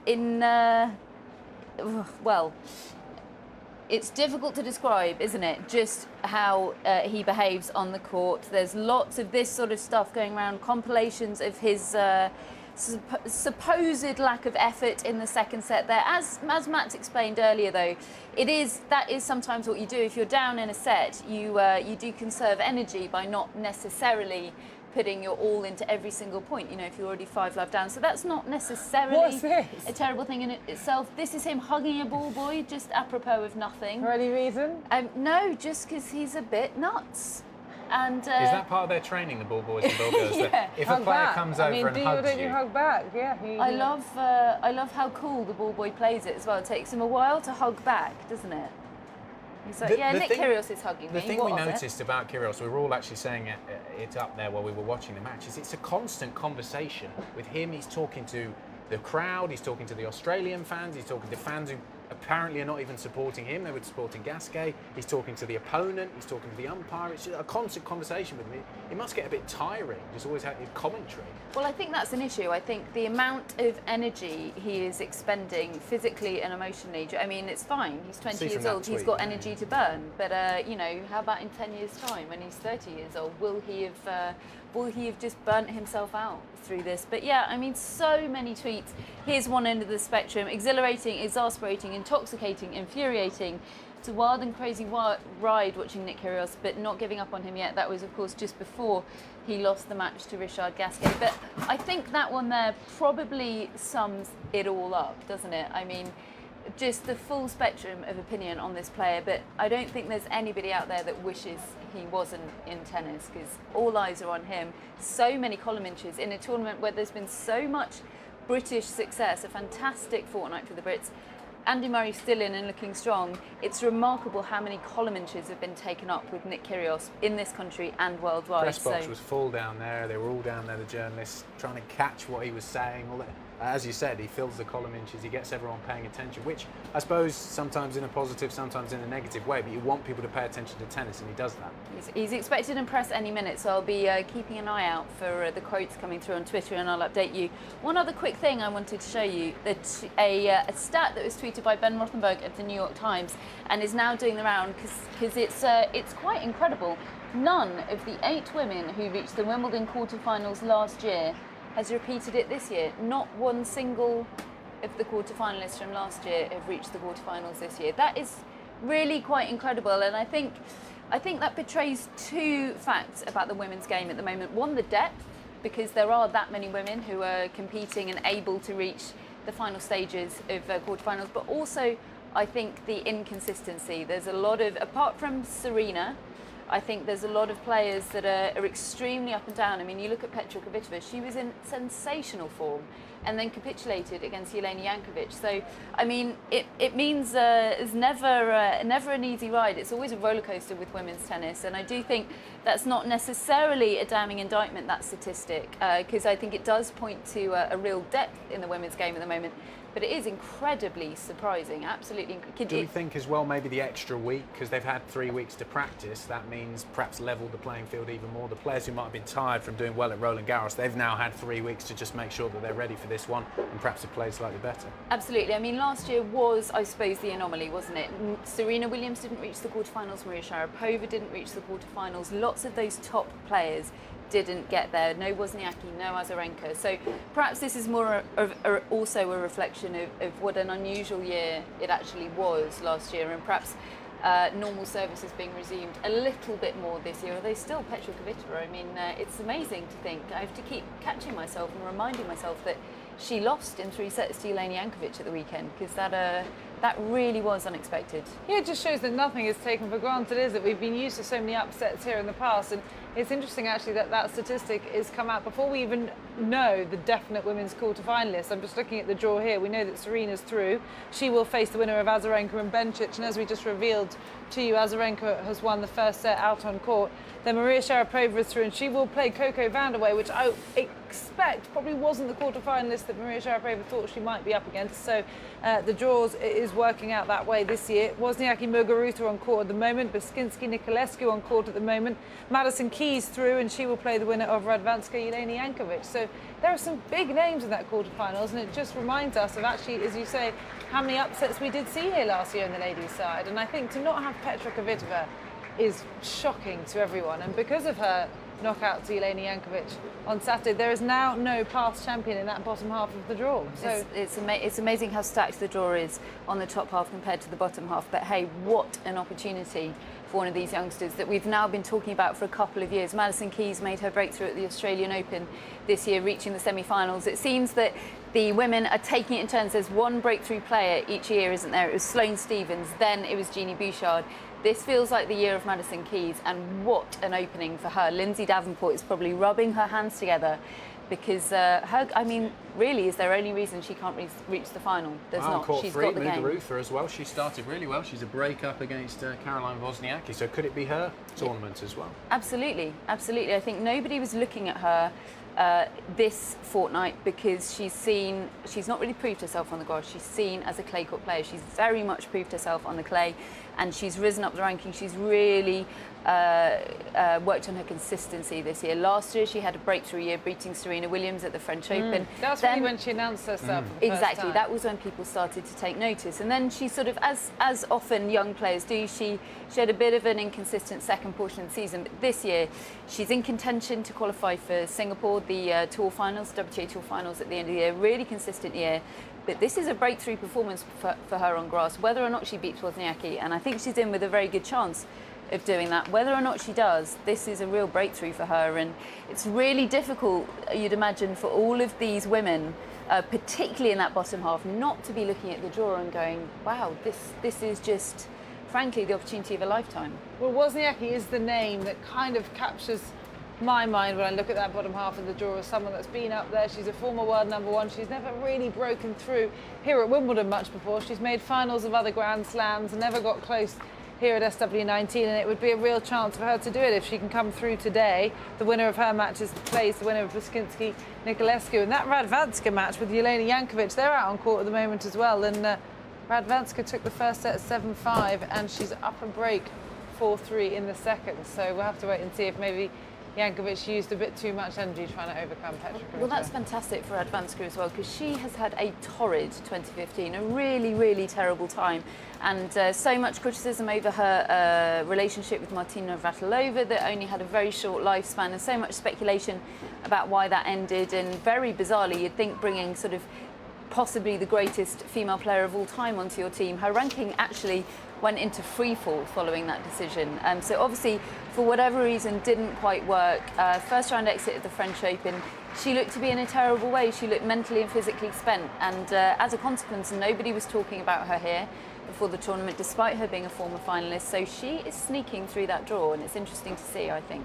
OK, well, one of the headline matches that was first out on centre court today was between two sisters, They hadn't faced each other for 6 years in a Grand Slam, but this was their 6th Wimbledon encounter. All others had come in a semi-final or a final. This year, it was the 4th round. Serena won 6-4, 6-3 over Venus Williams. And here's what Venus had to say after the match.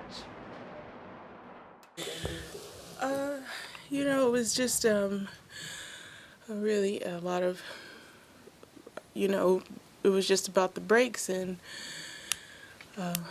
about holding serve. And I think we both were hitting really well off the ground. And I think she's able to capitalize on some short balls, but I mean, she was playing so well. Do you ever look forward to playing Serena in any tournaments? I think we've always dreamed, I mean, growing up, of playing at the highest level and playing in each other, and we've had an opportunity to play in a lot of big finals. Playing, you know, before the later rounds is definitely not ideal, but I mean, you have to play whoever you play that is in your draw. And does that make you think, when you're contemplating your life and the hand that you've been dealt, that if it wasn't for this woman called Serena Williams, that there may have been many more finals and many more Grand Slams to your name? No, I think we've met in a lot of finals. I don't know how many at the moment, you know, 6 or 7 or 8 or something. And that's just, I didn't win them, so I don't necessarily look back. Like I said the other day when I was in here, I look forward. So looking forward, your sister was just interviewed when she walked off the court and said she thought about the fact that there may not be that many more opportunities on the grandest of stages to have matchups with you. What are your thoughts looking ahead to the possibilities of playing against and with Serena? Well, we've played. OK, we are interrupting that press conference from Venus to take you live out to some action on court number 2 to keep you as updated as we possibly can here on Live at Wimbledon. And it's Caroline Wozniacki who is facing Muguruza, and it's the first set. Muguruza is serving to take this set. Let's join it now with commentary from Matt Chilton and Virginia Wade. Love 15. Yeah, looked to finish the point with a winner down the line, but this was wide.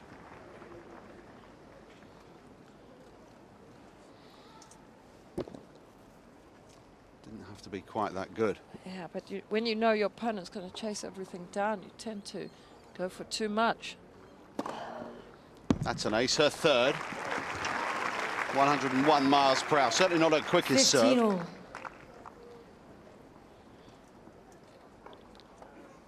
Just made it. Boy, it didn't get much of the line, did it?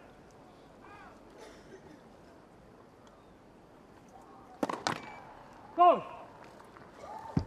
She goes around at a nice steady pace.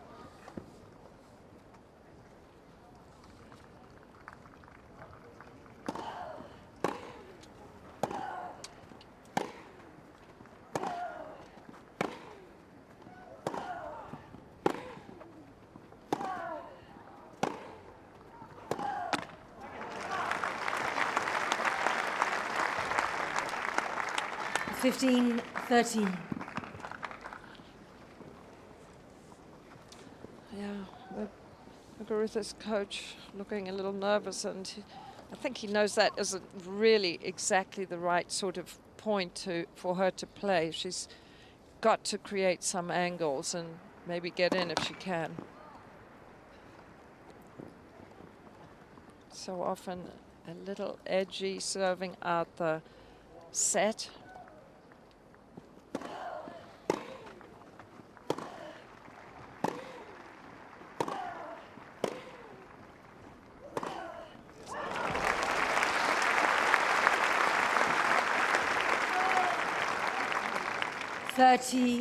Lots of chit-chat between the Muguruza connections, whether she makes it or loses it.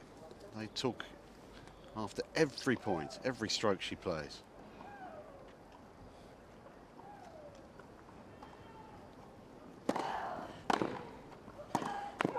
Well, the serve was just what she wanted, opening the court out, but an excellent return from Caroline Wozniacki.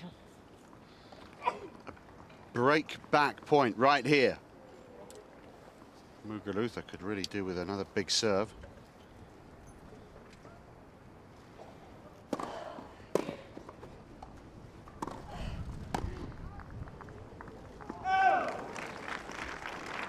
Deuce.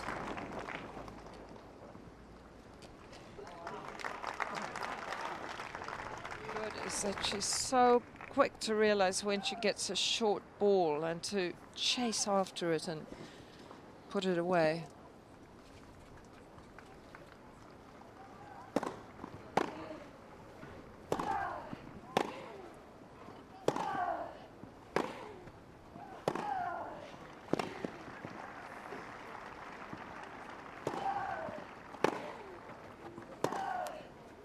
Well, she paid the price for not hitting that looper in the air, did Muguruza. Advantage, Miss Wozniacki.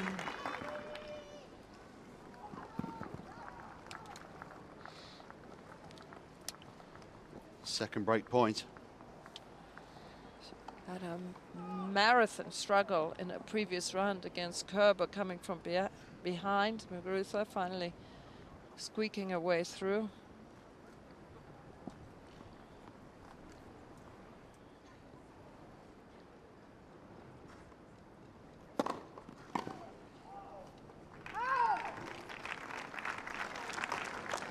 Miss Wozniacki is challenging the serve. Left side, the ball's called in.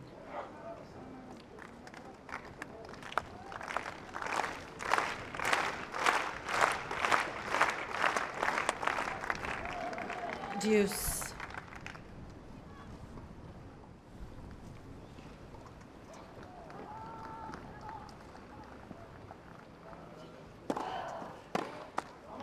Set point. Advantage, Miss Muguruza. Miss Wozniacki has one challenge remaining.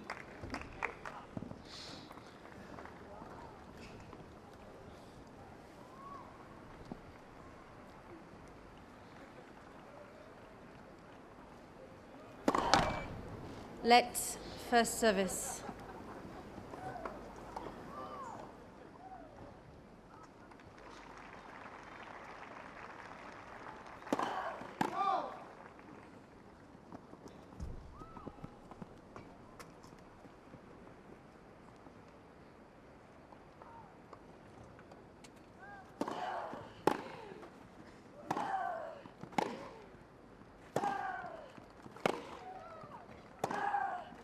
Game to set, Miss Muguruza. 6 games to 4.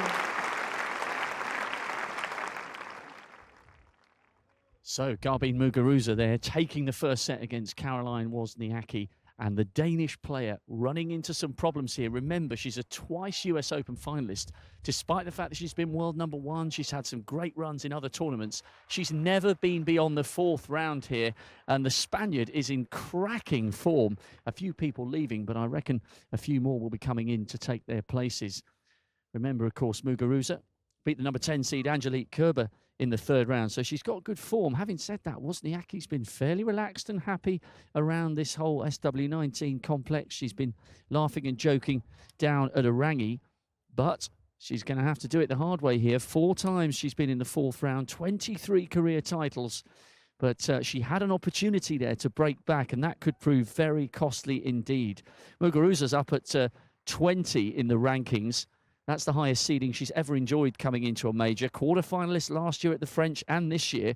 And interestingly enough, she leads the head-to-heads with Wozniacki 2-1. And the last 2 times they've played, the matches have gone 2 hours 14 and 2 hours 33.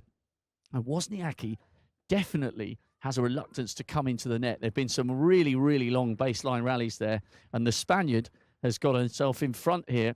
A great opportunity to beat Wozniacki, who, let's not forget, has been in the world's top 10 for the last 6 successive years. And if my highly skilled cameraman, Jeff, pans over to court number 12, we can get a glimpse of Victoria Azarenka against the youngster Belinda Bencic. Now, Azarenka took the first set 6-2. Bencic took Azarenka almost to a break early on in the 2nd set, but it's 2-2. So the youngster, who won in Eastbourne, beating Agnieszka Radwanska just a few weeks ago, has got to play catch-up here. She had a great run to the quarterfinals of the US Open last year, just 18 years of age. A great hope and a great prospect from Switzerland. But Azarenka, the two-time Australian Open champion, is showing her class early on in this second set. Back over on 2, Caroline Wozniacki has to take this set and find a way of dismantling the Spaniard's game because she is in cracking form. She's beaten Kerber. Has she got Wozniacki in her sights? She certainly has. The Dane's got to prove her worth here. This is going to be a fascinating set. Thanks, Rob. Well, from court number 2 to court number 3, where Agnieszka Radwanska, as you say, having lost in the final at Eastbourne to Belinda Bencic, is now serving for the match against the lady that knocked out the defending champion from this year's events. Yes, Jelena Jankovic will join us now to see if Radwanska can get the job done out on court number 3. We've got commentary from Alison Mitchell and Anne Keothavon.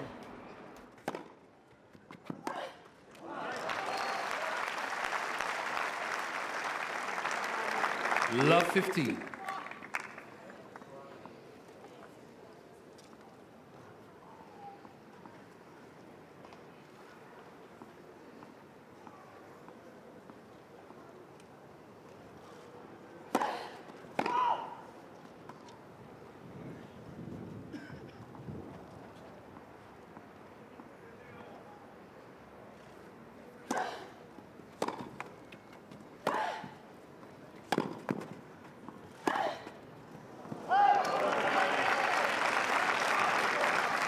Wow, it could yet be another twist in this second set.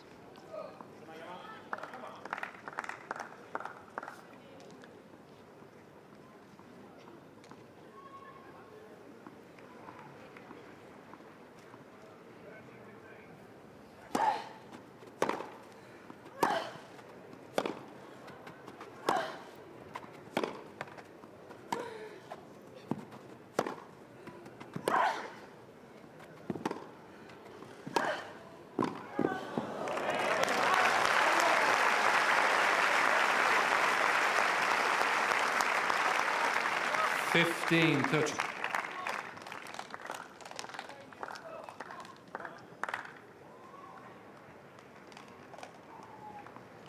We've seen such fighting play from both these players throughout this match. In the first set, each time a player broke serve, there was an immediate break back.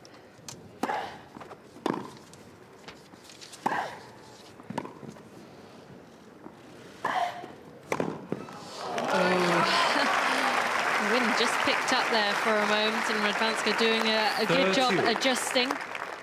Didn't want to rush that whatsoever.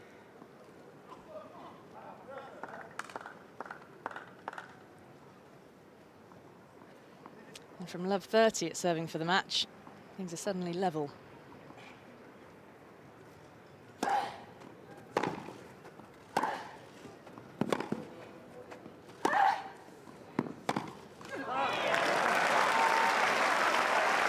First match point for Agnieszka Radwanska for a place in the quarterfinals.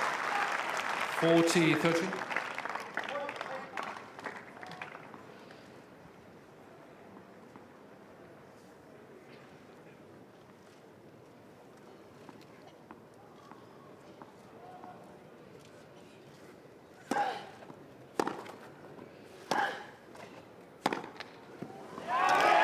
Set a match, Miss Radwanska.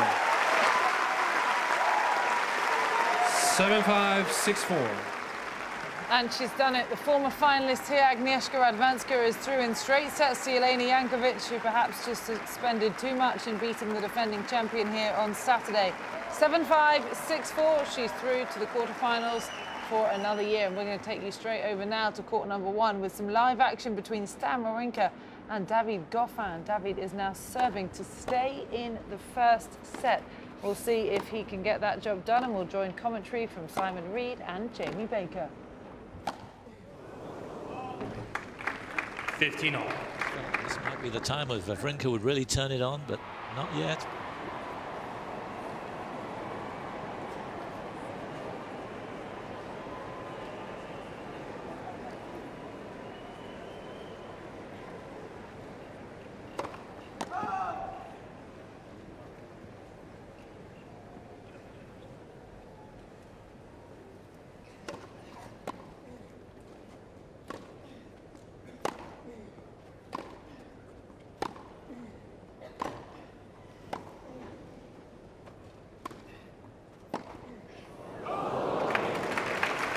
on his day of days, that would go in for Wawrinka, but it's far from that at the moment. 30-15.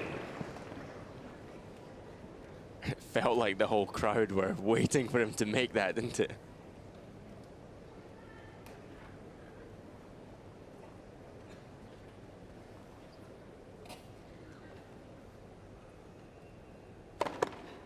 That's for service.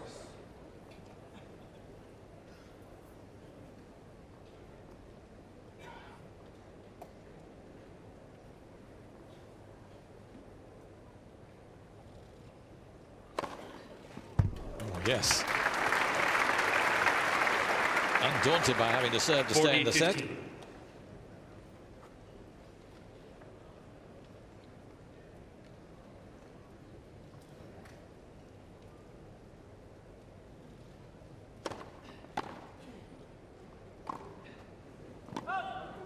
40-15. The block return doing the job for Wawrinka in this game. I think that's 4 times now, getting him into the point.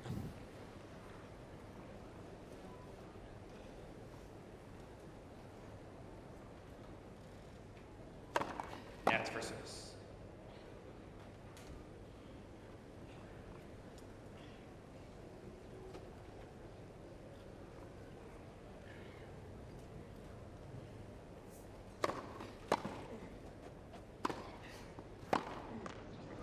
Game Goffin.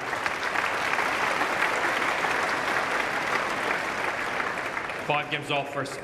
David Goffin holding serve there to go 5-all in the first set with the French Open champion Stan Wawrinka. We'll keep you posted on how that develops over on court number 1. Meanwhile, let's update you with Andy Murray's progress on centre court. Locked in a first set tiebreak, but this Adams set point.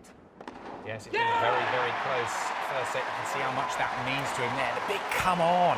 And we knew that there was going to be some we guessed there was going to be some tie breaks in this one. Mats Wilander was saying earlier on in the studio that very likely that the first set would go for a tie break because Karlovic, when he's got his energy, is so difficult to break. It proved the case in this one. Went to a tie break and it went all the way in the tie break. But the thing for Andy Murray is because his returns are so good, he knows that in a tie break he is going to have an opportunity to get that mini break against Karlovic. He had to wait for it in this tie break, but good for him to get through it. And it shows just how long that set took, almost an hour, 57 minutes. So he's going to have to battle. We can see there, it means a lot to him, but he's got that crucial first set and a little bit of momentum. Incredible to see such a big reaction from Andy Murray on securing the first set, as you say, shows just what that means to him.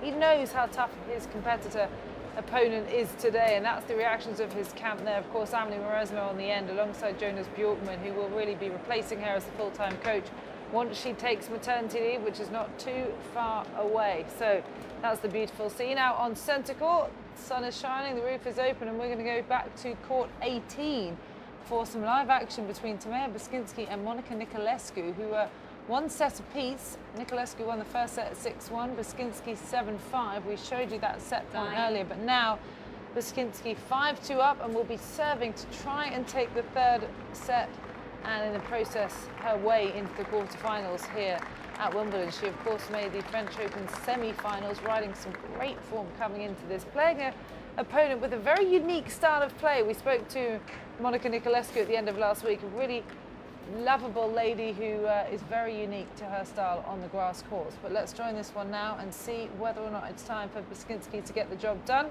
Commentary from Ron McIntosh and Elizabeth Smiley.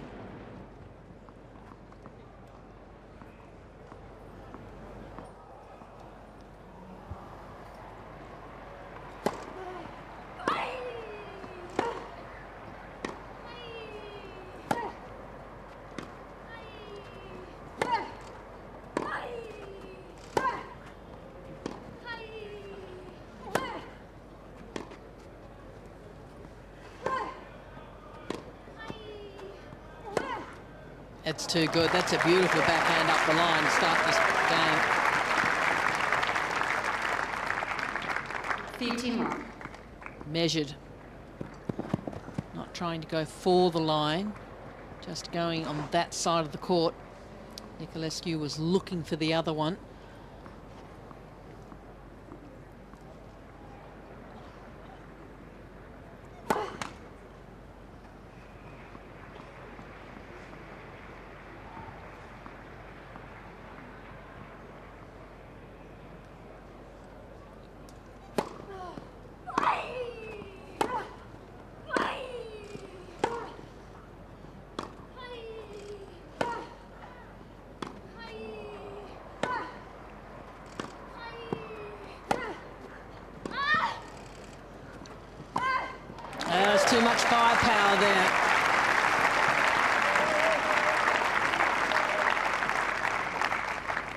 30 love.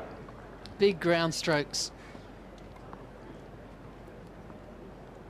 Just too much court for Niculescu to cover. No chance on that last one.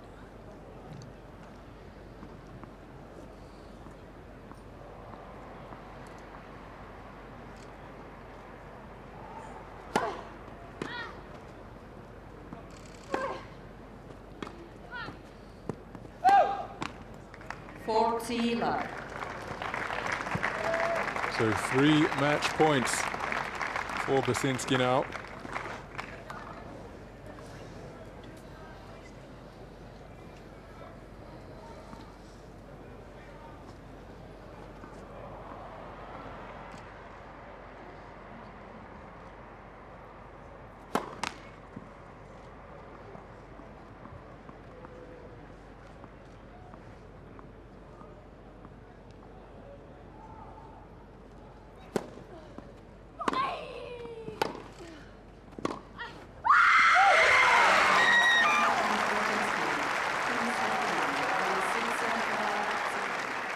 Wow, and a huge shriek to go with that three-set victory, I should say, for Tamara Basinski. She lost the first 1-6. She won 7-5, 6-2. She's absolutely delighted to have made it through to quarterfinals at Wimbledon.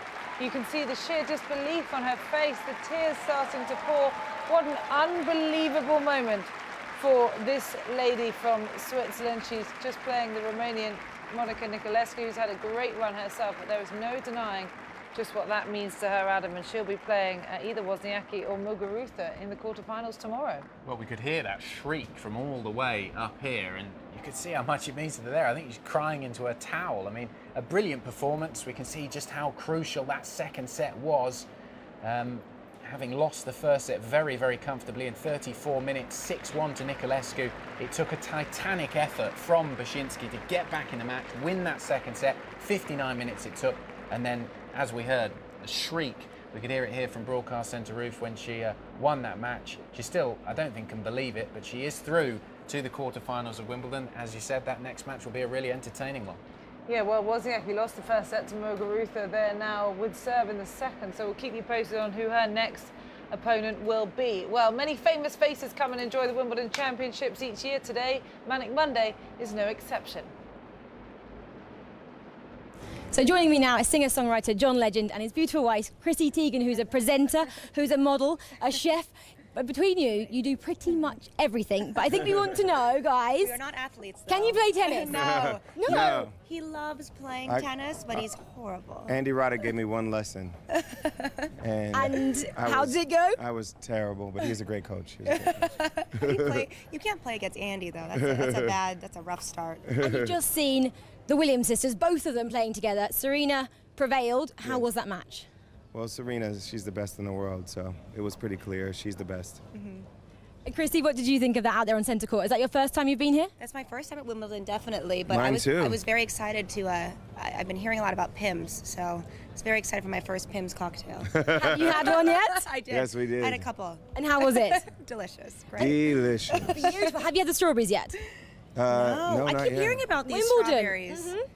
Wimbledon's known for strawberries? Someone actually mentioned behind us, they said these genetically modified. No. They pick them on the day and they bring them especially over Genetically here. modified? What is this? I think they were joking because they're so beautiful and so vibrant and so big. They're just perfect. Well, I just want to ask you one other question each. So, Chrissy, we know on Instagram you like to cook quite a lot. If you could cook a meal for any tennis player, who would it be and what would you cook? Ooh. Watch your answers. I would have to pick a girl, don't I? Yeah. I'm gonna say Andy, honestly, because he seems like a very down home. I can cook that. I can cook down and dirty, like ribs, and he's a normal guy. I feel like with Federer, you'd have to kind of come up with something fancy. Yeah, he might be a tough dinner guest. I don't know. I don't know what Swiss people eat. And John, one question for you. We know you're great at writing all these fabulous songs. So if you could write a song about anybody here, past or present, who would it be and what would the title potentially be called? Oh, you are going. I don't know. He's gonna go like Kornikova. No. Venus has a good name for songs. That would be, or Serena. Those are like good musical names. They would sing well. Okay, well, we look forward to hearing that in the future. And enjoy your day at Wimbledon, guys. Thank you. Go and find those strawberries. I will. I want to see them now. Bye, guys. Thank you. Wow, what a fantastic pairing. The stars really out in force today here. John Legend and his wife enjoying the tennis. But over on court number 12, we were bringing you action this a little bit earlier. Victoria Azarenka won the first set. Belinda Bencic now serving to try and stay in the match at 5-3 down in the second. They are out on court number 12, and we'll take the commentary from David Mercer and Joe Jury.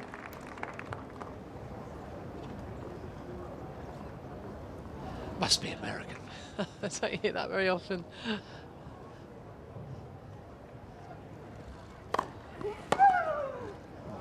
This is inspired play by Azarenka. It's now 10 points in a row, and she's racing towards the quarterfinals.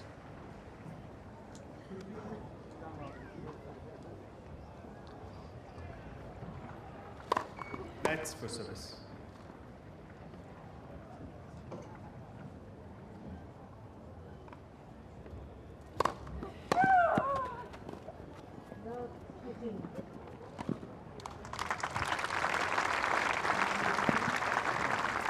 Love 40. 3 match points.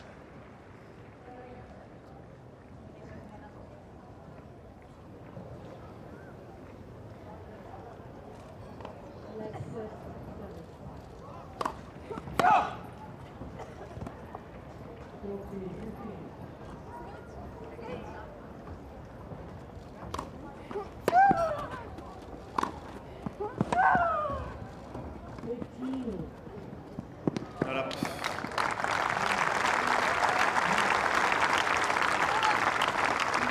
$15.40.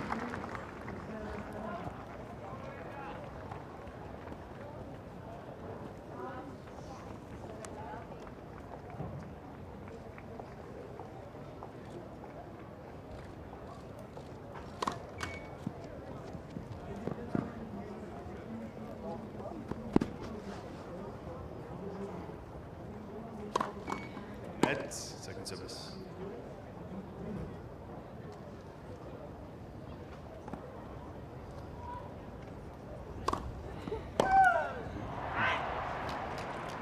$30.40.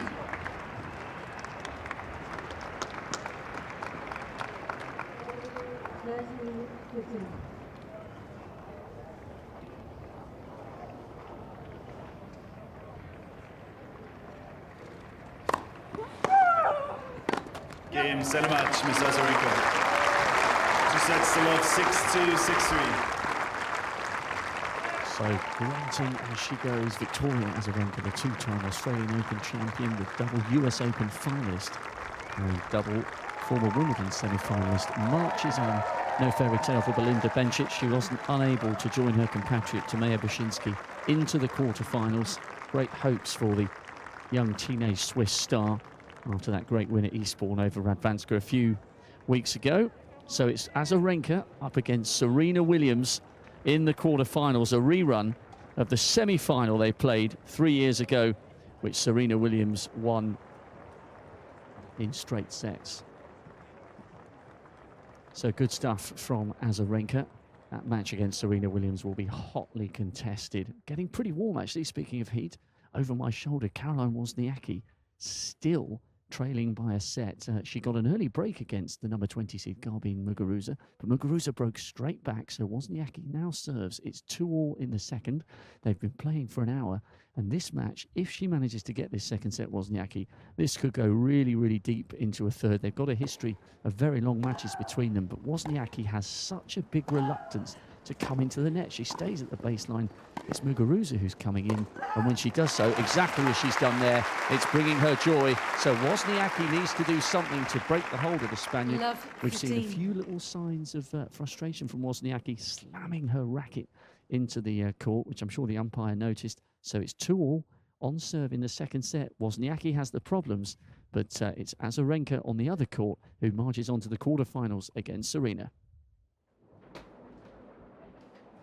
Thanks very much, Rob. We're taking you over live to centre court now, where Andy Murray's in a second set. He's up a break, having just secured that first set in a tie-break 9-7 to secure that over Karlovic. He's now trying to go 3-1 up in a second. We'll dip into some commentary now from Jonathan Overend. Apologies from Andrew Cotter and John Lloyd.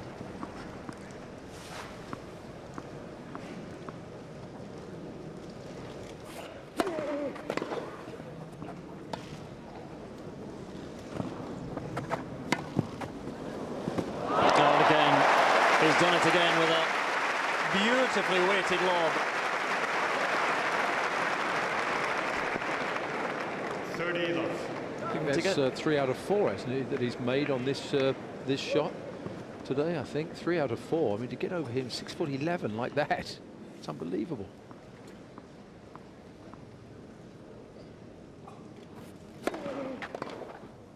love.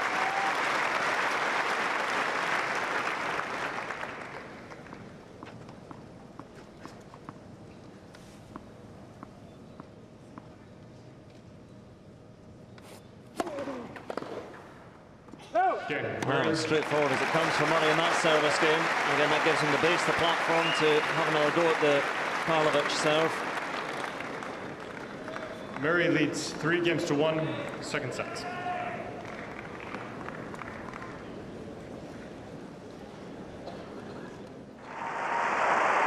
5, please. Play. So thank you for applying. What's your name? Andrew Murray. And what's your occupation? Tennis player. And how would you describe your playing style?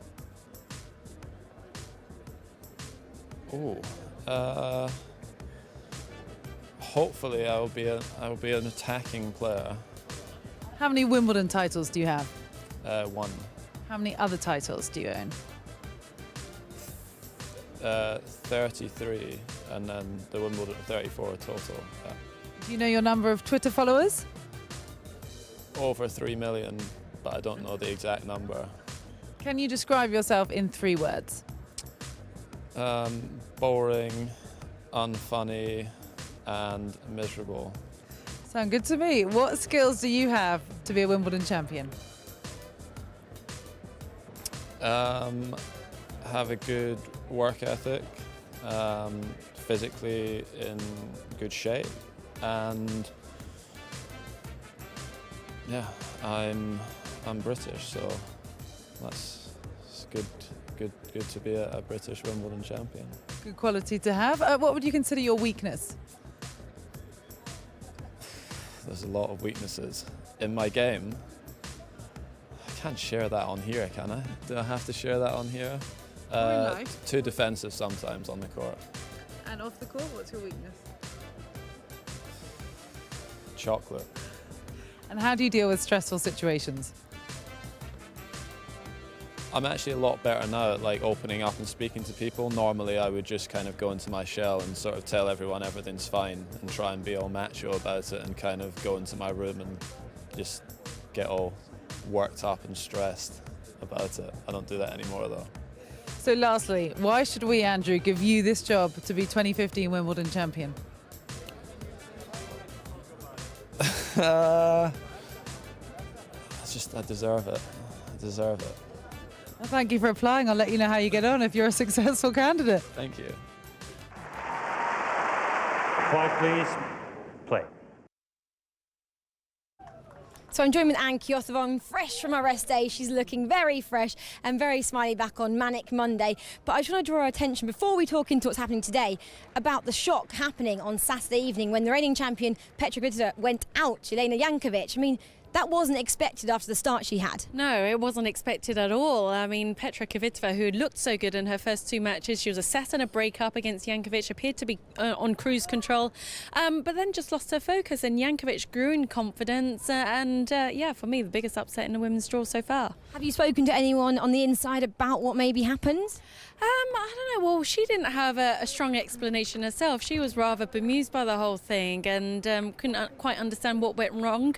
But for me, she looked flat. I mean, she started off well, but looked flat, perhaps got a little tired. She's worked hard on her off-court fitness, and it didn't really pay off for her there in the match.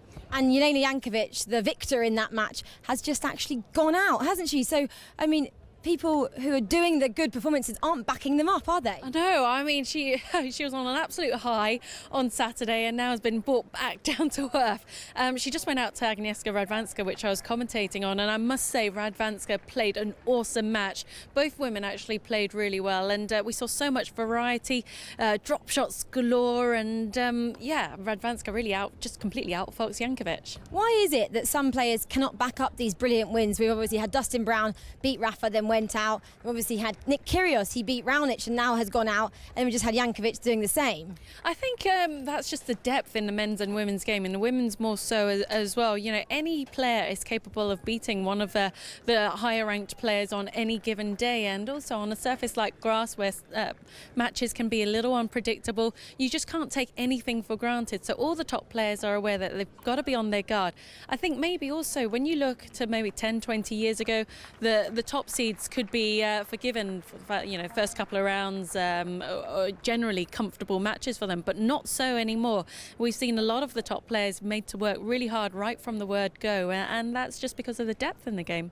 And we just had talk about depth. I guess we've just had Venus and Serena playing each other out on centre court, and Serena came out the champion in this round. I mean, she obviously overcome the little blip maybe to Heather Watson earlier on in the week, and yeah, she's back on course now, I guess. Yeah, it's always an intriguing matchup when the two sisters play against each other, but it was the first time in 6 years that they've played against each other at a Grand Slam, and it can never be easy for anyone involved. But for Serena out there, she didn't quite, I guess, received the same amount of support against her, rather, than she did against Heather Watson, where it felt like everyone and anyone was really, rooting for Heather Watson. Well, I found some celebrities earlier and they were rooting for Serena, so she had lots of people behind her. But cast our eyes to what's happening as well. We've got Belinda Bencic versus Azarenka over there. Not looking so good for the youngster at the moment. No, Bencic, who's one of the WTA's rising stars, picked up the title in Eastbourne just over a week ago. It's a set down against Azarenka. But she's still, even if she doesn't get through this match, I mean, Azarenka, former world number one, is a tough competitor and working her way back up the rankings after a long layout through injury. But Bencic is still one to watch, regardless of today's result. And Caroline Wozniacki is also playing Muguruza, who you commentated on the other day. I think she's a set down, but then I think it's pretty even in the second set. I mean, can Caroline Wozniacki break the Wimbledon curse and move on to the quarterfinals? Whoa, yeah, the one slam she's yet to go through to the quarterfinals or better, and I'm sure she's desperate to do so. But Muguruza, she is dangerous. I mean, in the other day in her match, she played a great match to beat Angelique Kerber. It really was high quality tennis yet again from the women. But Wozniacki, the match is never over until really the last pointer is played, because she's such a great competitor. Muguruza, though, feeling very confident, I'm sure. Well, we just keep speaking about it. There's so much depth in the women's field, especially here at Wimbledon. So we'll catch up with Anne tomorrow, and I'm sure we'll get a little report on what's happened today. Thank you, Anne. Thanks, Rachel. Well, an update over on court number one here. First set between Stan Wawrinka and David Goffin, and Stan taking the first set there in a tiebreak, coming through 7-3 against the Belgian number 16 seed, who has already reached further than he ever has at this slam before, previously reaching the third round in 2012. Well, he's currently in the fourth round for the first time, looking to make a first ever appearance in the quarterfinals at any Grand Slam. He's only made it to fourth round previously at Roland Garros. Well, you can continue watching that on BBC or ESPN if you would like to. Otherwise, we will continue to keep you updated here on Live at Wimbledon. So that is the scene here at the All England Club. Another bright day. We're expecting fairly good weather for this second week. A little bit of rain perhaps forecast in the next couple of days, but so far so good at the 2015 Wimbledon Championships. And our social media reporter Catherine Whitaker is with us once again. Looks like you've got all sorts of paperwork and things in front of you there. What's going on now? I do. I've got props. I've got props. Yeah. More of that in a second. But first of all, I just wanted to show you, seeing as we've just shown Stan Wawrinka's set point there, lots of people picking up on his tattoo. Got lots of pickup during the French Open. He got it quite recently. Oh, where's it gone? It is a Samuel Beckett quote, poet Samuel Beckett. Ever tried, ever failed, no matter. Try again, fail better. Well, that has worked out pretty well for him. so far. So lots of people picking up on that today. He's going very well and not being talked about much, despite being a French Open, well, the French Open champion, the current French Open champion. Interesting tattoos around I've seen at the championships. We saw Janko Tipsarevic, of course, back after a long time out for injury, and he's got some great tattoos, hasn't he? He's a bit of a philosopher. He likes to read all these books, and he's got, I can't remember exactly what it says. I don't want to misquote him, but he's got a really... He's got some Dostoevsky. Dostoevsky, that's it. Yeah, really interesting characters. And Dustin Brown with the his tattoo father. of his father on his stomach. Yeah, I'll have a tattoo corner in a minute. Okay. Just stand by for that. You mentioned earlier also raised the question of whether Andy Murray is the best returner in the game. He's certainly one of them. But if you want to have your say on whether you think Andy Murray is the best returner in tennis at the moment, that is the question at the moment on Hill versus World. So. If you're on the Hill, Henman Hill, as it shall ever be known, hashtag the Hill. And if you're anywhere else in the world, no matter where it might be, hashtag the world, you need to tweet at Wimbledon. The question is Andy Murray the best returner in men's tennis? Hashtag yes, hashtag no. Now, the Hill and the world are both currently pretty resoundingly saying yes. The Hill 78% yes, the world 61% yes. But imagine Novak Djokovic might have a word or two to say about that. But whether or not he is the best, he's certainly one of the best, and he's in prime returning form just at the moment. Well, he's number 2 so far at these championships in return of serves. Any guesses on who number 1 is? It's not Novak. Gilles Simon? He's not in the championship anymore. I know Gilles Simon isn't. One guess from you, Adam? I'm going to go Kevin Anderson. No, Feliciano Lopez. Really? That's ranked number 1 in return of serve. But Andy number 2, so therefore number 1 of active players left in this year's championships. Very interesting. It's really, I love those matchups of one of the best returners against one of the best servers. And I think, as much as Milos Raonic thinks he has the best serve in the game, I think the consensus is that Ivo Karlovic has pretty much the strongest serve in tennis. And very interestingly, obviously his height has a lot to do with that. We talk a lot about Ivo Karlovic's height. Everybody says Ivo Karlovic is 6'11". Well, he is 6'11". However, a few years ago, he was 6'10". And John Isner now is 6'10", and a few years ago, he was 6'9". Well, those two are actually quite competitive about who's the tallest on the tour. You'd think they'd be a bit over it, you know. But a few years ago, I think it was about 2 years ago, Ivo Karlovic added an extra inch to his height. And lo and behold, John Isner did the same. So what their real height is, I don't know. Bottom line, they are very, very tall, and they're fantastic servers. I also think the serve in the women's game is a real feature of this tournament. It seems to me that the serve is coming really back into prominence in the women's game. The likes of Karolina Pliskova, Garbina Muguruza, she's a fantastic server. Obviously, both of the Williams sisters. I don't know anybody that saw the Australian Open final between Serena Williams and Maria Sharapova. Serena Williams pretty much won that match on serve alone. There were so few rallies in that match because Serena Williams just served her way to success. Somebody else that has been serving their way to success this week is Roger Federer. A fantastic stat about him in the first week doing the rounds on social media here. Roger Federer has served his way into the second week at Wimbledon in spectacular fashion. Through the first 3 rounds, Federer has not lost serve. That's 46 straight service holes, has faced only 2 break points, and is dominated with both his first and second serves. You can see all those stats there. That is amazing. He's faced 2 break points in 3 matches, and I can confirm, talking vaguely on the subject of height and serve, Maria Sharapova obviously has one of the strongest serves in women's tennis, despite having had to remodel it a few years ago following shoulder surgery. And after her win on court 1, put her through to the last 16. So after her last win, this is one of these lovely Google boards that Google are producing for us. I love having props. The most searched for question around Maria Sharapova was, how tall is Maria Sharapova? I think the answer is 6'2". I think. It's like show and tell. We're back at school. I know. I'd like more of these, Google. Thank you. You like your props? I do. Okay, well, one big story last week, thank you very much, Catherine, for that update, was regarding Heather Watson. And this hill, I think, became renamed Heather's Hill. It was no longer Henman Hill for one day only, and Heather took on the might of Serena Williams. She came close, very close, but she lost 6-2, 4-6, 7-5 to the world number 1. She's been back, though, at the All England Club, and earlier on this morning, Rob Walker caught up with her to reflect on a career-defining moment. Well, what an opportunity to go back over an incredible week in the life of Heather Watson. Heather, let's start with that first round match. I mean, that was absolutely epic to knock out the number 32 seed in the manner in which you did. I think it was, 8-6 in the third. That was a huge fight back. Yeah, that was a really tough match going in, a tough first round. Caroline's a great player and she's been just climbing up the rankings for the past year and a half now, and I was 3 match points down.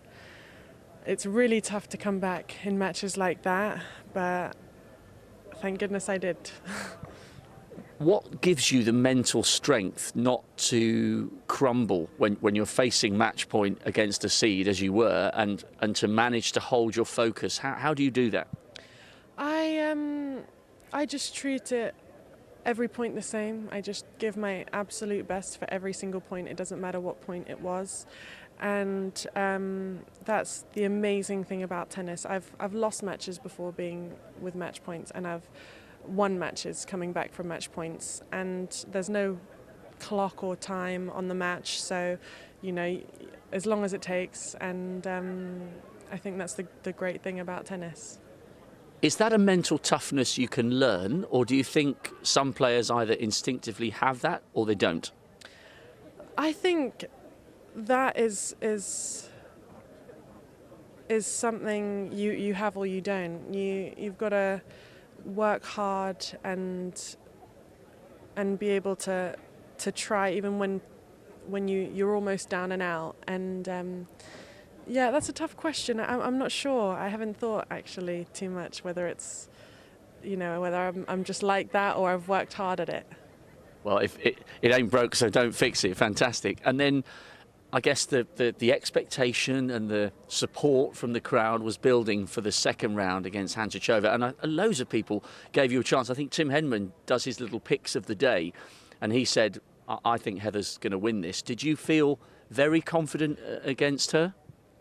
I had played her previously at the Australian Open last year, and she beat me there. And I would say that grass is one of her favourite surfaces. So either way, looking at that match on paper, it looked pretty close. I think we looked, quite close head to head. But I definitely believed I could win before I went onto the match. I never walk out onto the court not believing I can win. And I thought I played really well that day, especially because it was super hot. And as the rounds progress here, from a player's perspective, do you feel the crowd getting more excited, or was it the same every time you came out, especially being a British player? Well, the court got bigger and bigger, so the crowd definitely got louder and louder. I've never experienced any crowd as loud as I did on Friday against Serena, and it was absolutely amazing, and it made the atmosphere and playing just worth every minute, and I just loved every second of it. Oh, that match was absolutely nuts to watch. It was just so absorbing. It was so electric. After the first set, where did you get that belief from? Because, halfway through the match, or what many people thought would be halfway through the match, Serena's in control and everything's going according to the script. And then all of a sudden, this inner competitor in you came out and you just started playing some unbelievable tennis. I felt in that first set, she just didn't give me any time to play my game at all. She was just too good. And I tried my best to hold on and stay close in the score, but wasn't able to. And in the second set, I just was the same. I just kept just trying and staying as close as I possibly could to her. And then finally I saw a little opportunity and I was able to take it and win that second set. And after that second set, I was feeling great. I was full of belief, and I thought, okay, this is my chance, and just kept trying and trying from there. And you must have sensed the crowd getting louder and louder, because I was in the commentary booth behind a pane of glass, so I can hear some of the noise, but not as loud as you would feel it in the middle of the court. And it was supportive in the first set, but the way the match was going, it was a little bit muted. And then as soon as you came back into the match, and just as you levelled, it seemed from the commentary booth as though they were literally roaring you on with every point. How was it from your perspective? Yeah, I'm from that second set, after winning that second set, I'm getting goosebumps just thinking about it.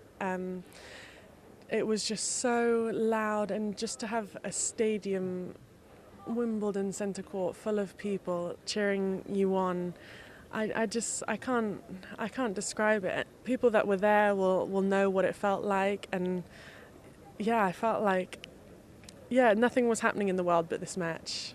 Well, and that's what it certainly felt like from the spectators' perspective. 2 breaks up, I mean, you must have started to think, I'm going to do this. I'm going to knock out the reigning French, Australian and US Open champion. From the beginning of the match, I got into the mindset that I could win, even after that first set, and I think that's what helped me get back into the match.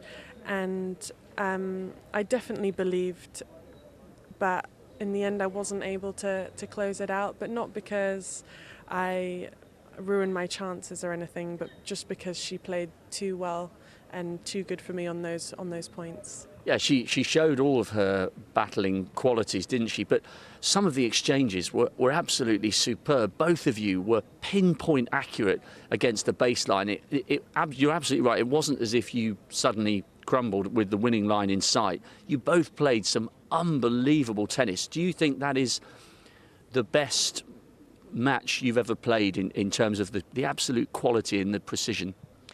I think from the second set, the quality of the match just increased. I was able to get a few more balls back, the rallies got longer, and every point was won. It wasn't, nobody was hitting a lot of unforced errors. Serena was hitting a lot of aces, and I think that also in itself, not just the scoreline, but the quality of the tennis was what made it so exciting. And the other thing that I noticed was, not that the crowd needed firing up, but it was great because you were interacting with the crowd and waving your arms and saying, come on, I need a bit more. That was a brilliant moment for the crowd. And it seemed as though that action from you was quite instinctive.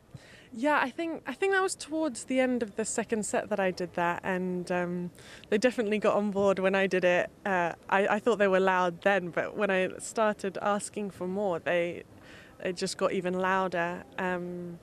And the crowd, they were amazing. Everybody was amazing. Did Serena say anything to you afterwards? Because certainly in her post-match press conference, she was, as you would expect, full of respect for the way you'd played the match. And I think she actually said, I'd started thinking about going for a dance class because I thought, I'm not going to win this match. Did she have a few words of encouragement for you afterwards? She was very nice at the net when she shook my hand, and after playing a match like that, it was good. But I haven't seen her or spoken to her since. But from what I've heard, she's been very positive, and it means a lot coming from her. And it's probably, if you pardon the pun, a bit of a game changer, because the way that you played that match now means that other top 10 players will view you differently when you come up against them in a draw. I think this match has had a big impact on me, just because I think going into the match I didn't have, I mean, fair enough, on paper she's meant to beat me very comfortably, but that's why it's sport. It's exciting. You never know. It's never for certain. And that's why I love playing tennis. And I think I have that belief in myself that even when people don't. Reading some of the reflections the next day, a lot of very well-respected female players and former players were saying that your aspirations must now be top 10, because many of them, I think Great Britain's Sam Smith said, and maybe even Tracy Austin may have said as well, you played as if you were a top 10. That's always my goal, always has been, always will be. Ever since I was a little girl, my goal's been to be #1 in the world and winning Grand Slams. And it's never changed. I just set mini goals for myself and reach those first, and then continue to set higher and higher goals. Okay, so in between now and suddenly getting in the top 10, what's the next interim goal, if you can let us in on that? Well, first of all, I have to use this match and use it for confidence, and use it to work hard and try and be more consistent in playing like this. I don't want to just play well for that match and then, not so well for the rest of the season. So I want to continue working really hard and trying to maintain this level, and then I'm sure with all of that, the results will come. In your reflection after the match and all the deserved attention that has come your way, positive attention as well, have you had an opportunity to reflect on the fact that that wasn't just an important moment for you or British tennis? I think, having sat on centre court, that was a great moment for women's tennis, because you don't that often see a crowd so fired up with a women's match. What are your reflections on that side? Absolutely. I think this week in general for women's sport has been great, and not just for tennis but in football. But yeah, I think it's huge, the fact that the crowd and how popular the match was is just a great thing. And I don't think even not just women's tennis, but for tennis in general, I've had some really sweet messages telling me that these people want to start playing tennis. Tennis is now their favourite sport to watch, and things like that mean so much to me. The fact that they can watch this one match and then now just be a huge fan of the sport and the game. Well, great. Thank you ever so much for sparing the time. You are much in demand this week at Wimbledon, so great to hear your reflections on a truly epic night for British sport and women's tennis. The very best of luck for the rest of the season and the future. Thank you very much.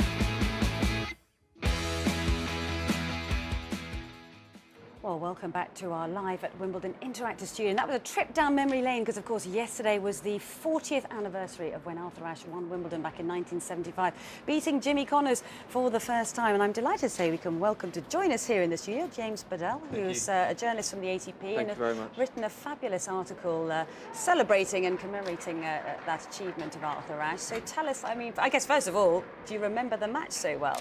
I don't. I was not born. However, that makes me feel really old. I was born in 1978. However, I got to know a lot of the former players when I was young. I started volunteering at tennis tournaments in 1985, so I've always been around tennis players. So the idea came about 2 weeks ago. I was sat in a Halle press room for the Gary Webber Open, and I thought to myself, lots of people are going to be writing stories about Boris Becker, the 30th anniversary of his win this year. But I thought, let's try and get in contact with some of Arthur's friends. I sent out lots of feelers, lots of emails. Everybody responded. Wow. It was amazing. So how many people did you interview? But I understand the only one that you didn't manage to get was Jimmy Connors. Is that right? That's right. Jimmy's quite an elusive character. I interviewed around 20 people for it. I got about 35,000 words worth of quotes. The story that appears on the ATP website is about 4,000 words. It's a narrative of about 5 or 6 different stories, the people that were close to Arthur.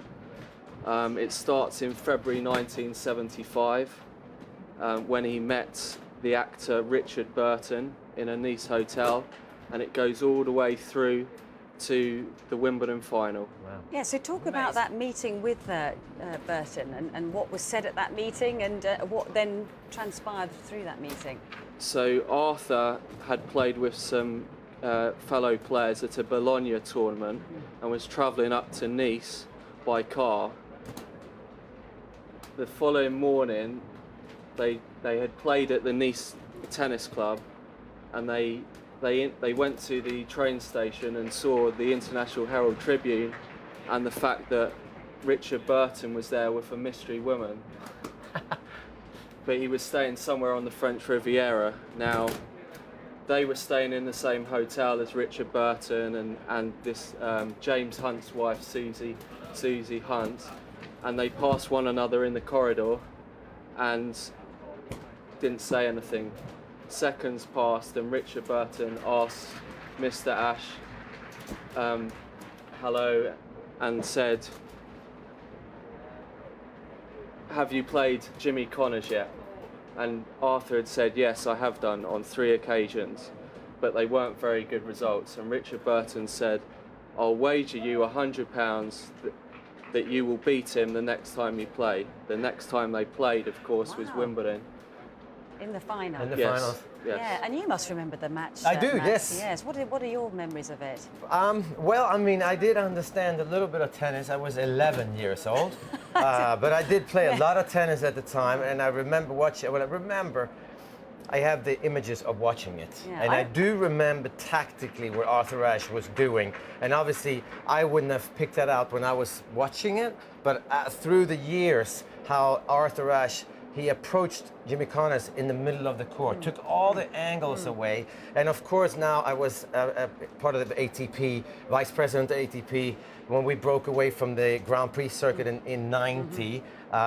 And I know that Arthur Ashe was one of the founders of the ATP, and Jimmy Connors was not that keen on the ATP early on. So this match had lots more riding way on it. more, and therefore you see Arthur Ashe's victory celebration. It was very, very quiet, Subdued. very subdued, and the more I know about the situation, the more interesting it is to see the actual match, because Yes. I think Arthur played for a lot more than just the Wimbledon finals. Yeah, I think I was 9 years of age, and I remember him meditating at every change of ends and going into this trance-like state. But presumably, it was a 5-point plan, you said, that was built with Richard Burton. Is that right? That's correct. So they stayed at a hotel near Mayfair in London. And the night before the final, Arthur had done his homework, but he needed reassurance over strategy. So he got together with some of his friends, Marty Reason, Dennis Ralston, who was the Davis Cup captain at the time. He telephoned him and wrote down 4 pages of notes. And then he got together with Donald Dell, who was his agent at the time, and also Charlie Passerelle and Fred McNair, who a lot of my story is based upon. Wow. Now, they went out to dinner and they were discussing the plan. With Richard as well? With not Oh, quite not yet, with not Richard. quite Oh, okay, yet, I'm not getting quite ahead of yet, myself. not quite. That's the end part. Oh, okay. Yeah, that's at I won't the spoil end. the punchline then. So the plan in effect was that Arthur, being a right-hander, would serve out wide to Jimmy's backhand. Jimmy was very good playing inside of the court. When you got him out wide with his double-handed backhand, and particularly with his T2000 racket, it had a small head, and it was very, very difficult to control the ball. So one of Arthur's plans was to serve out wide to the backhand, come in and punch the volley into space. Another plan that they worked on was hitting the ball short to Connors' forehand. In effect, Connors was again with the racket, it was very difficult to hit the ball up when it was volleyed short and low. And then thirdly, the next plan was to hit it to Jimmy's backhand a lot more, and return the ball to Connors' forehand. So it was when clearly Jimmy was on the run. a very well thought out plan. When you Yes. interviewed all these people for your article, how much did this warmth of the character come through? Because I met him once actually, I had the privilege of meeting him, but he seemed as if he had such a following and he had such a special sort of soul, didn't he? Everybody loved him. Yes, that's right. A lot of people miss him greatly. Many people have said that you may have disagreed with Arthur's opinion, but you always respected it. the fact that, you know, what he said carried weight, and at the time he was actually the ATP president. So he had a lot of pressure, not only the political pressure at the time, but also his playing pressure. Amazing.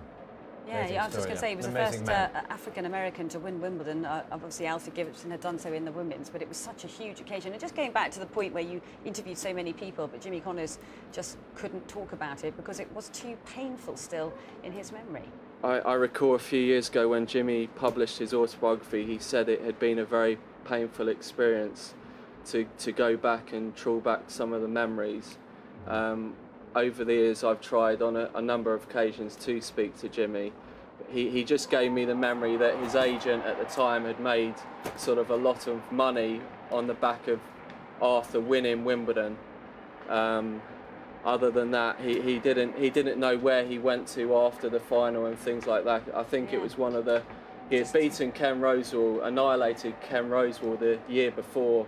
So I think Arthur, not quite being as great a player as he once was, it was sort of like a second resurgence. So Jimmy was the overwhelming favourite, and a lot of even his friends said he was going to be like cannon fodder during the final. Absolutely fascinating. Sounds like you've put an enormous amount of research into this article. So just remind everybody where they can see the article. So the article can be read on atpworldtour.com. It was the 40th anniversary was yesterday. I'll just leave by saying that Arthur got back to the hotel after the Wimbledon dance with Billie Jean King, and he had a memo, a note from Richard Burton. He opened it up, and Richard Burton said, "Let's meet for breakfast the following morning." And Arthur apparently was like a little child. It really caught his imagination. Wow. And he went to have breakfast and then flew back to New York. So wow, what a great story. Absolutely fantastic. And many congratulations on putting it together. Thank you very much. What's your next project? Boris Becker tomorrow. Oh, fantastic. We look forward to that one Nice. as well. Thank you very much, James. OK, now some breaking news out on court 2, because it's match point to Garbine Muguruza. Remember, she was the girl who took out Serena Williams at the French Open last year. She's up against Caroline Wozniacki, who's never been past the 4th round at Wimbledon.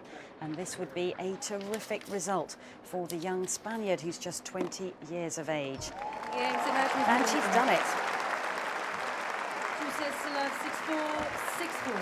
So a straight set win for Garbine Muguruza, and she is through to the quarterfinals here at Wimbledon for the first time in her career, and sets up an absolutely intriguing clash with Tomea Baczynski from Switzerland, who is the number 15th seed, who came through earlier today in 3 sets against the very tricky Monica Niculescu. So that is a fabulous result there for Garbine Muguruza. Mats, so give us your thoughts on that result. Oh, I mean, I think once you see the match, it can sort of be expected, because Muguruza, she overpowers a lot of women, and Caroline Wozniacki sometimes can absorb the power, but she's better than that, Muguruza. She can hit 2-3 shots.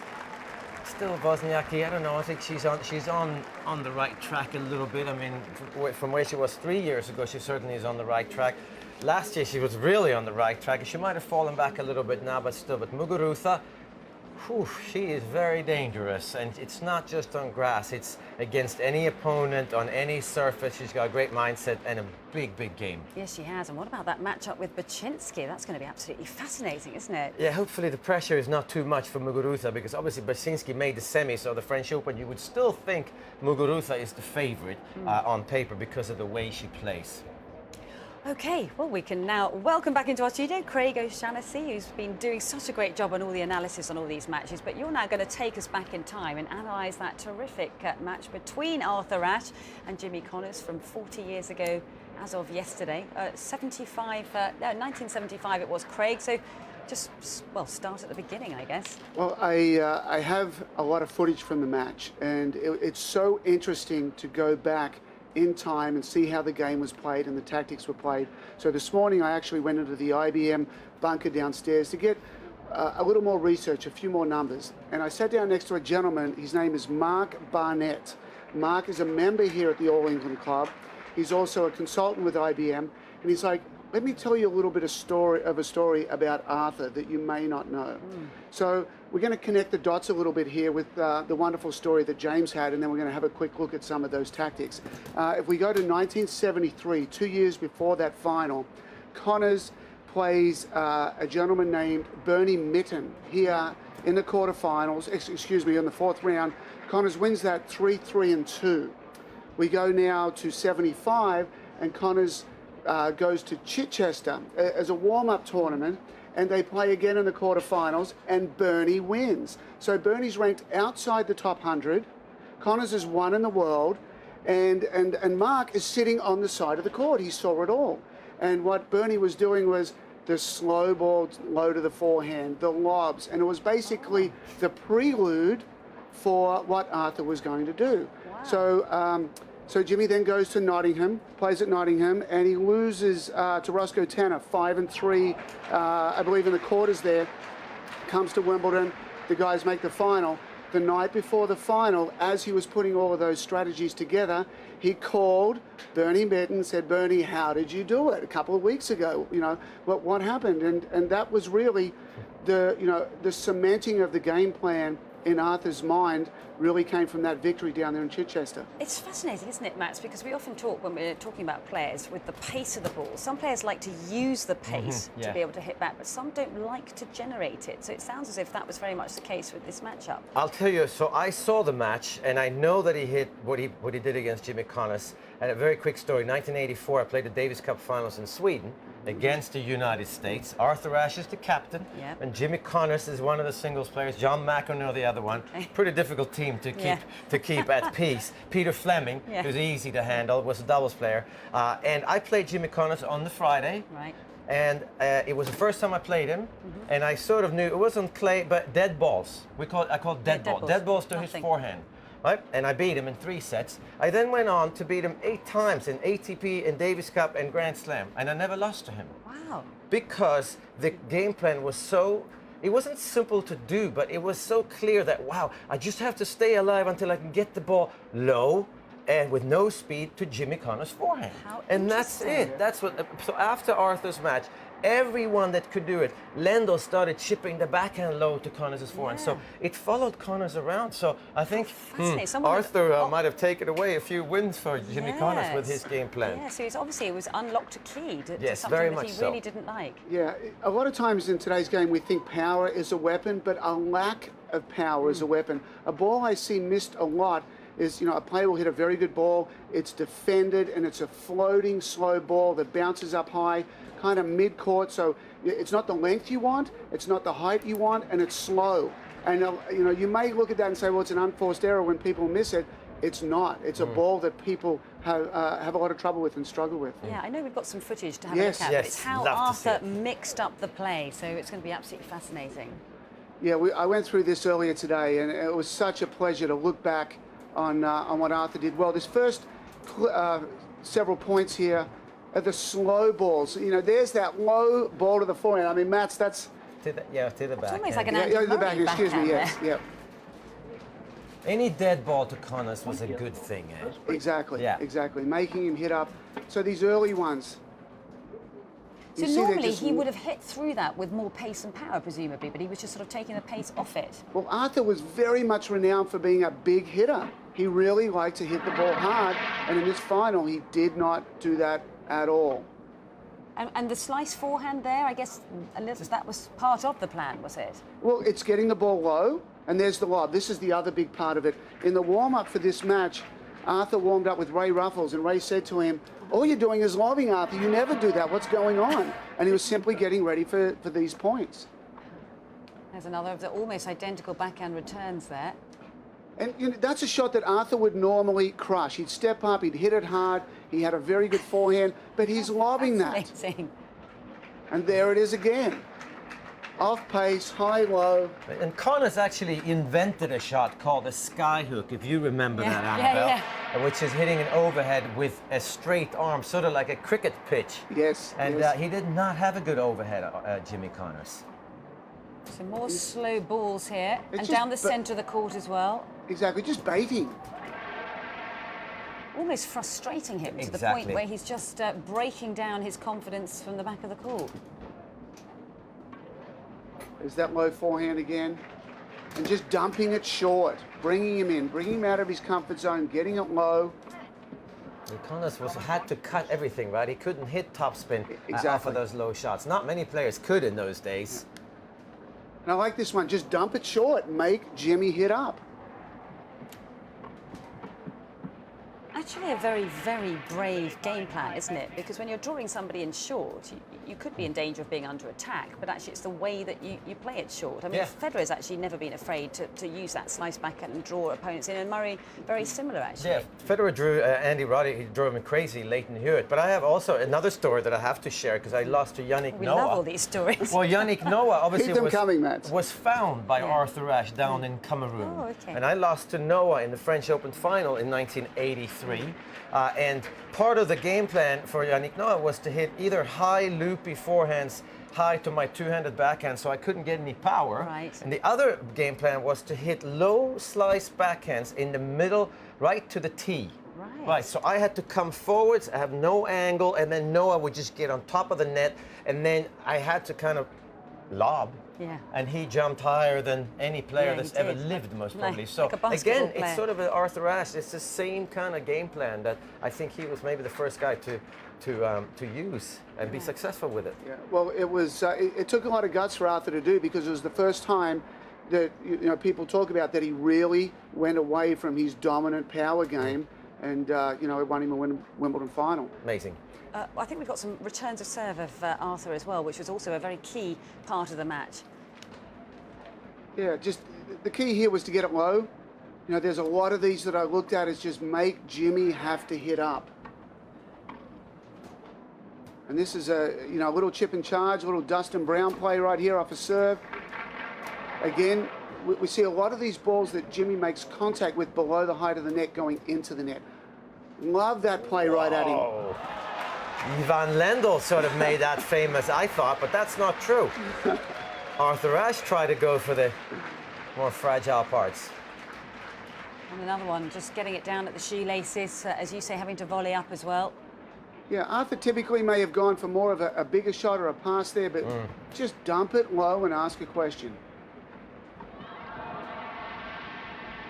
And misses that one as well. I mean, it was unusual then, wasn't it, to see Connors not be able to dominate in a match like this, where it's against someone he's beaten 3 times out of 3, was it? You said going into this final, and such a huge match, so much of the pressure being on his shoulders, but actually unable to change the game plan. There it is right there, very simple. Always make your opponent hit up. Unbelievable. Yeah. Absolutely So fascinating. cool It was to so watch, interesting. And actually, I guess, Matt, there's so much about what you can admire in that kind of matchup back in, 40 years ago, we were saying, from 1975. So many of the tactics that are still employed maybe in today's modern game. I think tactically a lot of players, like Andy Murray, plays very much the same tactics that has been used for 40 years.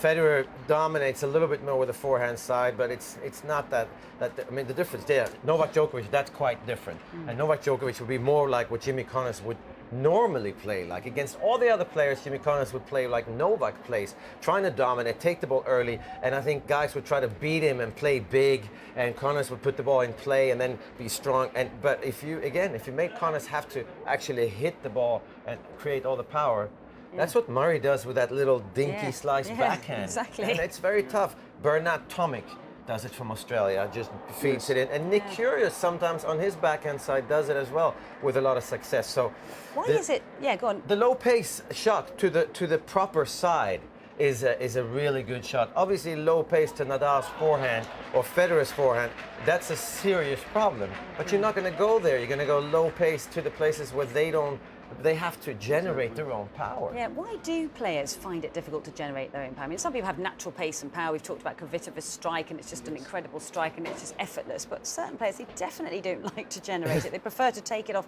someone else, and they have a real problem with it. Well, they do, because you don't have to do it often, because usually tennis is a game of just deflecting the ball back and forth, which is why we see all these open stance forehands and open stance backhands. It's not because they can't do it.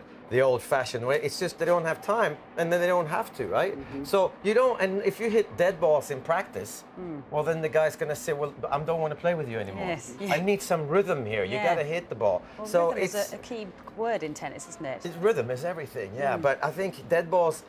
No, you're not going to win the most of the dead balls you hit.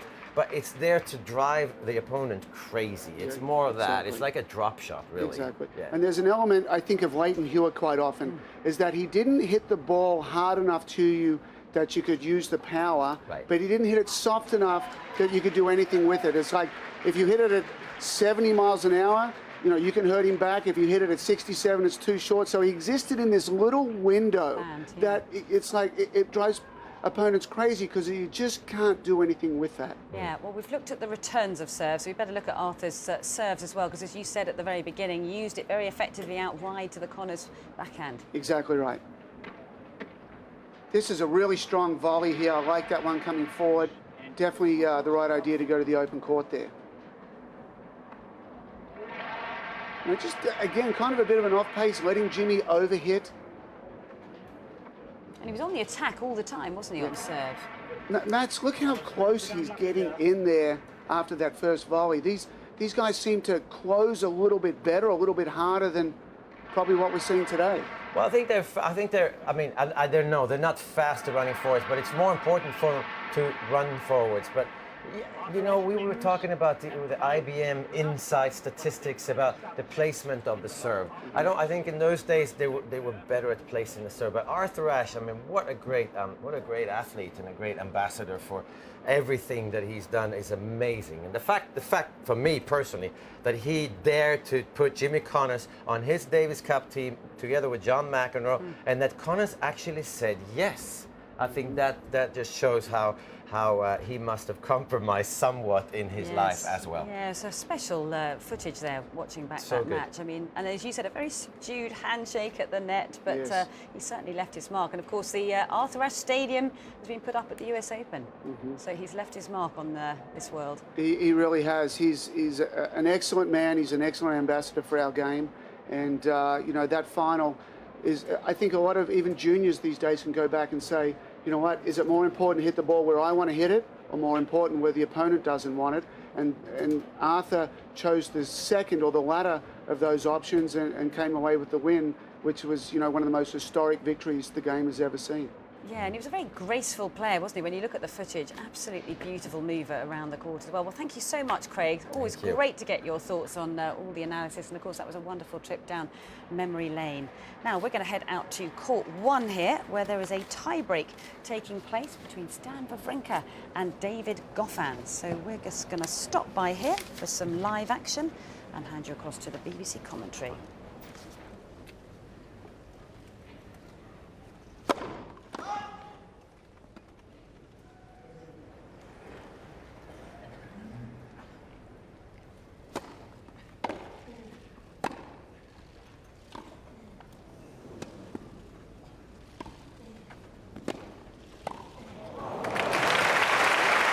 Well set up by Wawrinka. Hasn't come to the net often. One horrible backhand volley, which led to his serve being broken. Most of the time he's looked good.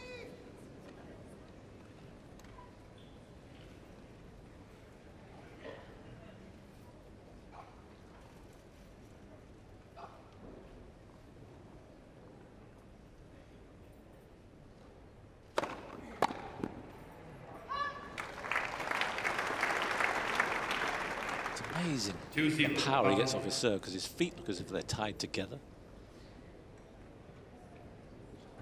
Yet that huge upper body generates awesome power.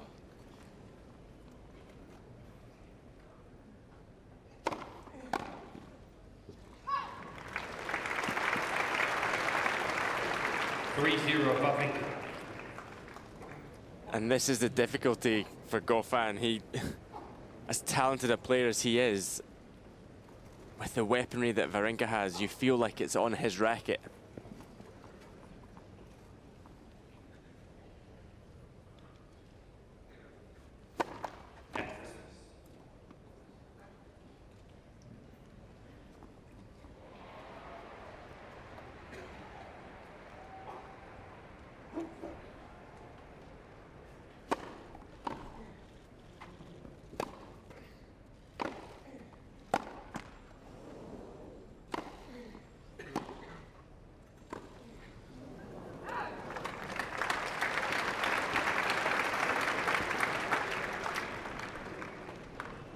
3-1, Wawrinka.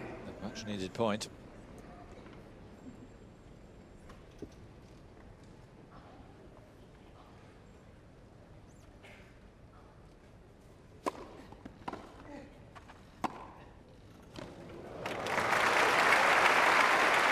Top start from Goffin. Yes, not many have left their seats. They've had Sharapova, Djokovic coming up, but this looked like it could be the match of the afternoon here on court 1. Signs are it's just brewing nicely now.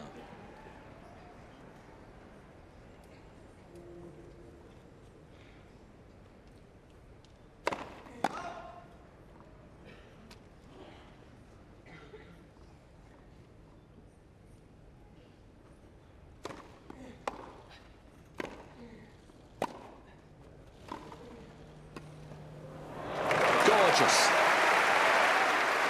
That's how good he is. Fantastic point 3-all from Goffin here, and he was so quick to recognize the opening of the face of Stan Wawrinka.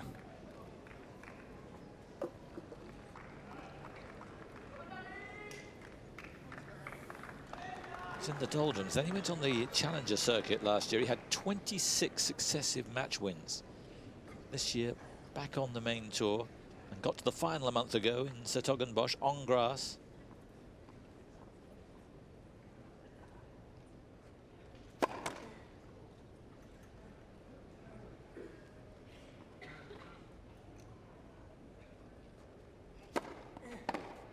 Oh, it was there for him. 4-3, Wawrinka. Thought he was going to nail that.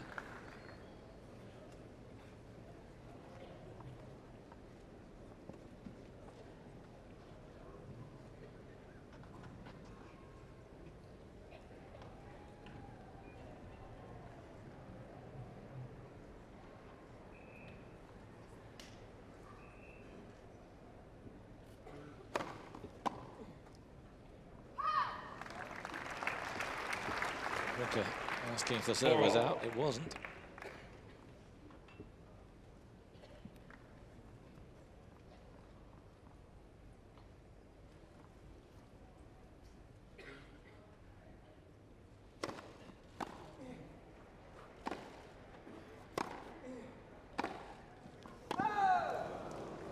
Lead challenge. It's a crucial point.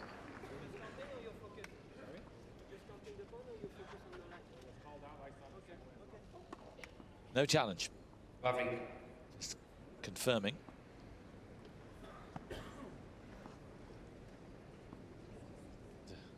Could be the crucial point of this second set. Wawrinka now with these two serves, they could do the job.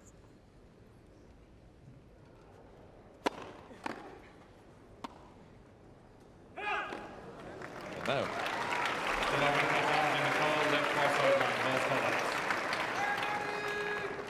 Don't think he's going to get much out of this. Goffin's moved very smartly to the deuce side.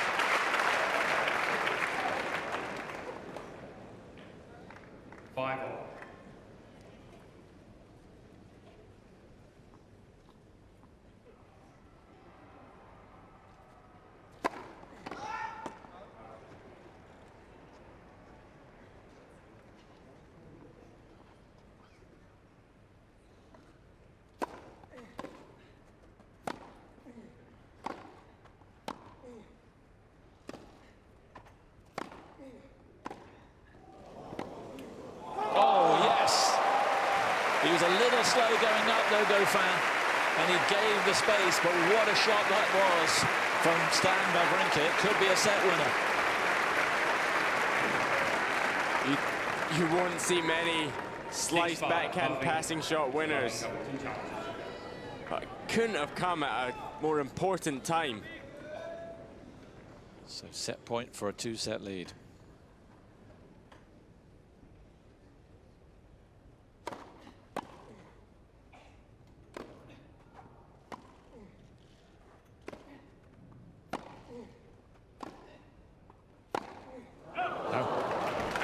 Well, on his great days, he makes those. In the days, remember, at Roland Garros, where he beat Roger Federer in the quarterfinal and Djokovic in the final, and everyone said he can't keep on doing that, and he did. Absolutely. We're used to Stan Wawrinka coming up with all sorts of ridiculous winners from behind the baselines at big times in matches.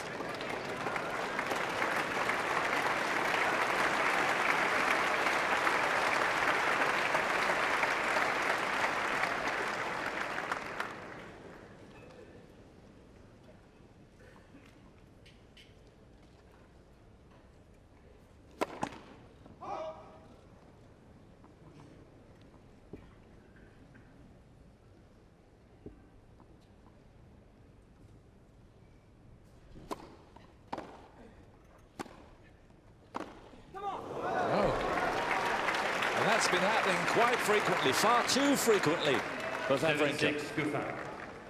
It's his 34th unforced error, and it gives Goffin set point.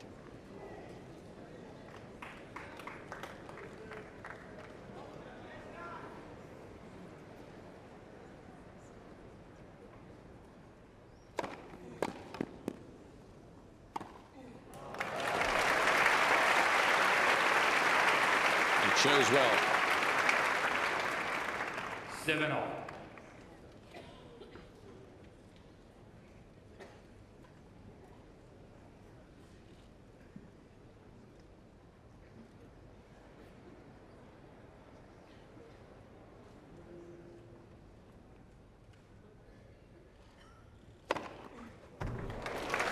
When you know it, that takes him into double figures on aces. Gives him a second set point.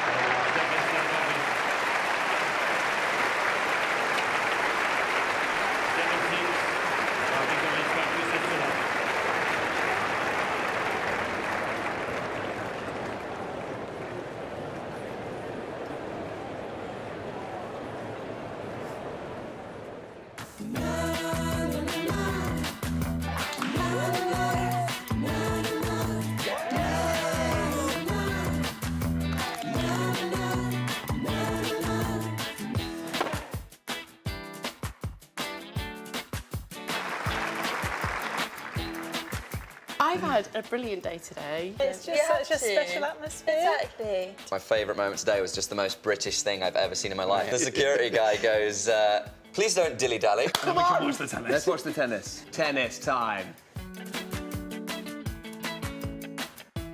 Oh, here he comes. Oh, look at him. He's got flair. Oh, stop it, Dustin. Like no one's it. I want to meet the rest of Dustin's extended family. Yeah. What, Sweeping? Sweeping Brown. You know. Oh, that one fell over. He's a dude. I'm sorry, but he's an absolute dude. Cleaning Brown. You don't need to do that. You're just jealous, a pair of you. I'm yeah, sorry. well, we are jealous, definitely, Yeah, because his arms are nicer than our arms. Hoovering Brown. Flopping Brown. Yeah. I think that's about it. You want to see some personality when you're watching tennis, and he's got it. Middle Saturday is always the sporting legends. Graham Lasseau, Gary Lineker. Gary Lineker off of crisps. That's Mark Foster. Joe Pavey, what a runner. It's Judy Murray, not Judy Dench. Judy Murray. Judy Dench. I thought it was Judy Dench. Similar, close, mate. Nearly got there. Camilla and Caroline, yeah. I love how you call them by their first names, like you're their mate. One of my favourites was Niaki. If she goes to the final, she will play Serena, who's her mate. BFFs. What do you reckon happens when one beats the other? them. I don't think you'd hate each other if one person won over the other one. You resent them quietly inside. Yeah. I think Wimbledon would be better if the person who won it the year before had to give over the plate and see that kind of... Right. You made a mistake. Oh dear. You get... Oh dear, darling. I was 17 when this was on. This match was the best. You know, Dad actually bought me a headband. Didn't he bid for black and white? Yeah, you bought it from an auction. It was quite cheap, actually. When's the mullet with the headband coming back? Look at him! Look at that guy. Oh. Oh, yeah, look at that celebration. That was a wicked final. There he is. Andy Murray. Andy. Come on, Murray. Oh, come on, lads. I could do the fist pump, even if I can't do the shots. It must be great going back to your biggest fan every night. I think Kim wears like an Andy Murray t-shirt. Yeah. She's like #1 fan. Feels like this is a good Wimbledon for Britain. Yeah. Watson, Ward, Murray. Sounds like a legal firm. Well, Watson, Ward and Murray could do their thing. They're just on another level, the tennis players. I actually feel like it's something that we can be proud of. That's what Wimbledon's all about, guys. Those moments.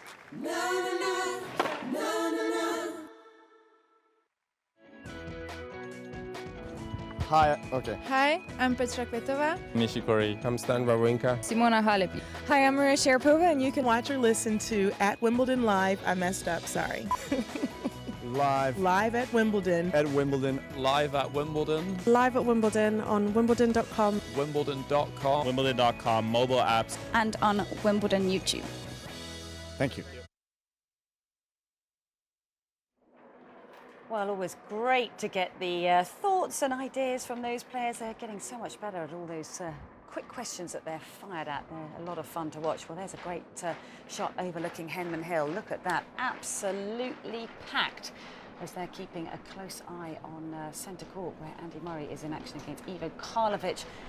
And hardly a blade of grass. It seems as if Henman Hill gets more and more packed every single year. And I know it annoys you, Matt, but they tried to rename it Murray Mount, and they've even tried to call it Heather's Hill as well.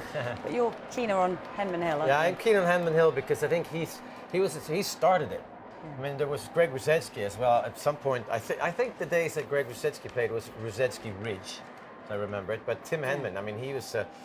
Well, he was the first Brit since I don't know when that actually got to the semis and now we started talking about him winning, and he got to the semis of the French Open, and it was huge for Wimbledon as a tournament to have Tim Henman get to the semis. It did a lot for, I think, for Wimbledon in people's eyes worldwide and also here.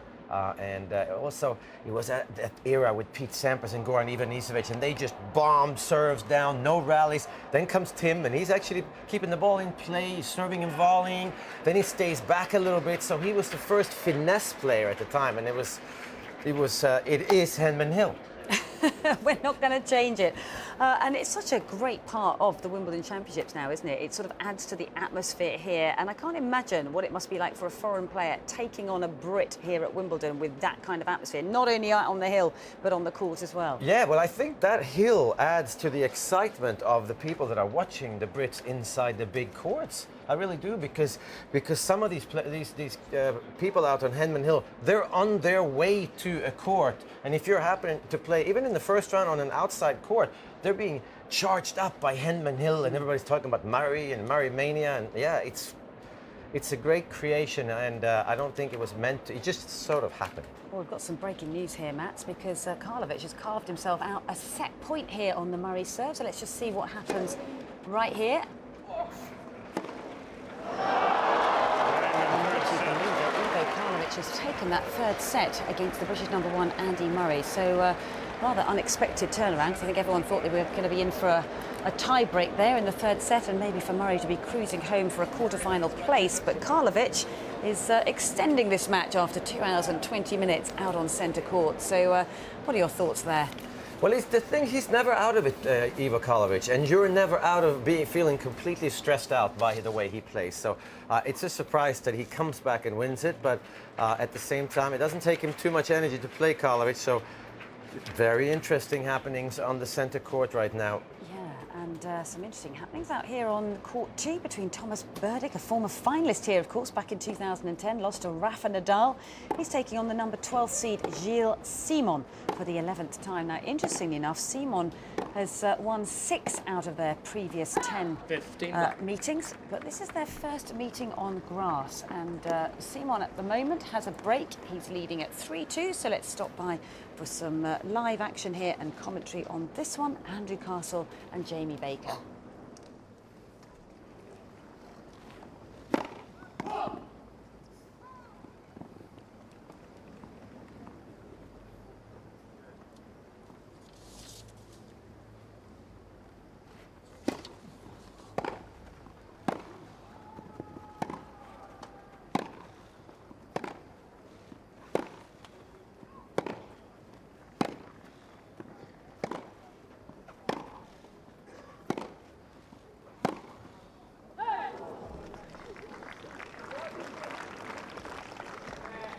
He warmed up for this event with a semi-final berth at Queen's, lost in the end to Kevin Anderson. He went on to goes to Andy Murray in the final, and then a quarter-final run out at Nottingham, lost to Sam Querrey.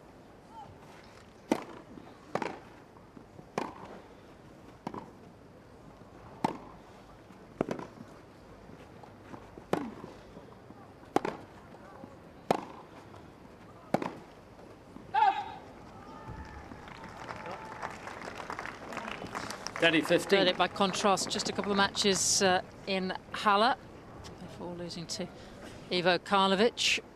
So not get as much grass court tennis coming in here as Simon.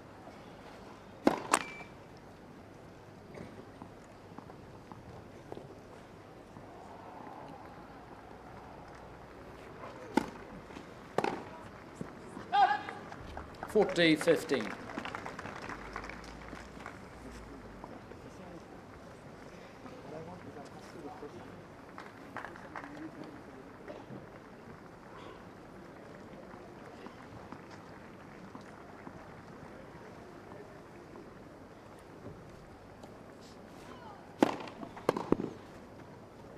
And suddenly a little more injection of pace.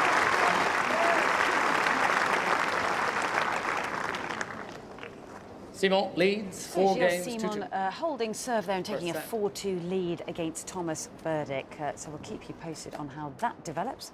But at the moment, we're going to head out to court 3. Back down towards the main clubhouse area, where Marin Cilic has taken the first set against Denis Kudla, a wild card from the United States. And again, we're going to stop by for some more live action because Kudla has a break in the second set, and here he is serving at 5-4. And commentary for this one, Jamie Baker and Dan Lobb.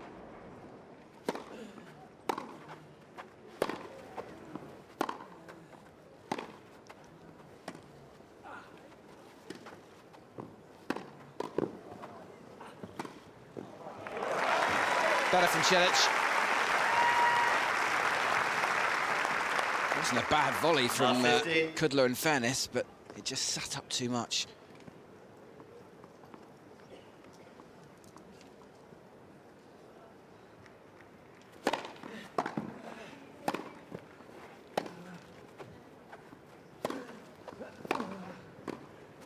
Oh, a lovely touch from Kudla. Admittedly, Cilic was miles back, but he still had to deliver that killer touch. Yeah, this is all about his positioning. Low down, racket head nicely behind the ball, and then just very soft hands just to dampen the effect of the ball on the racket strings. Wow. It's kind of the opposite, isn't it? Deft handset net with a drop volley, and then 122 mile an hour ace down the middle.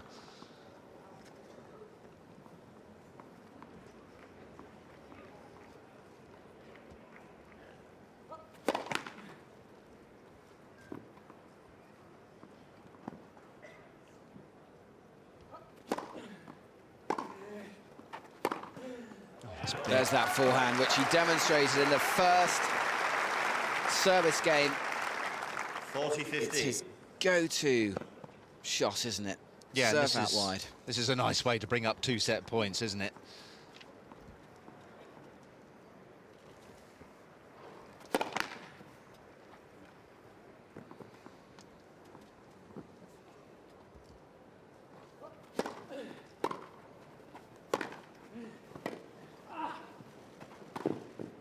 nicely done by Kudla. A pump of the fist, he's back in this contest. 6 games to 4. 1 set all.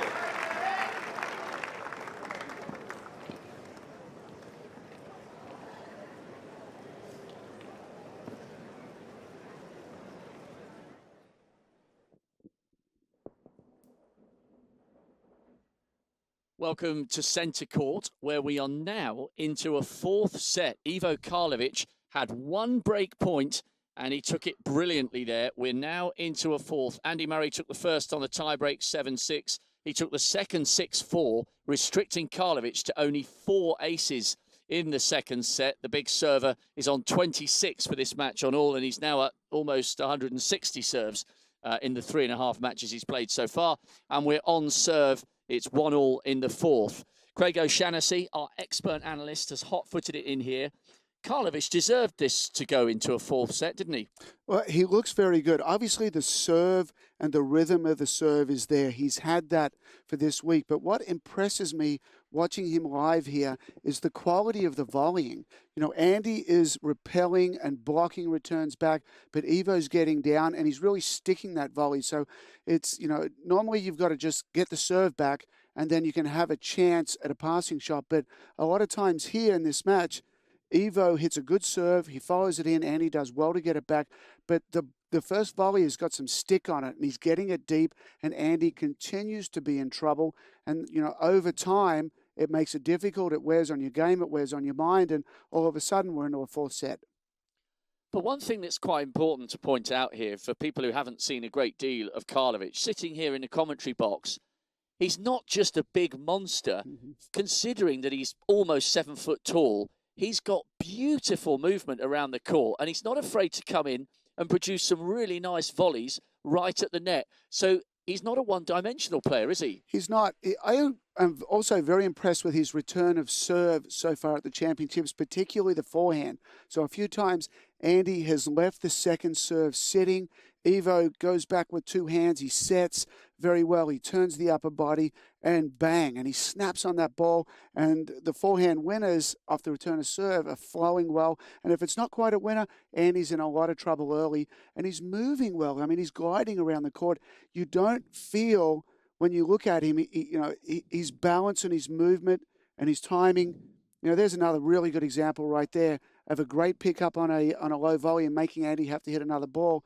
He looks good out there. He looks calm. Sometimes Ivo, when he's not playing well, can, you know, he can rush a little bit and he can go for something that's not really there. But he's really got it clear in his mind who he is as a tennis player. He's a big server. He's strong serving and volleying. He's got a very good first volley deep. He's returning extremely well. And all of this adds up to he's giving Andy Murray everything right now. And, you know, there's another ace out wide there. So this is going to get very interesting. Look for Andy's body language. Is that going to get down a little bit? Is he going to, you know, I saw early in the first set, he's chirping a bit too much at the box. So we'll see how his head handles this new onslaught. So I think that's ace number 27 or maybe even 28. It's 2-1 to Karlovic in the fourth. They've been on court now for over 2.5 hours. So this is turning into a real contest, which the neutrals will be pleased about. Just finally, from a neutral's perspective, you know this sport inside out. When someone as big as Karlovic is serving as quickly as he is, when you're down the other end and you're enjoying some success, which Murray has done over the course of the whole match, albeit that he's been taken to 4 here, is there some guesswork when you're on the other end? Is it almost a case of almost being a goalkeeper in a penalty shootout where you say, I'm going to guess that I'm going to go to the right, and 50% of the time I'm going to have half a chance because I've gone the right way, and 50% of the time I'm standing on the wrong side of the box. So how much guesswork goes into preempting where you think Karlovic is going to place the ball when he's serving at 130 plus miles an hour? Yeah, there's a few different elements that you can do when you're returning. One of them is definitely doing that, and you'll do it more against a guy like Karlovic than anyone else out there on tour. Sometimes when Ivo's hitting his spots and hitting the lines, you must guess, you must go, and you want to be keeping track of the history. A lot of times, you know, you see players look down at their tennis rackets and they look at the strings and they may be playing with the strings a bit. What they're really doing is think of the strings and the racket as a notebook, and they've got a pen and they're just taking little notes. Is that, at 30 all he went down the tee. The last game he went down the tee. And in your mind, if your mind is clear, you can see patterns emerging. So sometimes it may look like a guess. Agassi used to do that all the time. He'd jump in the middle of a service motion, one side or the other. But what Andre was incredible at is he's logging. You have this really nice clean log, so it looks like a guess, but it's really not. The other thing that Andy can do is start on a little bit more one side or the other and shrink that area that he knows Ivo wants to hit to. So, making Ivo hit where he wants the return to go is also something that you can try and unsettle the server. There's a real science to this. It's not just big guys slugging it out. Murray's 30-15 up on his serve. He trails 2-1 in the fourth and leads the match 2-1.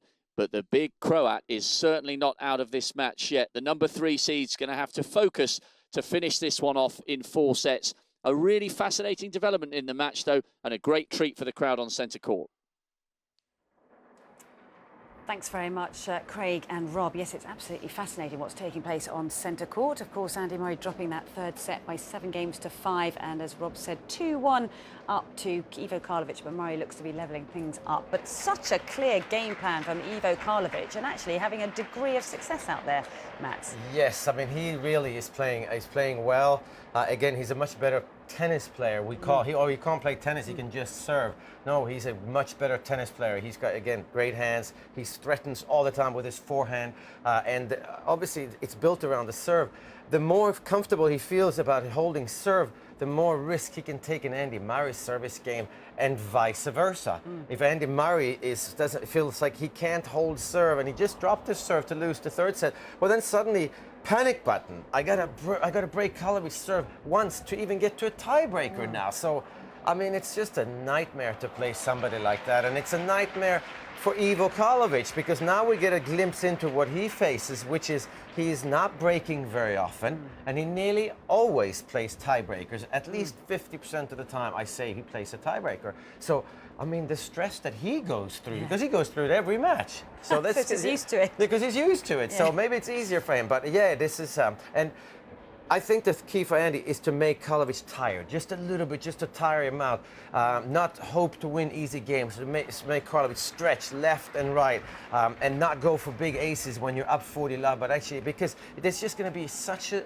small difference, and it could happen at 6-all, 7-all in the 5th set for Andy Murray. So physically, I think Andy Murray, in the end, he will win this match, but I'm not really guessing. Yes, he has, and it's not good for your confidence because you don't feel like you played a good match. Yeah, and it's interesting, isn't it? Because they could be more opposite in terms of their body language out there. Rob touched on the body language of Andy Murray, but we know he likes to vent at the box and kind of look up there to sort of get some support from them. But they've got Ivo Karlovic, he's just so mellow, isn't he, around the court? I mean, they couldn't be more opposite. No, he just sort of ambles around, and he is a very mellow person too. I mean, he's very intelligent and he's very funny, and the only thing not mellow about it is his serve.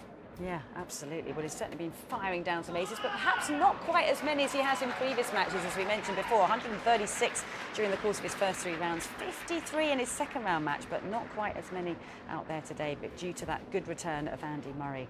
Now, it's time for a press conference with the world number 1, Serena Williams, who came through against her sister Venus earlier today. So let's hear what Serena had to say. What do you hope for the future as far as the possibilities of playing with Venus on such a grand stage? Well, what do you mean, what do I hope? Well, when you were interviewed when you came off the court, you said you don't know how many more opportunities there will be. What are your thoughts about that and the future for the opportunities? Well, you know, you never know. It's been 6 years since we played each other. So, like I said, I was just really enjoying the moment out there. It was such a great vibe and a great situation to be in, you know, when we both were so young to dream of coming to Wimbledon. And not only did we fulfill our dreams, but we both won it 5 times, and that's pretty amazing. And so I was just had an opportunity to reflect on that. And then for the future, what do you hope there will be, given that you're both playing at such a high level right now? Yeah, we're both playing really good, so I think this opportunity could come often again. Hopefully it'll come a little later in the tournament, but I definitely think it could present itself again. Serena, now that it's over, did you dread facing her this early in the tournament, with all this stuff around it, the Grand Slam possibility, and she seems to be playing pretty well. Yeah, she's playing great. Like I said, I no longer answer questions about Grand Slams. But yeah, she's been playing really great. I don't really enjoy playing her in general so early at any type of tournament. I'm totally okay if it's at a later stage, but that's just how it worked out the past. Seeing how Venus has come back and how she played today, what can you expect still from her in her career? Because she get right back up to the heights again. Yeah, she's playing really well, and she probably could have played a lot better as well. So, you know, I've been there watching her practice every day and train, and she's practicing well, and she's putting in the time, and she's feeling better. And so, you know, you can start to see that being reflected in her game. And boy, she has the game to just knock anyone's socks off. So, just have to be ready. Do you head out there thinking, trying to tell yourself, I'm not playing Venus, I'm just playing another opponent? And has your thinking about that changed over the years from when you first played her all those years ago? You know, in the beginning, I had to really kind of focus on that. I had to really think like, you know, no, I'm not playing Venus. But now, you know, I wasn't thinking like that at all. I just thought I'm playing a tough opponent, and she's been playing so well. Oh, my God, you know, how am I going to be able to overcome this? So it wasn't necessarily I'm playing Venus. It was just more playing my opponent in the ball.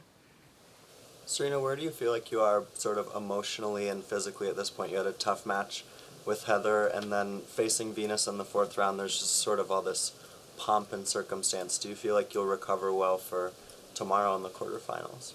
Yeah, I look forward for tomorrow. I feel like my tournament has finally begun, and this is where I feel really comfortable in a Grand Slam. I remember you saying in Paris that by this point in the tournament you sort of have an idea of what else is going on in the tournament and the draw and things like that. The top half of this draw has been a lot stronger. There's a lot more lower-ranked players left in the bottom half. Just how does it feel when you're in a tournament that sort of, from the outside, looks like it's lopsided and there's a lot more opportunities in some parts than others? I don't think about it so much. I always seem to be on the side that's more lopsided. I'm on the heavier side, it seems, maybe because I'm one of the heavy hitters and it makes it heavier, but also with Maria and Victoria and Venus, and it's a lot of heavy hitters on this side. So it doesn't matter at the end of the day. You know, you have to get through these matches now, sooner or later, or, you know. This is the first time in over 10 years we've had 3 American women in the quarters here, Coco and Madison both making 2. Just your thoughts on getting some support late in the tournament? It's really great, especially from both those ladies, and Madison's playing really well, and Coco as well, just getting the quarterfinals, played with her a bunch of, on Fed Cup, and we were able to develop a relationship, and, you know, it's so good to see all her hard work paying off. So, yeah, it's really exciting to have 3 Americans in the quarterfinals. 3 out of 8 is pretty good. How much of an internal struggle was it for you in that final game to ask to make the challenge? Because it seemed like both of you throughout the match were kind of reluctant to make the challenge. And as I asked Venus, she said she used to beat you quite a lot when you were younger. But did you ever cheat on the line calls when you were calling the lines to try and move it your way when you were a kid? That's the past. Like, I was young. Is that yes? Yes. I was young and I made mistakes, and, you know, if it was close to the line, I just called, because she always beat me. So. But today, it looked like you sort of paused. It was well out the serve, and you sort of seemed to pause before you challenged. I didn't. I went like this, and I was automatically like challenged, and I was like, wow, I didn't even ask yet, but challenged. So, because I thought the ball was really far out, and I was kind of like whining and complaining, but it was, yeah, so I didn't hesitate. And all the other ones I wanted to challenge on, I saw that they were clearly like on, she just kept hitting the lines, and I thought they were going out, and then I saw that they were on the lines. I don't challenge out of stress anymore. Serena, how does it make you feel when you hear some of the younger generation, the next generation of American players talk about the inspiration that they've drawn from you and also from Venus? It's an amazing feeling, just to be a part of, you know, the last generation that played and still continue to play tennis is great, you know, and then to see these young players say they're inspired is almost it's unbelievable, because it's like when I go out there, you go out there to play your best and do your best, and you dream of winning. You never really, no kid is like, I want to dream of inspiring other women and other players, and so that's just a side of it that you don't realize you are fortunate enough to do. And so for me, it's really, really exciting. Venus said afterwards, she said, you looked in pretty good shape to win this tournament. She said it's going to take something pretty special to beat you. Any thoughts on that? Yeah, I mean, I don't know. I'm just going in here and doing the best that I can. I hope not to have a bad day. I have a tough couple rounds, hopefully 3 rounds to play. I'm just going to try to make it through the next one, and then the next one, and then the next one. And at the end of the day, I'll just do the best that I can. Serena said of siblings in our sport, like Bob and Mike, or you and Venus, that they know the next move, the next tendency, the next turn. Talk about being so close to Venus, sensing what she's going to do off court, and also sensing what she's going to do on court.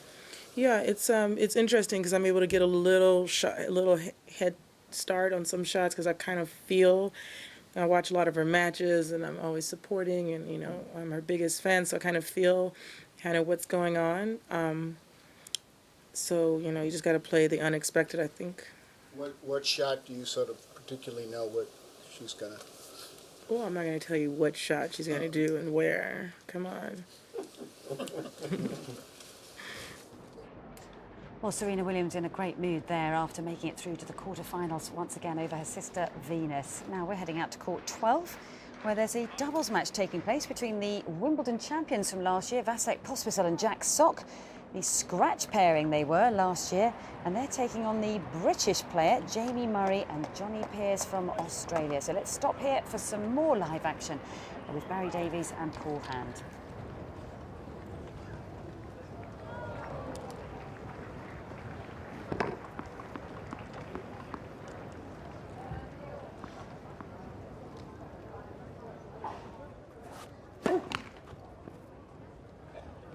Lots of good partnerships playing in this round.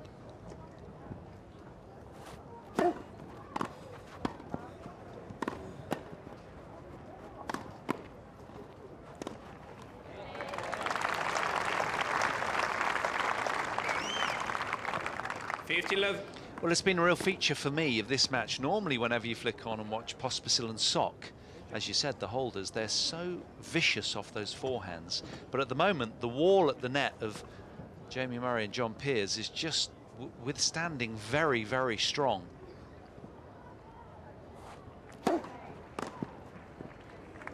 Oh. 30 love.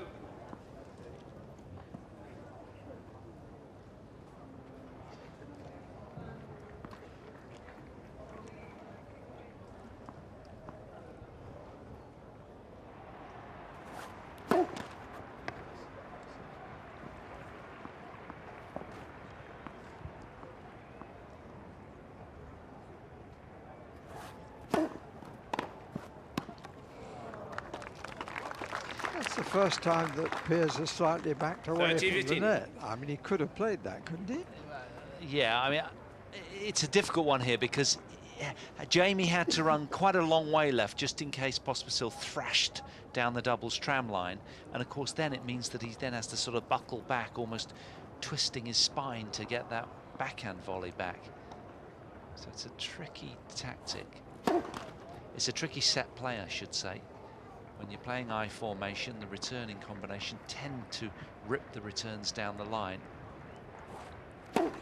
Right. 30 up. So the first hint of doubt on the Murray serve.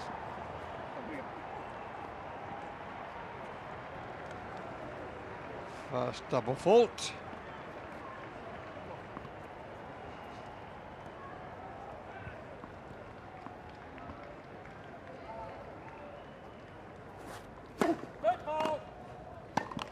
Ooh, a little backhand into the net showed a certain irritation at the cry of foot fault. He's well back from the baseline. Now in.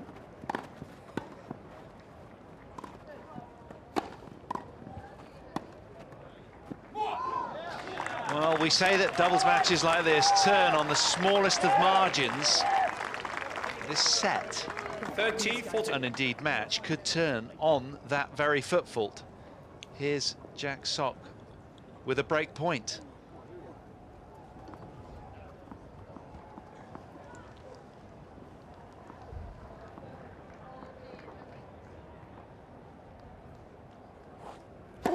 Let.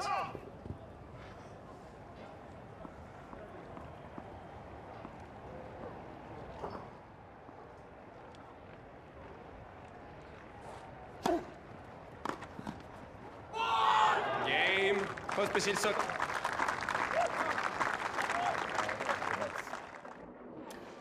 Okay, we're heading straight out to court one, where Stan Wawrinka, remember he took a 2-sets-to-love lead over David Goffin, 7-6, 7-6, and here's David Goffin serving to stay in the match. So some more commentary on this one, Simon Reed and Jamie Baker.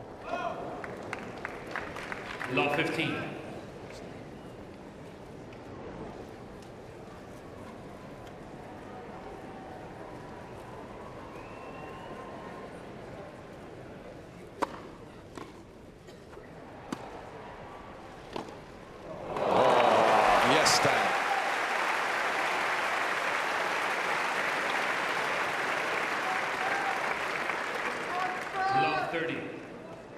Inspirational shot.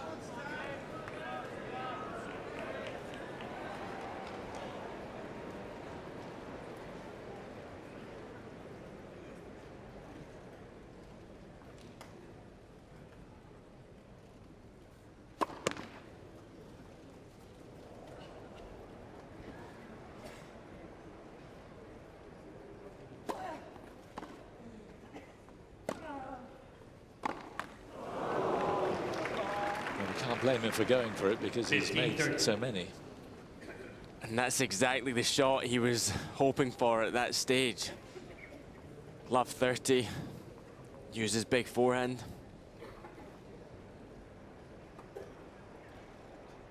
Not enough first serves.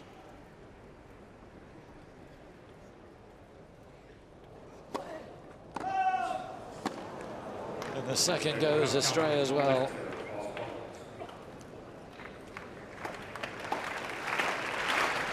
He's challenged, but this won't do him any good.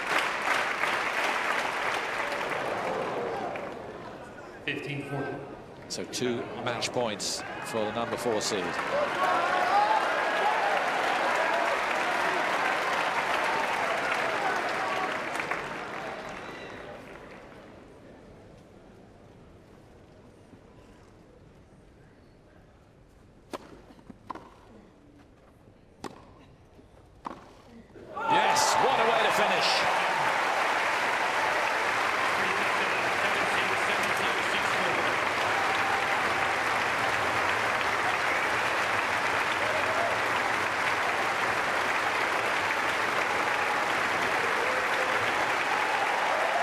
It wasn't Stan the man today, but it was at the end, and perhaps that's most important.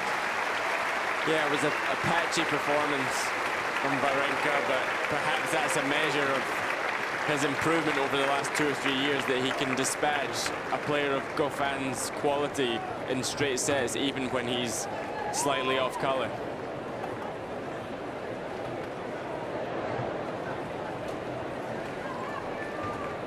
So an impressive display from Stan Wawrinka, who's made it through to the quarter-finals for the 2nd year in a row to face Richard Gasquet, who came through earlier today against Nick Kyrgios. But Stan the man, we always sort of underestimate him, don't we? We find ourselves talking about the top players, Murray, Djokovic, maybe Roger Federer, and always forget that he's quietly making his way through the draw and is very, very much a threat here in these championships, Matt. Oh, he really is. I mean, that's a great match for him to win. He's, like Jamie Baker said there, he's not playing his best tennis today. He has throughout the fortnight so far, but I think that's what he needs to present himself as one of the that we call Big Four. To become the Big Five, he needs to not lose to opponents that are lower ranked to him in the Grand Slams. and he needs to be able to beat the big four in Grand Slams, and he's starting to do that. So the next step for him is to always get to the number that he's seeded. So he's seeded 4. He needs to get to the semifinals, and he has a good chance of playing Richard Gasquet. If you have a chance to go and watch this match, this is going to be great, because 2 of the most beautiful backhands, if not the 2 most beautiful backhands that we've ever seen when it comes to one-handed backhands. And Richard Gasquet, fresh off beating Nick Kyrgios, should be a great match. This match, Stan Wawrinka has to play at his best to win. So I think this is a great match for both of them, because if they get through this quarters, they're going to be waiting, and hopefully for them facing Novak Djokovic or Marin Cilic, Kevin Anderson, Dennis Kudla. They're still out there, so be a great quarterfinals match. Yeah, and we've sort of seen more of the success from Stan Wawrinka on the hard courts, obviously at the US Open and, of course, at the Australian Open as well, and then now on the French Open as well. So how does his game match up on the grass courts, and is he starting to learn more about the grass, and is he going to be more effective now? I think so. I think he's not hitting as much. He's pushing the ball back in play. He's not being quite as aggressive all the time. He's aggressive when he has the opportunity, but on clay courts and hard courts, he's not chipping as many balls back. He's actually going for way more shots. Here, he plays finesse until he gets a little bit of a chance to go for a big shot, and then he goes for the big shot. And that's great. He comes to the net a little bit more on grass as well. And his serve, I think he's serving better here than I've seen him before. And why that is, if he has a higher percentage, we're going to have to speak to Craig O'Shaughnessy about that, and hopefully we'll get a report. But he's becoming more polished as a player, not quite as raw as he was a couple of years ago. Yeah, and do you think for him it's more about the movement on the grass as well? Because every player is saying how much more difficult it is to move, and it's more difficult to kind of push off. Do you think it's more difficult for him because he needs to be so balanced to get behind the ball, particularly on that backhand side that you've talked about? I think that's 100% correct. Yeah, I think he can't hit everything because he's not in balance. So, but he's got such good hands, and he makes it look so simple when he does slice the backhand or even slice the forehand, and then he gets his feet organized. When he gets his feet organized, he's going to hit the ball as hard as he can, pretty much. But he doesn't get as many chances to go for those big shots on grass courts. We're going to head across to Rob, I think, who's watching over Andy Murray and Ivo Karlovic on centre court. Yes, we've just seen a massive game because Karlovic was broken. Murray was 4-3, but Karlovic had opportunities to level at 4-all. Crucially, he couldn't take them. Murray had an ace on a second serve, so the Croatian is coming out trailing 3-5 in the fourth, serving to stay in the match. But even if he does, Murray will then have the opportunity, possibly, to serve out the match at 5-4. Craig, he's had his chances, Karlovic. Not many, but on that occasion, he may well be kicking himself. Yeah, exactly. The one that stands out, well, there was 2 big ones. The one that stands out initially was he had a second serve in the ag court. Andy went for a big serve, first serve out wide, and missed it in the net. You know, it was pretty bold serve because you're giving Karlovic a look at a second serve. The serve's probably going to the backhand. Ivo ran around it and tagged it cross court, put it in the alley. I mean, he really went after it and missed it just wide. So we're back to juice. We get another fault, and then Andy knows that Ivo's going to run around. He knows that he's trying to turn a backhand into a forehand. So Ivo moves left in the juice court. Andy goes wide and hits a second serve ace to get to take it from juice to add. And that's really, you know, a whole match, you know, can turn in those couple of points. And Andy dodged a bullet on one and was pretty bold with the second serve on the other. And, you know, he's closing in. He's just a few points away from the match here in the fourth set. Well, he is going to be desperate to ensure this doesn't go to a fifth. It's been a long day, almost 3 hours on the clock. The crowd are roaring because Karlovic is serving. He was 30-love, it's now 30-15. So the crowd would love Murray to finish this one 6-3 in the fourth. But Karlovic, of course, still has the advantage in this game. Question for you on a technicality. We saw a challenge there from Murray on a Hawkeye. Yes. Now, we were told... we heard from BBC commentary that Hawkeye has to have a 3mm allowance for error. And apparently, the shot that Murray challenged, he was correct in the challenge, but Karlovic's shot was only 2mm outside the line. Yes. So what are the rules there? Karlovic is now, it's 30-all, so Murray potentially only 2 points away from taking this 6-3 in the fourth. What's the technicality on Hawkeye? Well, nothing is ever going to be perfect with something like that. There's always a margin of error, but when the line is called, it's, if it's 2-0 out, it's 2-0 out. It's not like it's 2-0 and then you've got a 3-0 margin, so it's 1-0 in. It doesn't work like that. It's here's the call, here's the margin, but we all understand underlying the technology is there is, a little bit of a margin for error, but, it's a bright sunny day out there. We've seen a couple of times late in the evening that Hawkeye has had to be turned off because the light isn't good enough, but at the moment, it's doing a very good job. Okay, the reason we've cut to pictures, Ivo Karlovic is serving to stay in the match. It is match point to Andy Murray. Karlovic must take this to deuce, and he's going to have to do it off a second serve. Are we seeing the end of the challenge of this giant Croatian? Murray on the verge of the quarterfinals.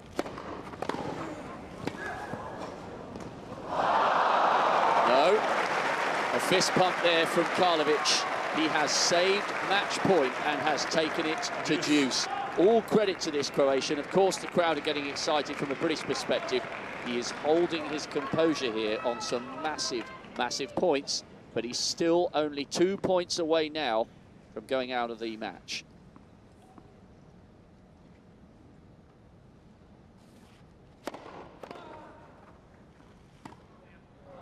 Oh, he made that look so easy.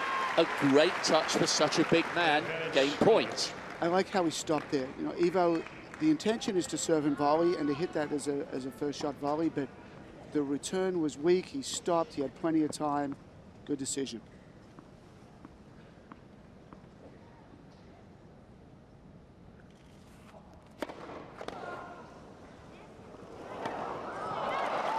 Great stuff from Karlovic. And he returns to his chair. Gets a little round of applause and a standing ovation from one of his coaching team. And he will force Andy Murray to serve for the match, just 1 minute shy of 3 hours on the clock. He hasn't had many chances, Karlovic. He's taken one or two when he's had the opportunity, but that was really, really ballsy there to save match point in the manner in which he did. Smart to go to the Andy Murray forehand return. The backhand is better. He hit it big, he hit a corner. Andy reached, got it down low. I mean, an excellent shot. That's great grass court tennis to rebound that back cross court and kind of catch Andy at the feet. The most important aspect of this next service game is Andy's first serve. If he makes 4 out of 6 first serves, this thing's pretty much done and dusted. If he makes 2 first serves out of a probable 6 points, then Ivo's going to have a great chance to pass. Ivo's been doing much better returning with his forehand return than backhand, but this is where the guessing game starts. And his first point, Andy's going to walk up to the line and say, Ivo knows that I'm going to go to the backhand, so maybe I'll slide it at the forehand. But is he thinking about that as well? So they're both inside each other's head at the moment. Well, a massive, massive game coming up for Andy Murray. He's serving for the match. He's been out there for 3 hours. He does not want to concede serve and have this one head back to a tiebreak with the possibility of a 5th. Poised here for a moment of drama, Annabelle. Thank you very much, Rob and Craig. Yes, it's so exciting out there at the moment. And Ivo Karlovic giving him plenty to think about and hitting shots behind him. He's chipping and charging. He's throwing everything at Andy Murray. Yeah, and I mean, this is the only player in the world that plays like that. Sam Groth now presented himself here at the championships, and he plays sort of a similar style, serves about at the same pace, but maybe plays a little bit more than Karlovic. But like I said before, he's a much better player these days, Ivo Karlovic, and grass courts are not his best surface. I mean, he's going to have more time on hard court, not more time, but it'd be easier for him on a hard courts in many ways, and maybe more difficult to break him because the ball's going to skid through the court. So watch out for the whole summer of hard courts, and watch out at the US Open, because Ivo Karlovic is a different player today than he's been for the rest of his career. He certainly is. Well, I'm sure we'll be back there shortly just to see if Andy Murray can close out the match. But let's get some social media with Catherine. What's been said out there? Well, lots of people speculating about whether this is a matchup of best server in the world versus best returner in the world. And I did tell you all earlier that the question on Hill versus World at the moment is Andy Murray the best returner in men's tennis. Hashtag yes, hashtag no, and then of course hashtag the Hill or hashtag the world.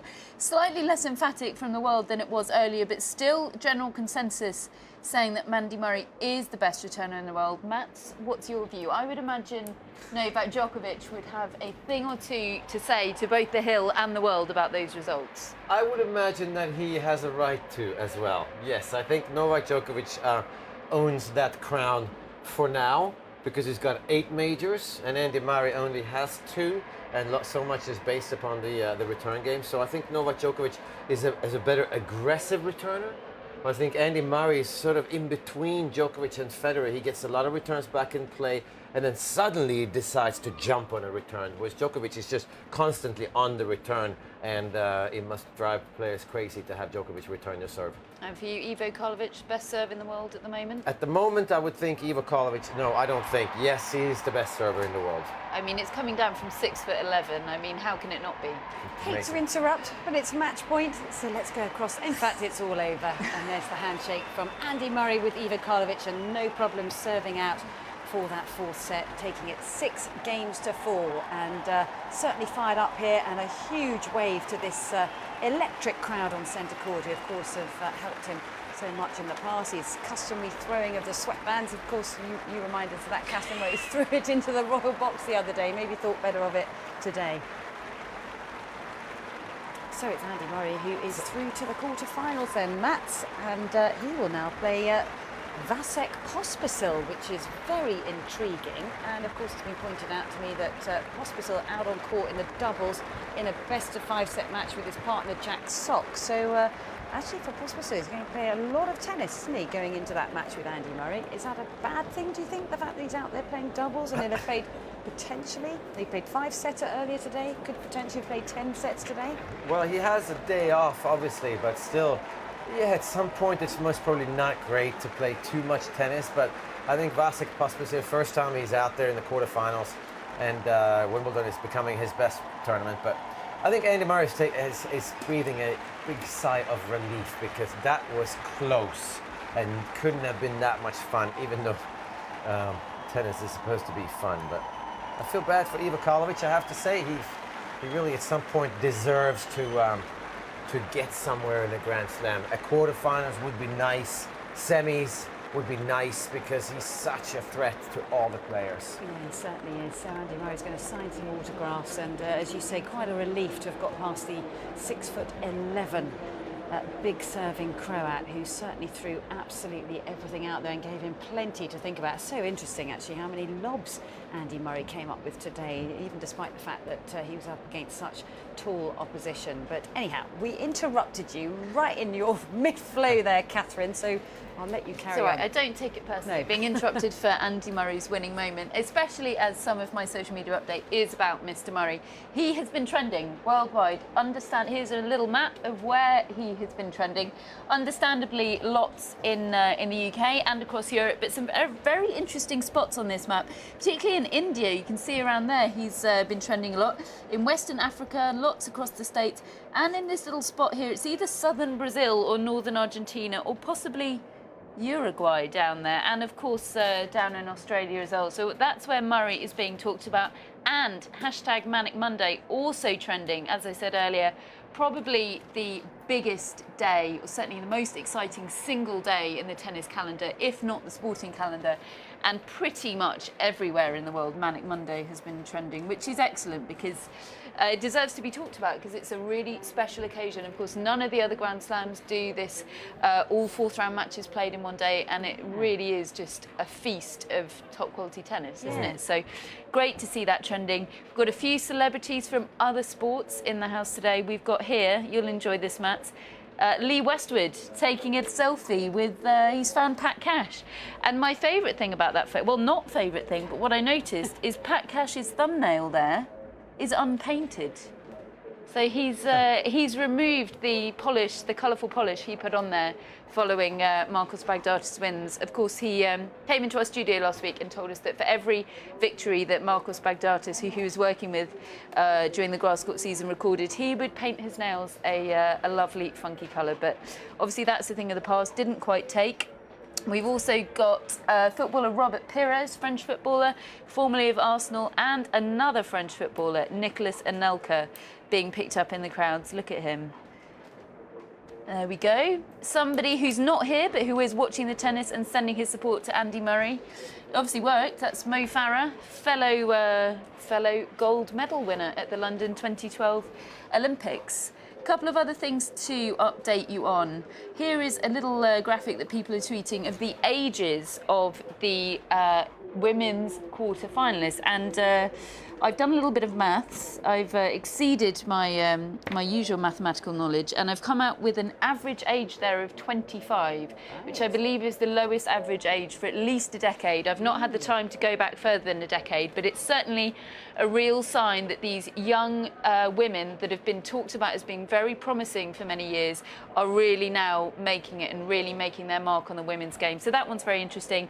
And fine, actually no, a couple of other things, but I just wanted to update you on this because I gave you a roundup earlier of what various different players showed us that they were doing with their day off yesterday. Well, Garbiñe Muguruza booked her place in the quarterfinals earlier with a win over Caroline Wozniacki, and this is what she did with her day off. Courtney Nguyen, a very good journalist working for Sports Illustrated, has tweeted from her press conference that Garbiñe Muguruza spent her middle Sunday watching Silence of the Lambs. Oh my goodness me, I couldn't think of a worse movie to watch. Nor could I, but it's done the trick. I mean, you know, if it works, don't knock it. Maybe we should all try watch that. film. I spent the whole time in the cinema behind, I don't know, a pillow or something, and I ended up gave up. It just was horrendous. I couldn't watch it. Pretty tough stuff, isn't it? But hey, that's it's worked for her, so there we go. Just finally, if we've got the time, we've had Wally Masur up on the broadcast roof just behind us today, and he has announced, he of course is the interim Davis Cup captain for Australia at the moment. Pat Rafter was Davis Cup captain for Australia until earlier this year. He's stepped aside from that role to take on a performance development role. And Leighton Hewitt is the Davis Cup captain in waiting. The job is there for him when he wants it. But in the interim period, it's Wally Masur. And he has announced his team just now to face Kazakhstan in their next tie.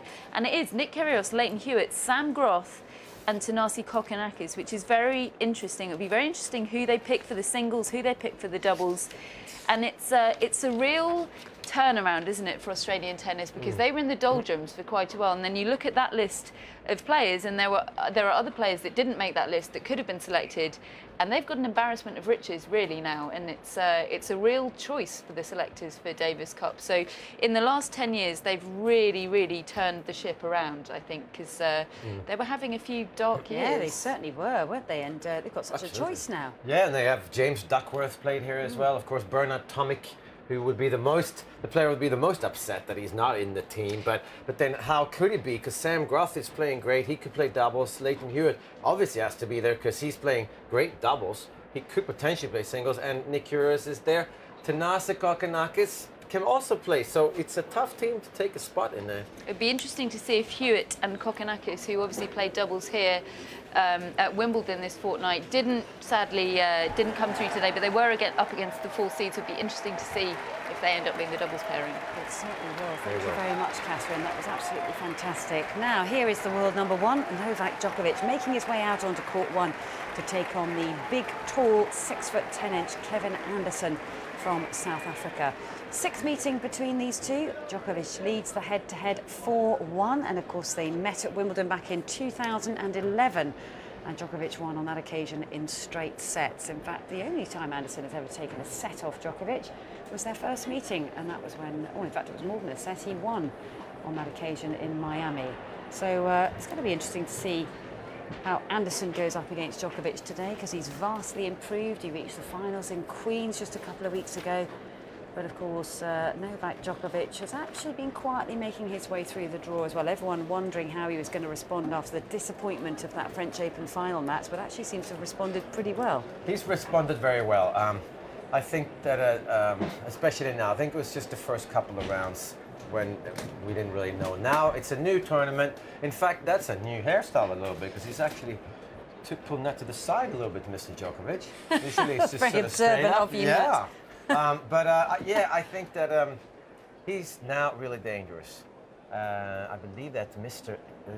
Djokovic, Novak's dad, who hasn't been around to tournaments for quite a while. It was maybe at the French, but they used to travel to a lot of the tournaments, his parents, and then they didn't really for a while, and obviously great supporters, but should be interesting. Still, how well is Djokovic playing? This is what Kevin Anderson is there to do, to try and get Djokovic to play a great match, not just a good match. Okay, well, let's find out a little bit more about Novak Djokovic with some IBM insights.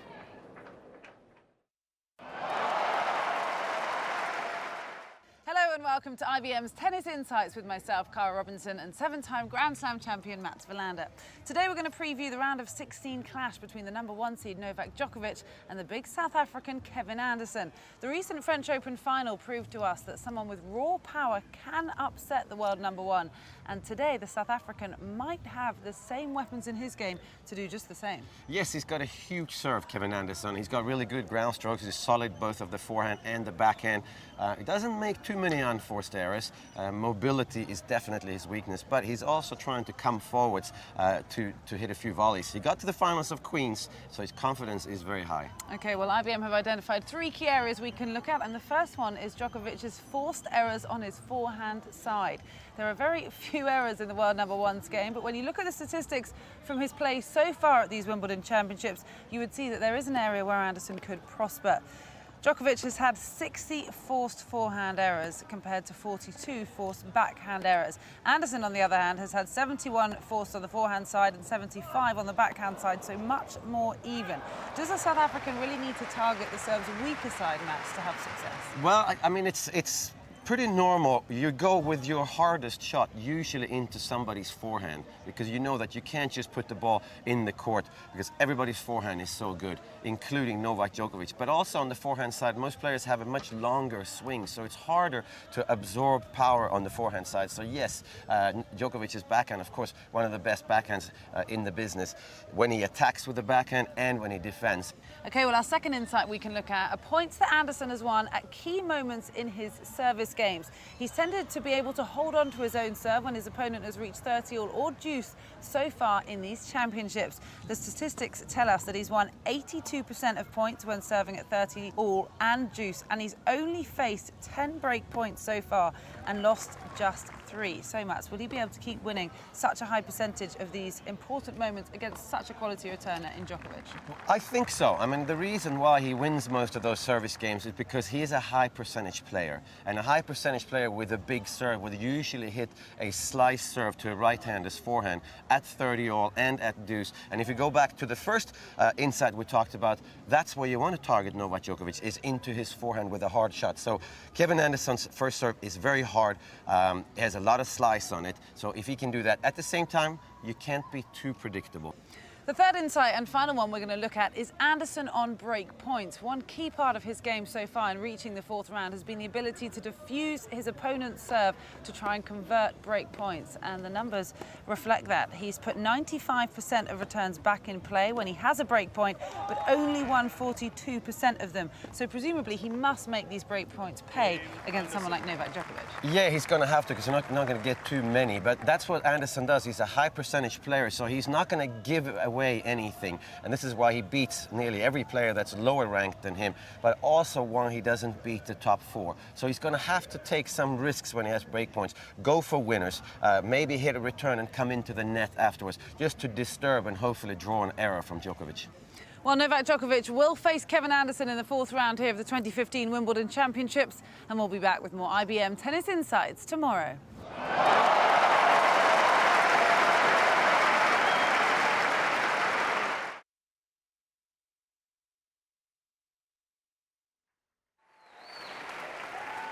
Well, fascinating stuff. So let's stop by here for some live action in this opening service game then between Novak Djokovic and Kevin Anderson. And commentary on this one, Nick Mullins and Peter Fleming. Ready? Play.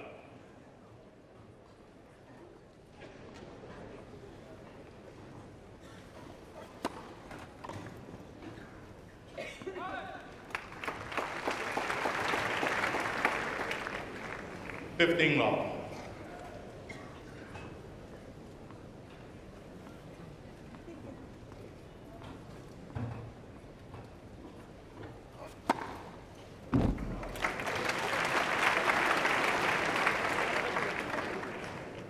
30 love.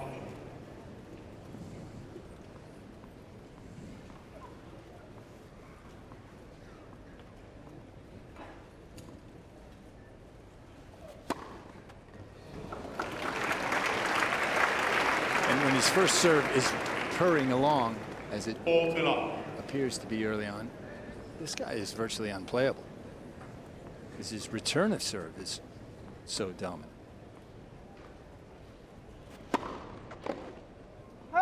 Game Djokovic.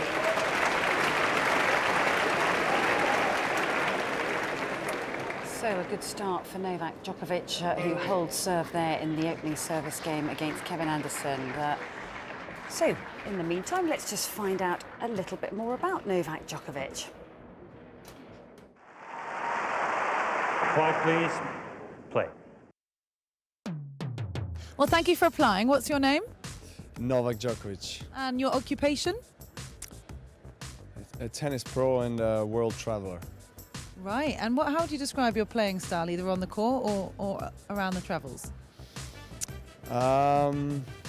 I would say I am very agile.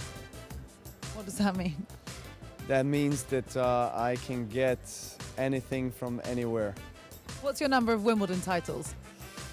2. Your number of other titles? 51. Do you know your number of Twitter followers?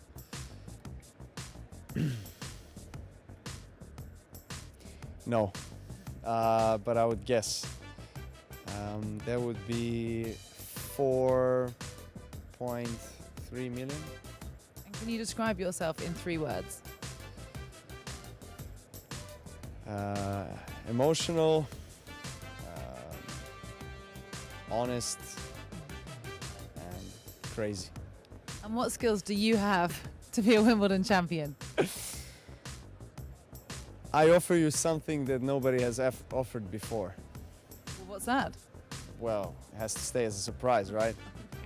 What do you consider to be your weakness? I'm late, so I'll be a bit late for my job. But you can tolerate anything within 15-minute range, if that's okay for you. Okay, that's what I have to be ready for. Okay, and how do you deal with stressful situations? I breathe. Can you give me an example? Lastly, why should we give you this job of being the 2015 Wimbledon champion? Because I'll make the best out of it. Okay, well, thank you for applying. I'll get back to you, let you know if you're successful. Quiet, please. Play. Well, a real twinkle in Novak Djokovic's eyes there. A two-time champion, as he said, and certainly in very good spirits. But we're heading out to centre court where Roger Federer, the 17-time Grand Slam champion and winner of 7 Wimbledons. Nobody has ever taken 8 Wimbledon titles in the history of the game. And he's taking on this man right here, Roberto Bautista Agut, who's 27 years of age, ranked at 22 in the world. They've only met twice before, both on hard courts, one of those at the US Open, but yet to meet on a grass court. So Matt, just give us your thoughts looking ahead to this match here, and what can Bautista Agut offer up against Roger Federer? It's a very difficult match for him because he doesn't really have a huge weapon, Bautista Agut. He's a very solid player. He's got a pretty good serve. He's got a really good forehand, very flat backhand. His movement is definitely his strength. But I'm not sure that there's much he can do to hurt Roger Federer. That's if Federer plays well. If Federer doesn't play well, suddenly he throws in a few unforced errors. He's not going to get anything for free from Bautista Agut. That's for sure. So it could be interesting. Well, there's Federer's mum sitting there to the right next to his wife, Mirka. So let's find out a little bit more about Roger in Coaching Corner. Time now to talk about the volley, and of course Roger Federer is using the volley more and more during the course of 2015, particularly under the guidance of Stefan Edberg. So just talk us through Roger Federer's volley. I mean, he's improved it tremendously, not just the technique on the volleys, but also his movement at the net. But I think if we go to technique first, his forehand volley used to be quite open. And I think a lot of players today are very open when they hit a forehand volley. I've sort of done some research with the forehand volley, and I think it's because they're so used to hitting the ball in front of them on the full drive forehand that they have a problem hitting the volley behind them. But Roger Federer has started to turn much more. If you watch, let's say, Stefan Edberg, when he volleys on the forehand side, he's turned the same way on the backhand side. You're turned. He's turned on the forehand, and Federer is much better at that. His backhand volley was always pretty good. His forehand volley was a weakness, but I think that the technique under the guidance of Stefan Edberg is simpler. And also, when Federer comes to the net these days, it actually looks like he enjoys being up there. Yeah. And he doesn't mind, you know that when we used to play, just get a racket on the ball, and the ball might sort of go over the net, and you might win it, especially on grass courts. Federer wasn't that keen on doing that before. Now, he hits a good first volley, and then he keeps moving forwards, and he's willing to win sort of a cheapish point. Yeah, and you mentioned first volley, because of course back in the 80s when we saw people up at the net more and more, and we had that big sort of tee cutting out of the grass court, the first volley for Federer now is vastly improved, isn't it? Because that's actually a very tricky shot around that service line, isn't it? It's very tricky, and it was easier, I think, in our day because we used to come to the net more often, so you get some practice. And the first volley is huge. For Roger Federer to win here at Wimbledon this year, he needs to volley well, he needs to volley often, and it always starts, of course, with the first volley. So he's always talked about he wants to serve and volley his way to a Wimbledon title once, and I think he has a good chance this year. But I think the first volley, the difference here as well for Federer is that he used to come in very upright. And he's way lower down now. And if you remember the Pat Cash, Stefan Edberg, Patrick Rafter, always so deep in the knees. And Federer never used to be, but he is today. In terms of the volley, because the modern volleyers do it less than the volleyers in your day, I guess, but it's more of that cutting motion on the forehand volley, isn't it? Whereas some of the modern volleyers volley a little bit flatter, would you say, which doesn't get that ball to travel. But is that something that Federer is now introducing more to his volley? That's exactly it. I think that he's cutting the forehand volley a little bit more. He was always very good at cutting the backhand volley. Of course, sometimes he even cut it too much on the backhand side, puts too much backspin on the ball. But on the forehand side, and I think it has to do with the grip he's using, also the fact that he turns his shoulder, so now it's easier to cut. But I think today's players, they tend to hit a flatter forehand volley because they tend to hit the ball in front of them. And the volleys, as much as you need to reach as far in front as possible, it mustn't be so far in front that you lose your technique. So it still needs to be in here somewhere. And I think that's where Federer has improved as well. And is it a different mindset now in terms of coming forward, that the first volley needs to be deep and then you're looking to finish off the point with the second volley, as opposed to, you know, maybe over the last, decade or so, volleyers have been trying to do the drive volley, trying to hit a quicker volley winner earlier in the point, whereas now they're actually trying to use that first volley around that service line? No, definitely. And I think on grass here at Wimbledon, you're going to see the players using it way more as well, because here, they might not plan the attack, but you are going to have to come into the net more often because there are more balls that bounce in the middle of the court that has a low bounce, and you can't hit it and go backwards. So players hit way more first volleys on the grass, and it's really about being willing to win the point in, let's say, an ugly way, making the first volley and forcing your opponent to hit a passing shot. And the best volleyers in the world, they're not necessarily have the best technique. The best volleyers in the world are the ones that cover the net. And Roger Federer, exactly, yes. So Roger Federer covers the net way more these days than he used to. Fantastic stuff. Okay, so there's some more tips on the volley, one of the key shots in Roger Federer's repertoire.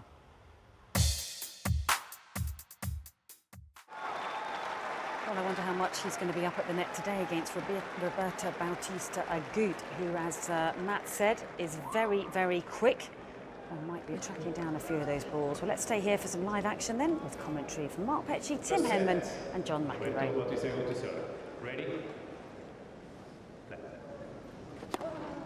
15 up. Got to say him or Pete Sampras.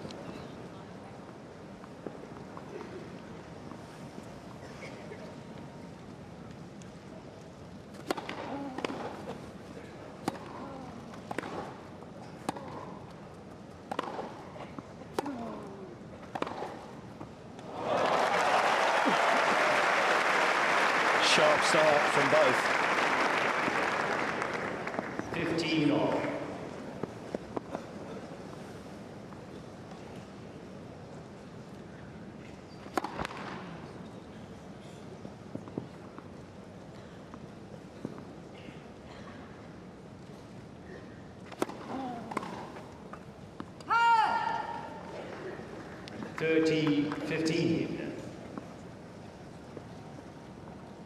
Did win a title on the grass last year in Hertogenbosch, Batista Agut. Very flat hitter of the ball. He can be awkward. I think the fact that he's been on this court against someone as good as Murray will help him. Nerves won't play as big a part.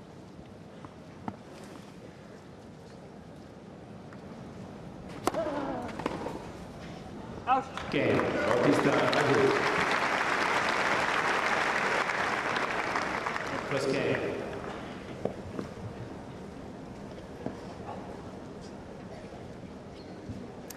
So you can continue watching that on the BBC or ESPN, but Roberto Bautista Agut off to a good start in that opening service game. But we're heading straight over to court 2, where Thomas Berdych, a former finalist here back in 2010, is in all sorts of problems against Gilles Simon.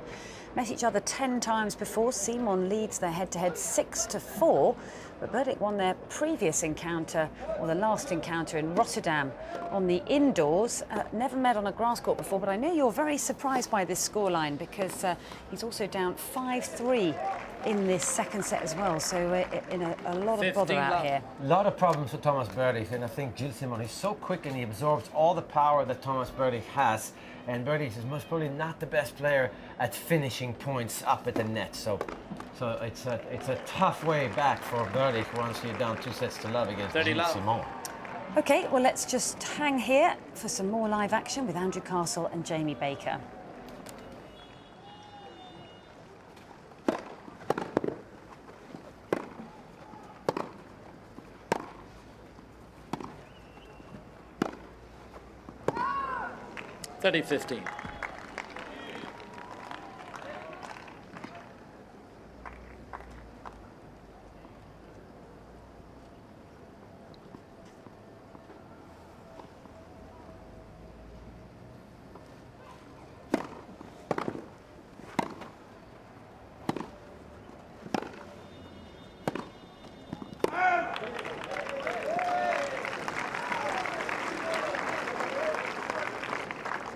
(30-15). Well, Simon has just started to make sense of this very good head-to-head record that he has against the 6 seed. And now 2 opportunities to take a 2-0 advantage in this match. There it is. Game and second set. Frenchman in charge on court 2. 6-3. Simon leads 2-0. Well, that is a very surprising scoreline, but Gilles Simon firmly in the driving seat. They're just 1 set away from a place in the quarterfinals if he goes through against Thomas Berdych. But you never know at Wimbledon, because we've certainly had some comebacks already during the course of today, of the round 16. But Mats, why do you think Simon is causing so many problems for Thomas Berdych? Well, I mean, I just actually have to a little bit say, next to Simon's name, it is a number 12. He is the 12th seed. He's actually gone up back in the rankings. But, I mean, Simon doesn't do much. He's got 81% of the first serve points won, 78 second serve points won, not a big difference. He gets 79% total returns in, which is very high. 7 break points, 1 only converted. That's not that great, but still, unforced errors 4, winners 7. So there's not much going on. He just doesn't miss, and he draws players into doing things they don't want to do, and they suddenly go for too much, and that's what Berdych did. 13 total unforced errors and only 7 winners, so that's where really the difference. But again, Gilles Simon is the 12th seed. He has a 6-4 head-to-head against Thomas Berdych, so maybe it's not that surprising. It just seems that Berdych should overpower him. Yes, it certainly should. Well, there's a scene overlooking all the courts here at Wimbledon. Yet another absolutely stunningly beautiful day here in SW19, and still plenty more action and thoughts going on around the court. So let's catch up with Rachel Stringer. So I found Goldie Sayer. She is a 3-time Olympian and she's also the British record holder at the javelin. So Goldie, how are you enjoying your day at Wimbledon? It's beautiful out here. It is absolutely beautiful. I think apart from the Olympics, obviously, I think it's the best sporting event there is in the world. So it's just great to be here and having a day off, actually. So. And is it your first time at Wimbledon? Have you been many times before? I've been a couple of times before, but the tickets I've got on number 1 court, I don't think you could get better. Who's playing today? Who have you just watched then? So I watched Sharapova this morning. Djokovic is on in a minute. I haven't actually seen Stan yet because we were having a little wander, but I feel bad for saying that. But no, it's been fantastic tennis so far. Everyone talks about centre court, but obviously court 1 is just as good. Well, what you just said there. Yeah, it's much more open in a way. I mean, obviously, I'd love to be watching Murray on centre, but you can't have it all. So it's just great. It's just great to be here and soak up the atmosphere. I know you're a massive Murray fan. Then you just mentioned him. Are you rooting for him all the way? Yeah, I love Andy Murray. I think he's had a bit of a stick over the years, but I just think he's brilliant. I mean, he's one of the best, British sportsmen. So no, I'm always rooting for him. And off camera, me and my colleague Lizzie were just chatting because you played the javelin, same kind of action as tennis. Is that something that you would ever think of doing, or have you ever done that in the past? Yeah, I grew up actually as a tennis player at Newmarket Tennis Club.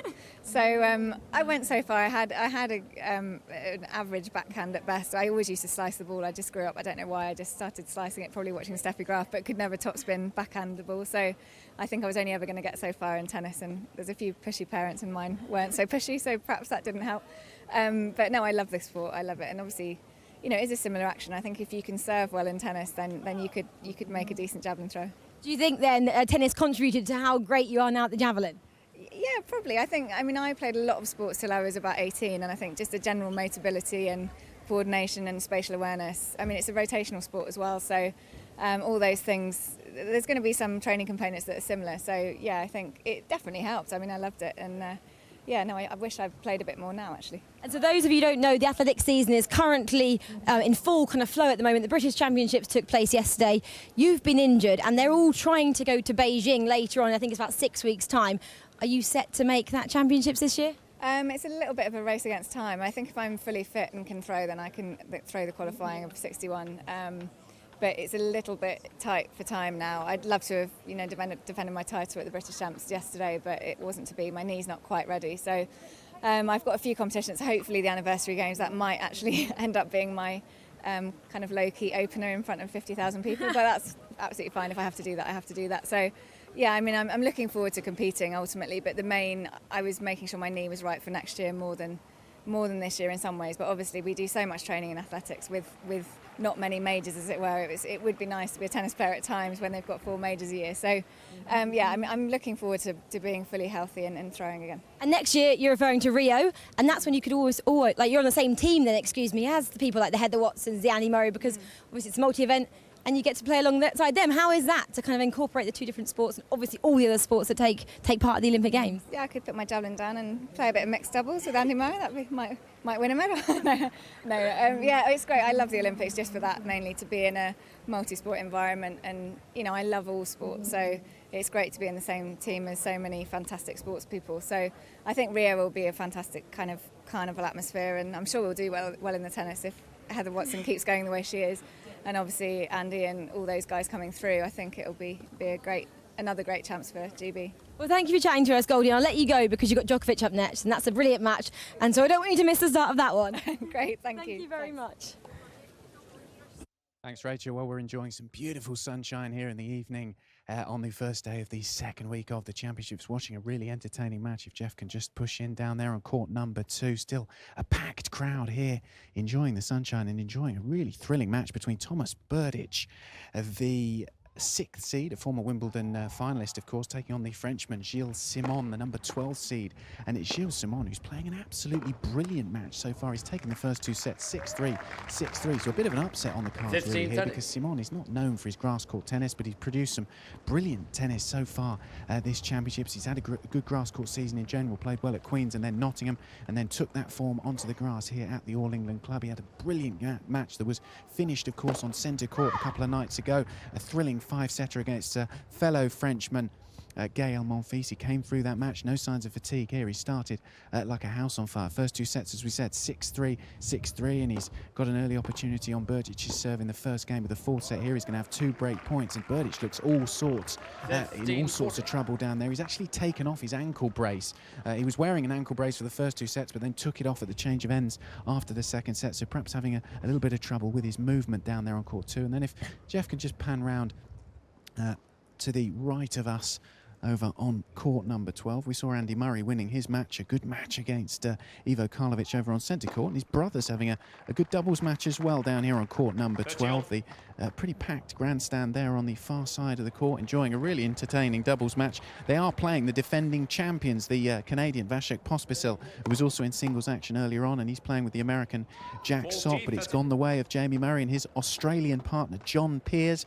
They took the first 2 sets 6-3, 7-6. They're up 3-2 in the 3rd set at the moment, so on course to knock out the defending champions in the doubles and make it through to the quarterfinals. So that's the scene here above court number 2 and court number 12 towards the evening on day 7 of the championships. Thanks very much, Adam. Well, we couldn't be further away from court 12, actually, because we're down at court 18 here with Leighton Hewitt and Casey Delacroix. And there's their Aussie support camp, who are just cheering and chanting and singing all these different lyrical songs out there. And, of course, there's Leighton's son. I mean, it couldn't be anybody else's son but Leighton Hewitt, could it? And they're taking on Juan Sebastian Cabal and Cara Black, who, of course, is a phenomenally world-renowned doubles player. But anyhow, Leighton Hewitt and Casey raced off to a 6-love lead in the 1st set. They're down 2-1 in the 2nd, so let's stop here for some live action with some more BBC commentary.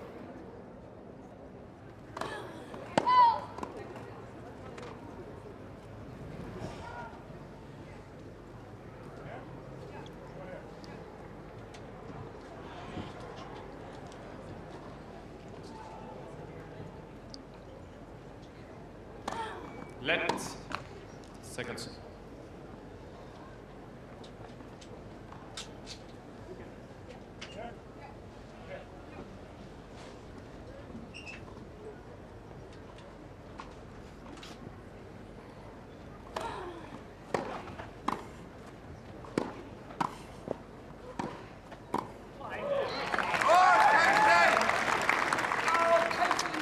Just struggling a little bit, Cara. Don't normally see her missing too many volleys there, but she's a little concerned that they're going up over her head. She just gave a bit more distance between the net and the toes than she normally likes to.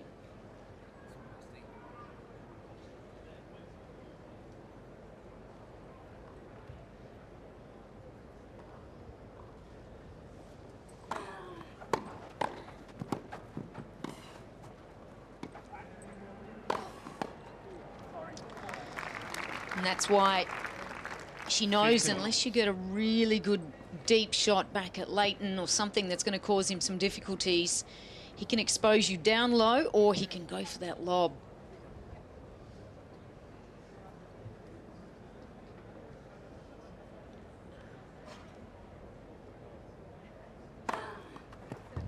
(30-15).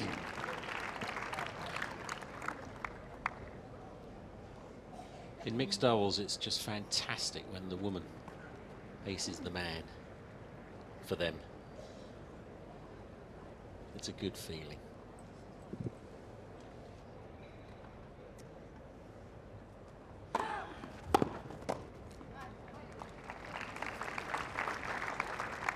(40-15).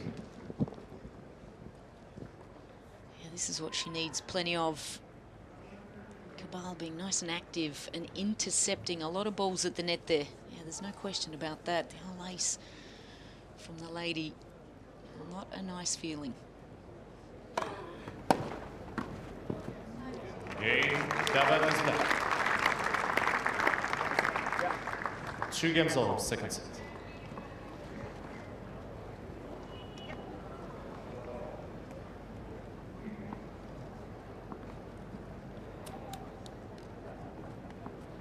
So, Leighton Hewitt and Casey Delacroix levelling up the score there at 2 games apiece in that second set. But a lot of support out there, and of course, Mats, it might potentially be the last time we see Leighton Hewitt playing here at Wimbledon, so it's a big day, but it certainly doesn't look like that at the moment with the way he's racing around the court. No, he's probably the most fired up player to be playing in the mixed as well, and that would be key for them, I think. Casey Delacroix is a really, really good doubles player in her own right. She's won a couple of majors at least with the Australian... Yeah, I can picture her, but I can't think of her Yeah, name. come on, should know that name. Anyway, she's not playing tennis at the moment. Ashley Barty. Oh, Ashley well done. Barty, exactly. Very Got good there in doubles the team. end. We wish Ashley Barty was playing tennis, and if you're watching Ashley, you better start playing tennis again, because she's such a talented player. She's very young, but Casey Delacroix and Leighton Hewitt, why can't they win the mix? I actually think they're the favorites in my book now. Great stuff. Love to see that, wouldn't you? I certainly would. I'm sure that the support camp that have been singing away at the back of that stand on court 18 would like to see that as well. OK, well, we'll keep you updated on the score out on court 18 with Hewitt leading with his partner Delacroix by a set. And actually, they're 3-2 ahead right now. Now, Adam is out and about on the broadcaster's roof, so let's hear from him and find out who he's with. Well, delighted I'm joined now by Patrick Muratoglu, who's coach of Serena Williams. Tough match today, obviously playing her sister. How do you think it went? I think it went well because it was emotionally very difficult for Serena to play her sister. That's first point. And second, Venus is a great player. She's playing much better this year than the last 2 years. She's going back to maybe close to her best. And grass is a great surface for her. She won 5 times here. It's her game just gets better on grass.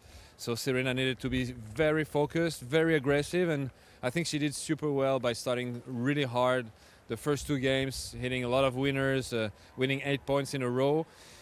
She stepped in like you need to step in when you play a final, a Grand Slam final, and this was necessary today. I know they've played many times before, so they're used to it now, but how do they approach that? Do they see each other beforehand, or is it kind of keep themselves to themselves and just focus on the match? No, they're close enough to spend time together. Maybe not the few hours before the match, but yesterday evening, for example, Serena went to Venus' apartment and stayed with her a few hours discussing.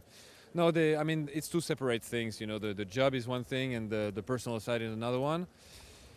So there are moments for job and moments for fun and pleasure, and when it's pleasure moments, they stay together.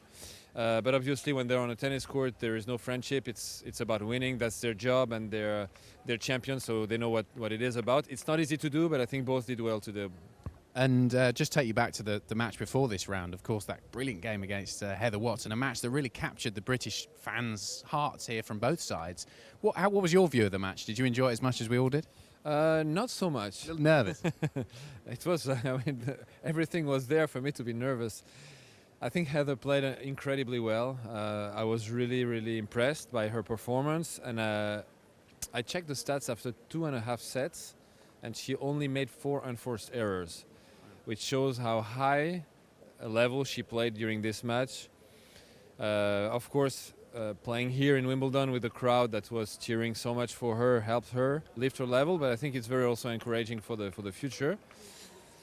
On the other side, Serena, I think in the second set she didn't move up the way she was in the first set, so she was playing the balls a bit later, and then Heather was there every time, and Serena couldn't hit a winner anymore, and she started to think, my God, I cannot hit a winner.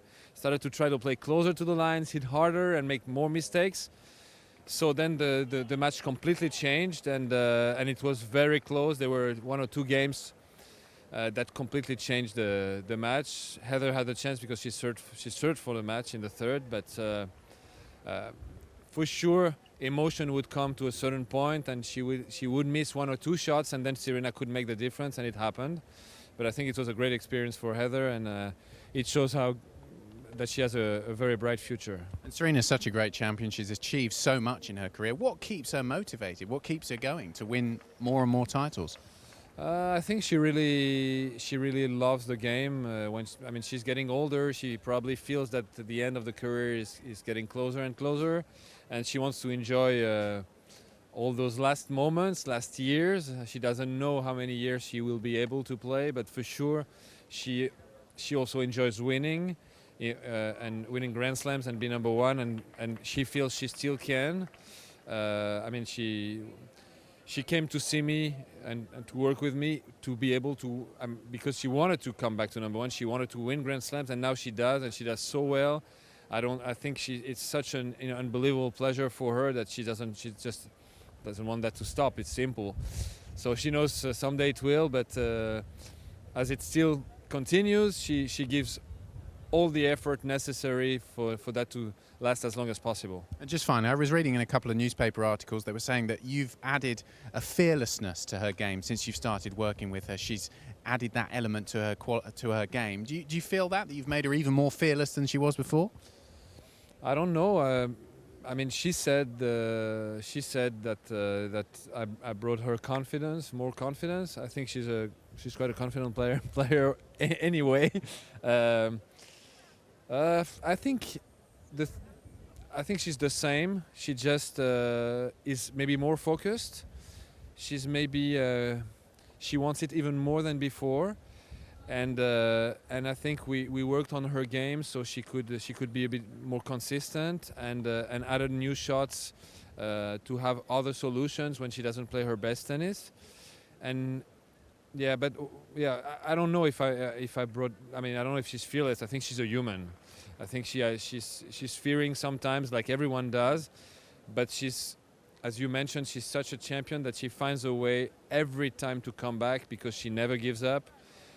And when she needs to step up, she always, I mean, not always, but most of the time she finds a way to do it, and that's why she can completely change matches. That, I mean, she's losing so bad, and suddenly she clicks, and she can raise her level to heights that no one can compete with. And before we go, Azarenka in the next round should be a good one as well.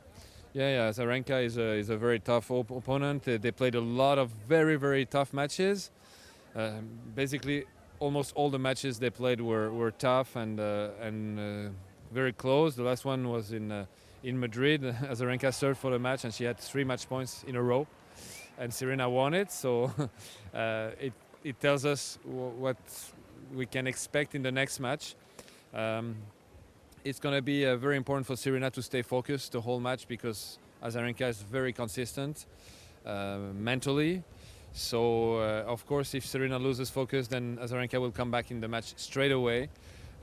We need the best Serena to pass this round. I mean, now all around for sure, but her part of the draw is super intense with a lot of Grand Slam winners. And next one is Azarenka. Well, we're looking forward to it. Should be a great match. Thank you for joining us at Live at Wimbledon. It was a pleasure.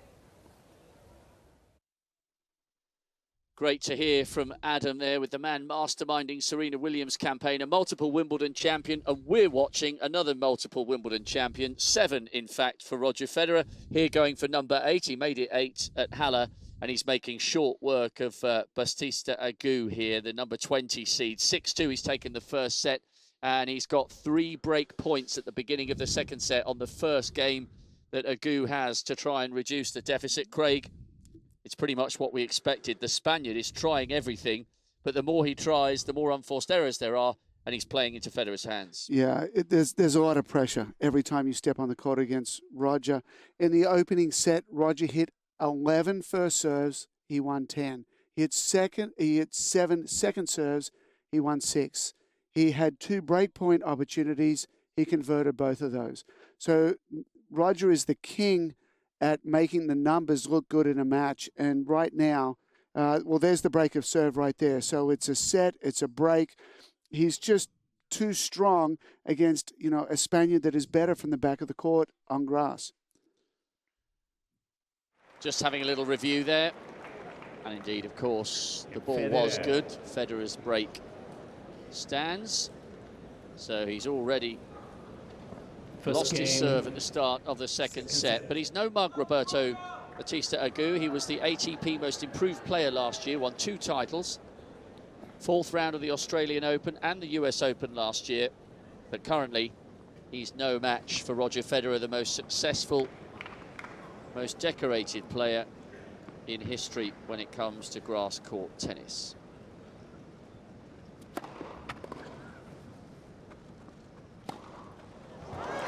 Puff of chalk there, made it look easy again.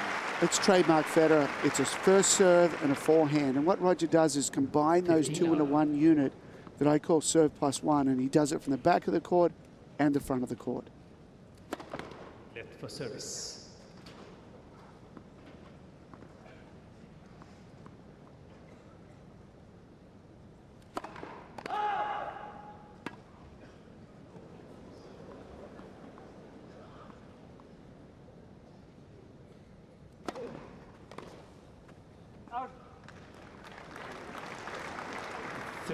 Talk a great deal about Federer's serve, but it's in tip-top shape at the moment. He hits his spot so well. I mean, you could literally put another ball down anywhere in the service box, and you could say, Roger, wonderful tennis. You could say, Roger, take 3 serves, and you know, I would be betting that within 3 serves, Roger could hit a ball anywhere in the service box.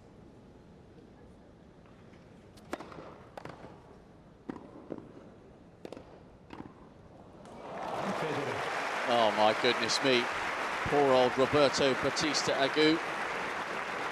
2-love up in the second set, having taken the first 6-2, and it is looking as though it will be a very short-lived experience for the Spaniard on centre court. Federer marching into yet another quarter-final, and doing so, from what we've seen so far, in ominous form.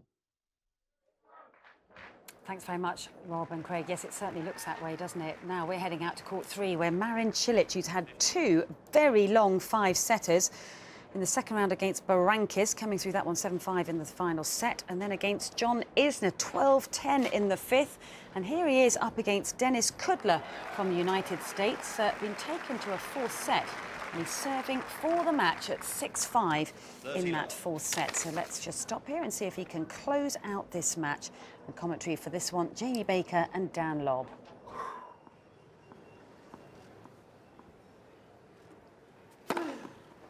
Oh, you've got to be kidding me. For some people, this is the most difficult game to win. 40-love. Marin Cilic is making it the easiest.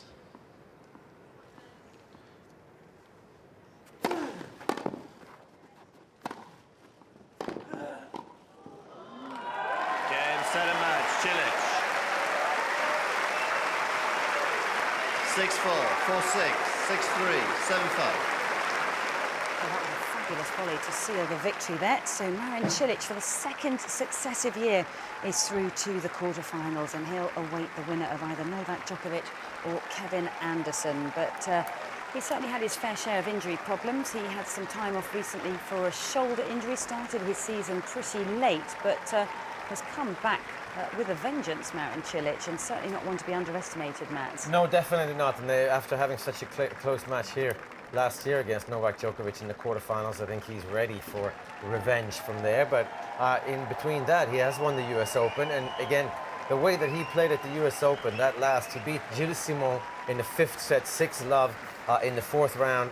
6-1 or 6-love, and then he beat Roger Federer in the quarterfinals in 3 sets, Thomas Berdych in 3 sets, and then Kei Nishikori in 3 sets. I mean, 10 of the best sets that he will ever play in his life, but I think he thinks he can do it again. And I think that every player really fears Marin because he serves big these days. He hits a lot of aces like you saw in that last game. He's got a huge forehand when he feels confident, and the backhand is always there. With the help of Goran Ivanisevic, he's coming forwards as well. He's a big guy, he's got good hands, so really he's a very complete tennis player, Marin Cilic. Again, he's only 26 years old, so watch out for the next 4 years. He's going to be a threat many more times. Yeah, he certainly is, giving the crowd a wave. A lovely court 3, such an intimate atmosphere out there, and absolutely packed stands, as you can see, and also overlooked by the members' enclosure as well. So there's the match summary.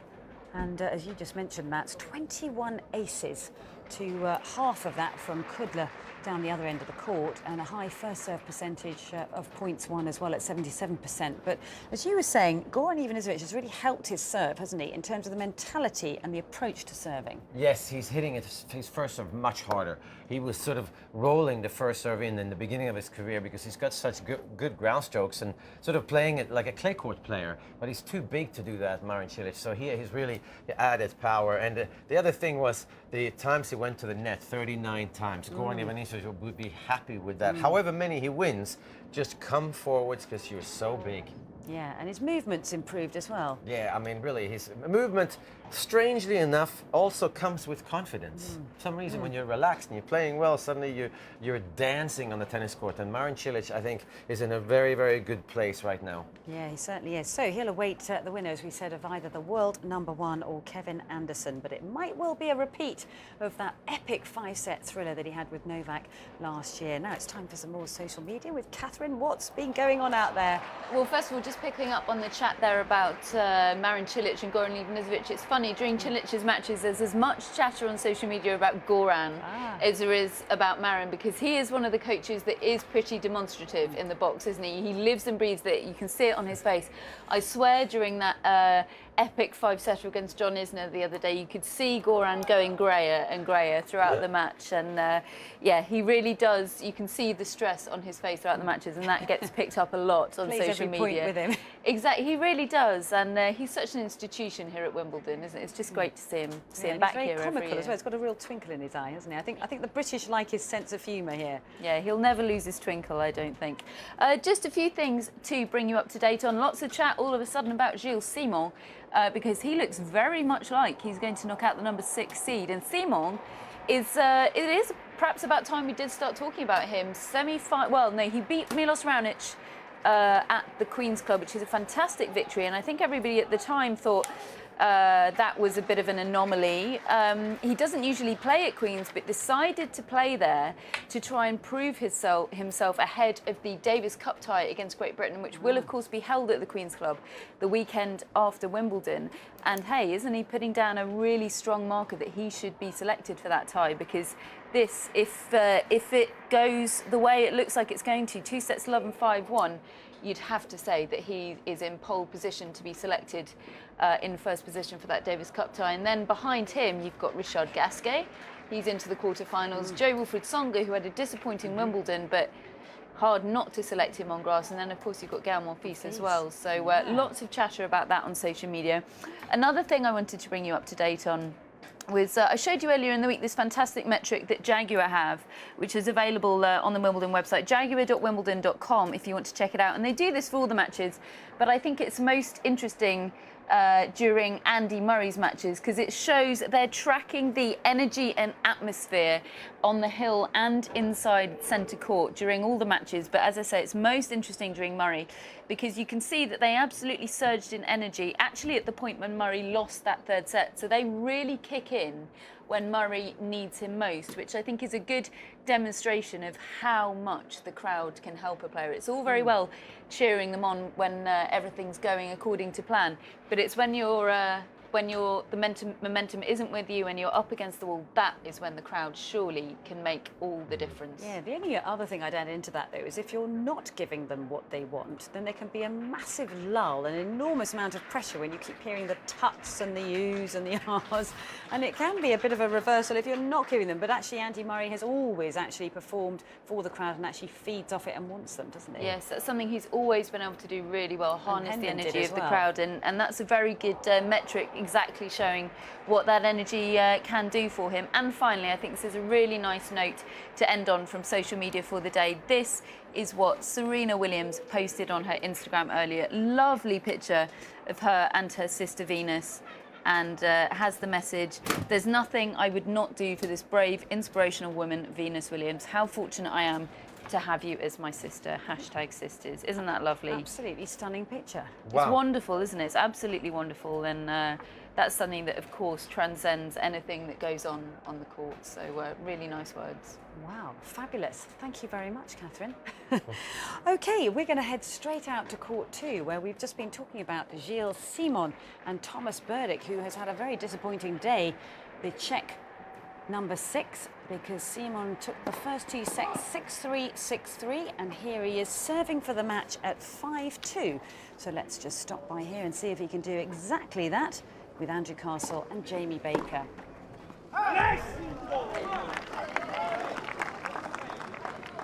15 love.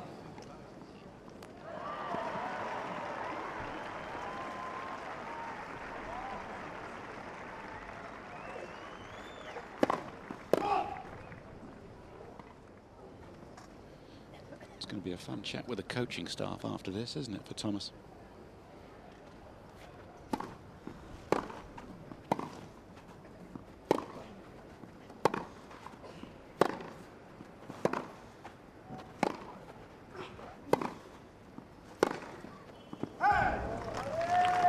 Well, he could leave it a day or two, wouldn't he?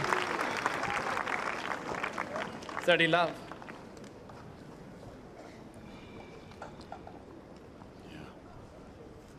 Doing all he can to... I think they'd be happy to leave it for a day or two as well. Yeah. 40 love.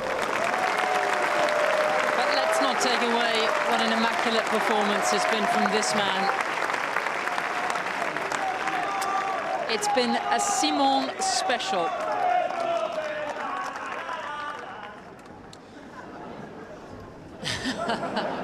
And the Simonites having a good time at the side of the court as the Frenchman has 3 match points.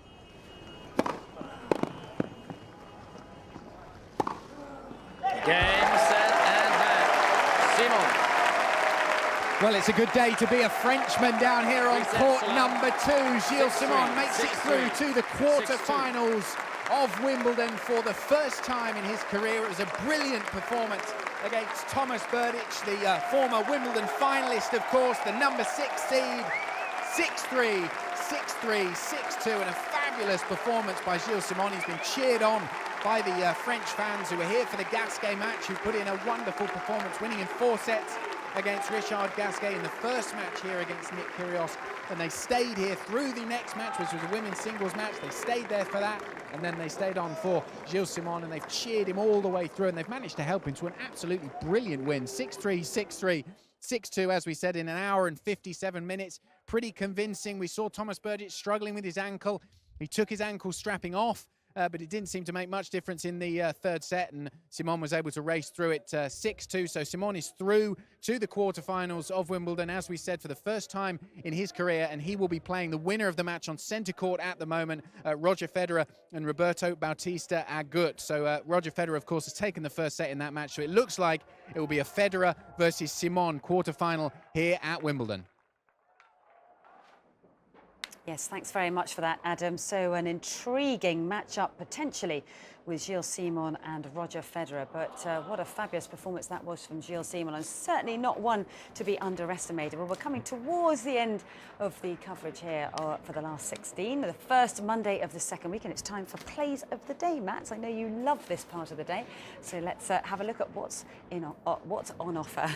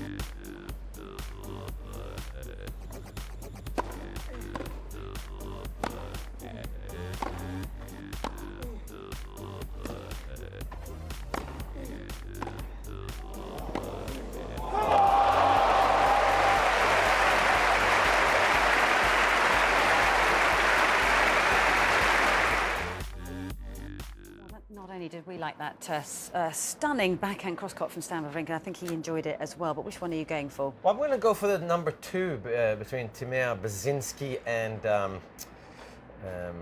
Monica Niculescu, because of the slice forehand that we see Niculescu hit the second shot of this rally right here. That's such an original shot. Most original shot I've ever seen. And then beautiful little drop shot. And she's so quick, Niculescu. She was very quick telling us that when she came to the studio too. And then eventually put away. But anytime there's a volley duel like that, it's very interesting. And it always seems like you always pick the best player of the day as being the longest rally, if it ends with a winner. Yeah, and I think the interesting thing and the wonderful thing about watching grass court tennis here at Wimbledon is that we get so many different types of points than we would ever see on any other surface. I think you have to be way more all-round as a tennis player to do well on grass court these days compared to in the past. But today you really have to hit a lot of neutral shots with different kinds of grips, and they're low, they're around your ankles, and it's a really, really cool game, tennis on grass. Yeah, and like you said, that original kind of slice forehand that Niculescu talks about, I mean, hers is a particularly unusual because she never really comes over the top of it, but so many players, Mats, now using that kind of squash grip and the squash forehand, and did you ever do it when you played? Because it certainly wasn't around. It wasn't invented. No, I was going to say but it's a fascinating shot, isn't it? It's unbelievable, yeah, because you can get so much on it. You can hit it behind you, and Roger Federer obviously is a master at it, but it's easier to do on the forehand side because you have more leverage. Yes. Backhand, we could always slice the backhand and defensively, but still you got to get that sort of in front of you. So it's a great shot that's sort of come of late, later in tennis. But Andre Agassi came out, and we thought he can't volley at all because he would hit topspin volleys all the time. Yeah. Well, now I would say 50% of the volleys that the pros hit are actually topspin volleys, where they drive it through, and they're very effective, and they are the right shot. They are not the wrong shot, and we're very old-fashioned to think they're not proper volleys. They shot between the legs. Yeah. I mean, sometimes they might overdo it, but at the same time, it's something they would have never really thought of. Guillermo Vilas did it once, Yannick Noah, but that was just sort of a circus thing. So what's next is what I'm wondering. I know, it's such fun to watch, and very inventive and subtle differences as the game moves on. OK, it's time to hear from Cara, who's on the broadcasting roof. Yes, thank you. I've now been joined by BBC commentator Andrew Cotter. I know you're working on the Murray match today. Yeah. Dropped a set again for the second time so far this championship. So what's your overall takeaway as he progresses through the quarterfinals? Well, today, I mean, it was a sort of a unique challenge playing Ivo Karlovic because he's just throwing down these enormous serves all day. So he dealt with that very well. He mixed it up a bit, took the pace off his serve. I think Andy Murray had a clever game plan, executed it well. Yeah, he's dropped that set today. He dropped a set against Andrea Seppi, but I don't think that's too much to worry about. He looked pretty good at times. At times very, very good. Just dropped off the pace a little bit. But again, I don't think with Andy Murray that's too much of a concern. A lot of the feedback during the match was that it was really just such a magical display from him. He seemed to be dealing with the serve pretty well. What went wrong in the third set, do you think?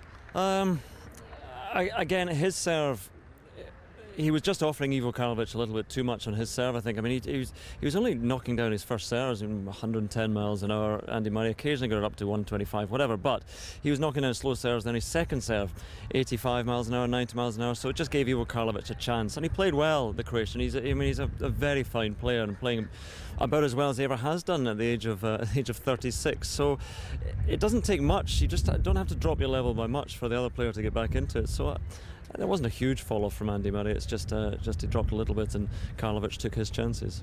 It's remarkable to think that Andy now faces an unseeded player in the quarterfinals in Vasek Pospisil. I mean, it looks like it should be a pretty easy route for him through to the semis. Well, it should be. Yeah. I mean, things would get tougher there if we get ahead of ourselves and look at possibly Roger Federer in the semi-final. But yeah, if you said to Andy Murray, you could playing an unseeded guy in the quarterfinals, then he'd bite your hand off. And Vasek Pospisil, the man who beat James Ward and was given a very good match by James Ward. So yeah, it's a great achievement for the Canadian to reach this stage, and I think this is as far as he'll go because Andy Murray, well, he's played him 3 times, played him twice this year in fact, and he's beaten him every time he's played him. So I can't see Pospisil really pushing Andy Murray, but obviously then you've got the real step up in level, and sometimes that's not a great thing when you have to, you've had a slightly straightforward match perhaps, then to go and try and really raise your level to play someone like Federer in the last 4. But he seems so relaxed. I think having got the monkey off his back here in 2013, he's done it. He's won Wimbledon for a first time, the first British man in 77 years. If he does it again, it would be wonderful, but he doesn't have all that pressure on him. It seems to look like he's just playing with so much more ease. He's so comfortable and definitely one of the hot favourites for the title. Well, I think he's playing as well as he ever has done. I'm sure that you're right, that the win 2 years ago, that does take away a lot of the pressure, but he puts a lot of the pressure on himself still because he's a perfectionist. And you could see him out there today, even when things are going quite well, he's berating himself and berating his box, berating his support staff. So I think he'll always put the pressure on himself, and that's a good thing because you need perfectionists in sport. I hope he's not too hard on himself. But yes, I think you're right. He is in a pretty comfortable place with his game right now. I'm just a little bit concerned about his serve. There needs to be a bit more properness, in particular the second serve, because the better players will punish that. So as a commentator who watches lots of tennis, who is your pick for the men's and ladies titles this year? It's got to be Djokovic for the men's. I just think, especially, I mean, the way he's played Murray this year, he just has that psychology, he has that edge over him. Although it was close at the French, and if it's close at the French in the clay, then it can be closer here, even on the grass. So Djokovic, Murray in the final, perhaps with Djokovic taken. And the women's, I think Serena, having come through that scare with Heather Watson, who could back against Serena Williams here at Wimbledon? It's hard to look beyond it, isn't it? OK, Andrew Cotter, thank you so much. Thanks for talking to us. You will hear him on the BBC tomorrow, I'm sure. Thank you. Thanks very much, Cara. Well, some big news developing out on court one was the world #1 and top seed here, defending champion Novak Djokovic is in a bit of bother against Kevin Anderson from South Africa. And we always said that Anderson was in great form, having reached the finals of Queen's on the grass just a couple of weeks before coming here to Wimbledon. But what do you make of that, having Anderson taken the first set on a tie-break, Matt? Well, I mean, 8 aces, there's a lot of points that he wins. 15 winners and 7 unforced errors. Obviously, he's taken a lot of risks. And then he's come in 12 times in one set and won 8 points of those. So obviously he's playing very aggressively, which he knows he has to, because against the top players he's usually coming up short. But that serve is very, very good, very dangerous. He returns well. And I'd say Djokovic is feeling a little bit of what Andy Murray felt before, because there's not much you can do when somebody hits the serve as hard and as well placed as Kevin Anderson does. Yeah, and how does it affect in terms of the mindset for Novak Djokovic playing the second set? Because you're down a set then, you're under pressure. Yes, it's a best-of-5 set match, but it does alter the freedom with which you play your tennis, doesn't it? Oh, 100%. And now we're getting close to 7 o'clock. The courts, usually when that shadow catches the whole court, it usually gets a little more slippery as well.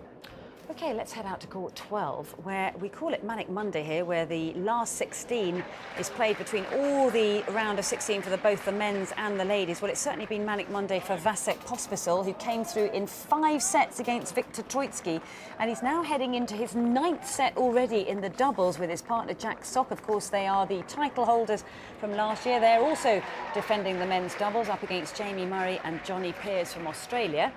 So just to give you the scoreline there, Murray and Peers took the first 2 sets 6-3, 7-6. Pospisil and Sock have just taken the 3rd set 7-6 in the tiebreak, leading 2 games to 1. But that is an awful lot of tennis in one day, Matt. And of course, with Pospisil being through to the quarterfinals, he'll get a day off tomorrow. But perhaps a little bit too much tennis for him, who knows? But maybe being as useful as he is, he'll have enough energy. Now, over on court 18, could this potentially be Leighton Hewitt? Last match at Wimbledon, he went down to Jarkko Nieminen in the singles. He lost in the doubles with his partner Thanasi Kokkinakis, and despite racing to a 6-love lead in the first set, they were pegged back with his partner Casey Delacroix against Casbal and Black. And here are Cabal and Black serving at 5-1. In fact, they're receiving. Nope, they're serving at 5-1 in the final set. So we could be seeing the last of Leighton Hewitt's career here. That would be very sad to see him end his career, but obviously it's inevitable. We're going to see it at some point. But with that kind of partner, I thought he had a chance to win the mixed tournament. But again, they're not out yet. Love 30 on Cara Black's serve. So if they can break here and then hold serve, then it's up to Cabal to try and serve it out. Well, a little bit of inspiration there from Casey Delacroix with that return of serve down the line. So, look as if they might be going for a break of serve here, Hewitt and Delacroix. I mean, it's really good for Leighton Hewitt playing with Thanasi Kokkinakis. It was great for Kokkinakis. It's great for Delacroix to get a chance to be with Leighton Hewitt and play tennis with him in a very serious setting. But we're going to miss Leighton Hewitt, because no matter what kind of winning form he was in, he always gave it his best, and he was always a threat and played so many long and great matches in early rounds of Grand Slams in the last 4 or 5 years. Oh, and that's a terrific volley from Cabal. And of course, as you mentioned, Mats, with his very, very experienced partner, Cara Black, who's a mum out there on the tour and still playing terrific doubles herself. So this game just being extended a little bit longer here. I mean, it's just a great time for Leighton Hewitt in many ways, because not only, I mean, this is his last Wimbledon, but he's part of the Davis Cup team. Of course, he was picked to be one of the 4. And then after that, he's going to sort of try and stay in shape so he can make the next Davis Cup, the semi-finals, because we're assuming that Australia will beat Kazakhstan in Darwin on grass courts. So I think Leighton Hewitt is as fired up now as he's ever been. OK, so he's just extended it by another game, Leighton Hewitt. So Black and Cabal leading by 5 games to 2 in that final set. Well, it's been an absolutely wonderful second Monday of the championships. My thanks to Mats Wilander for all his company, wonderful comments and analysis throughout the course of the day. And we really hope you've enjoyed it, and we look forward to your company once again tomorrow. Bye for now.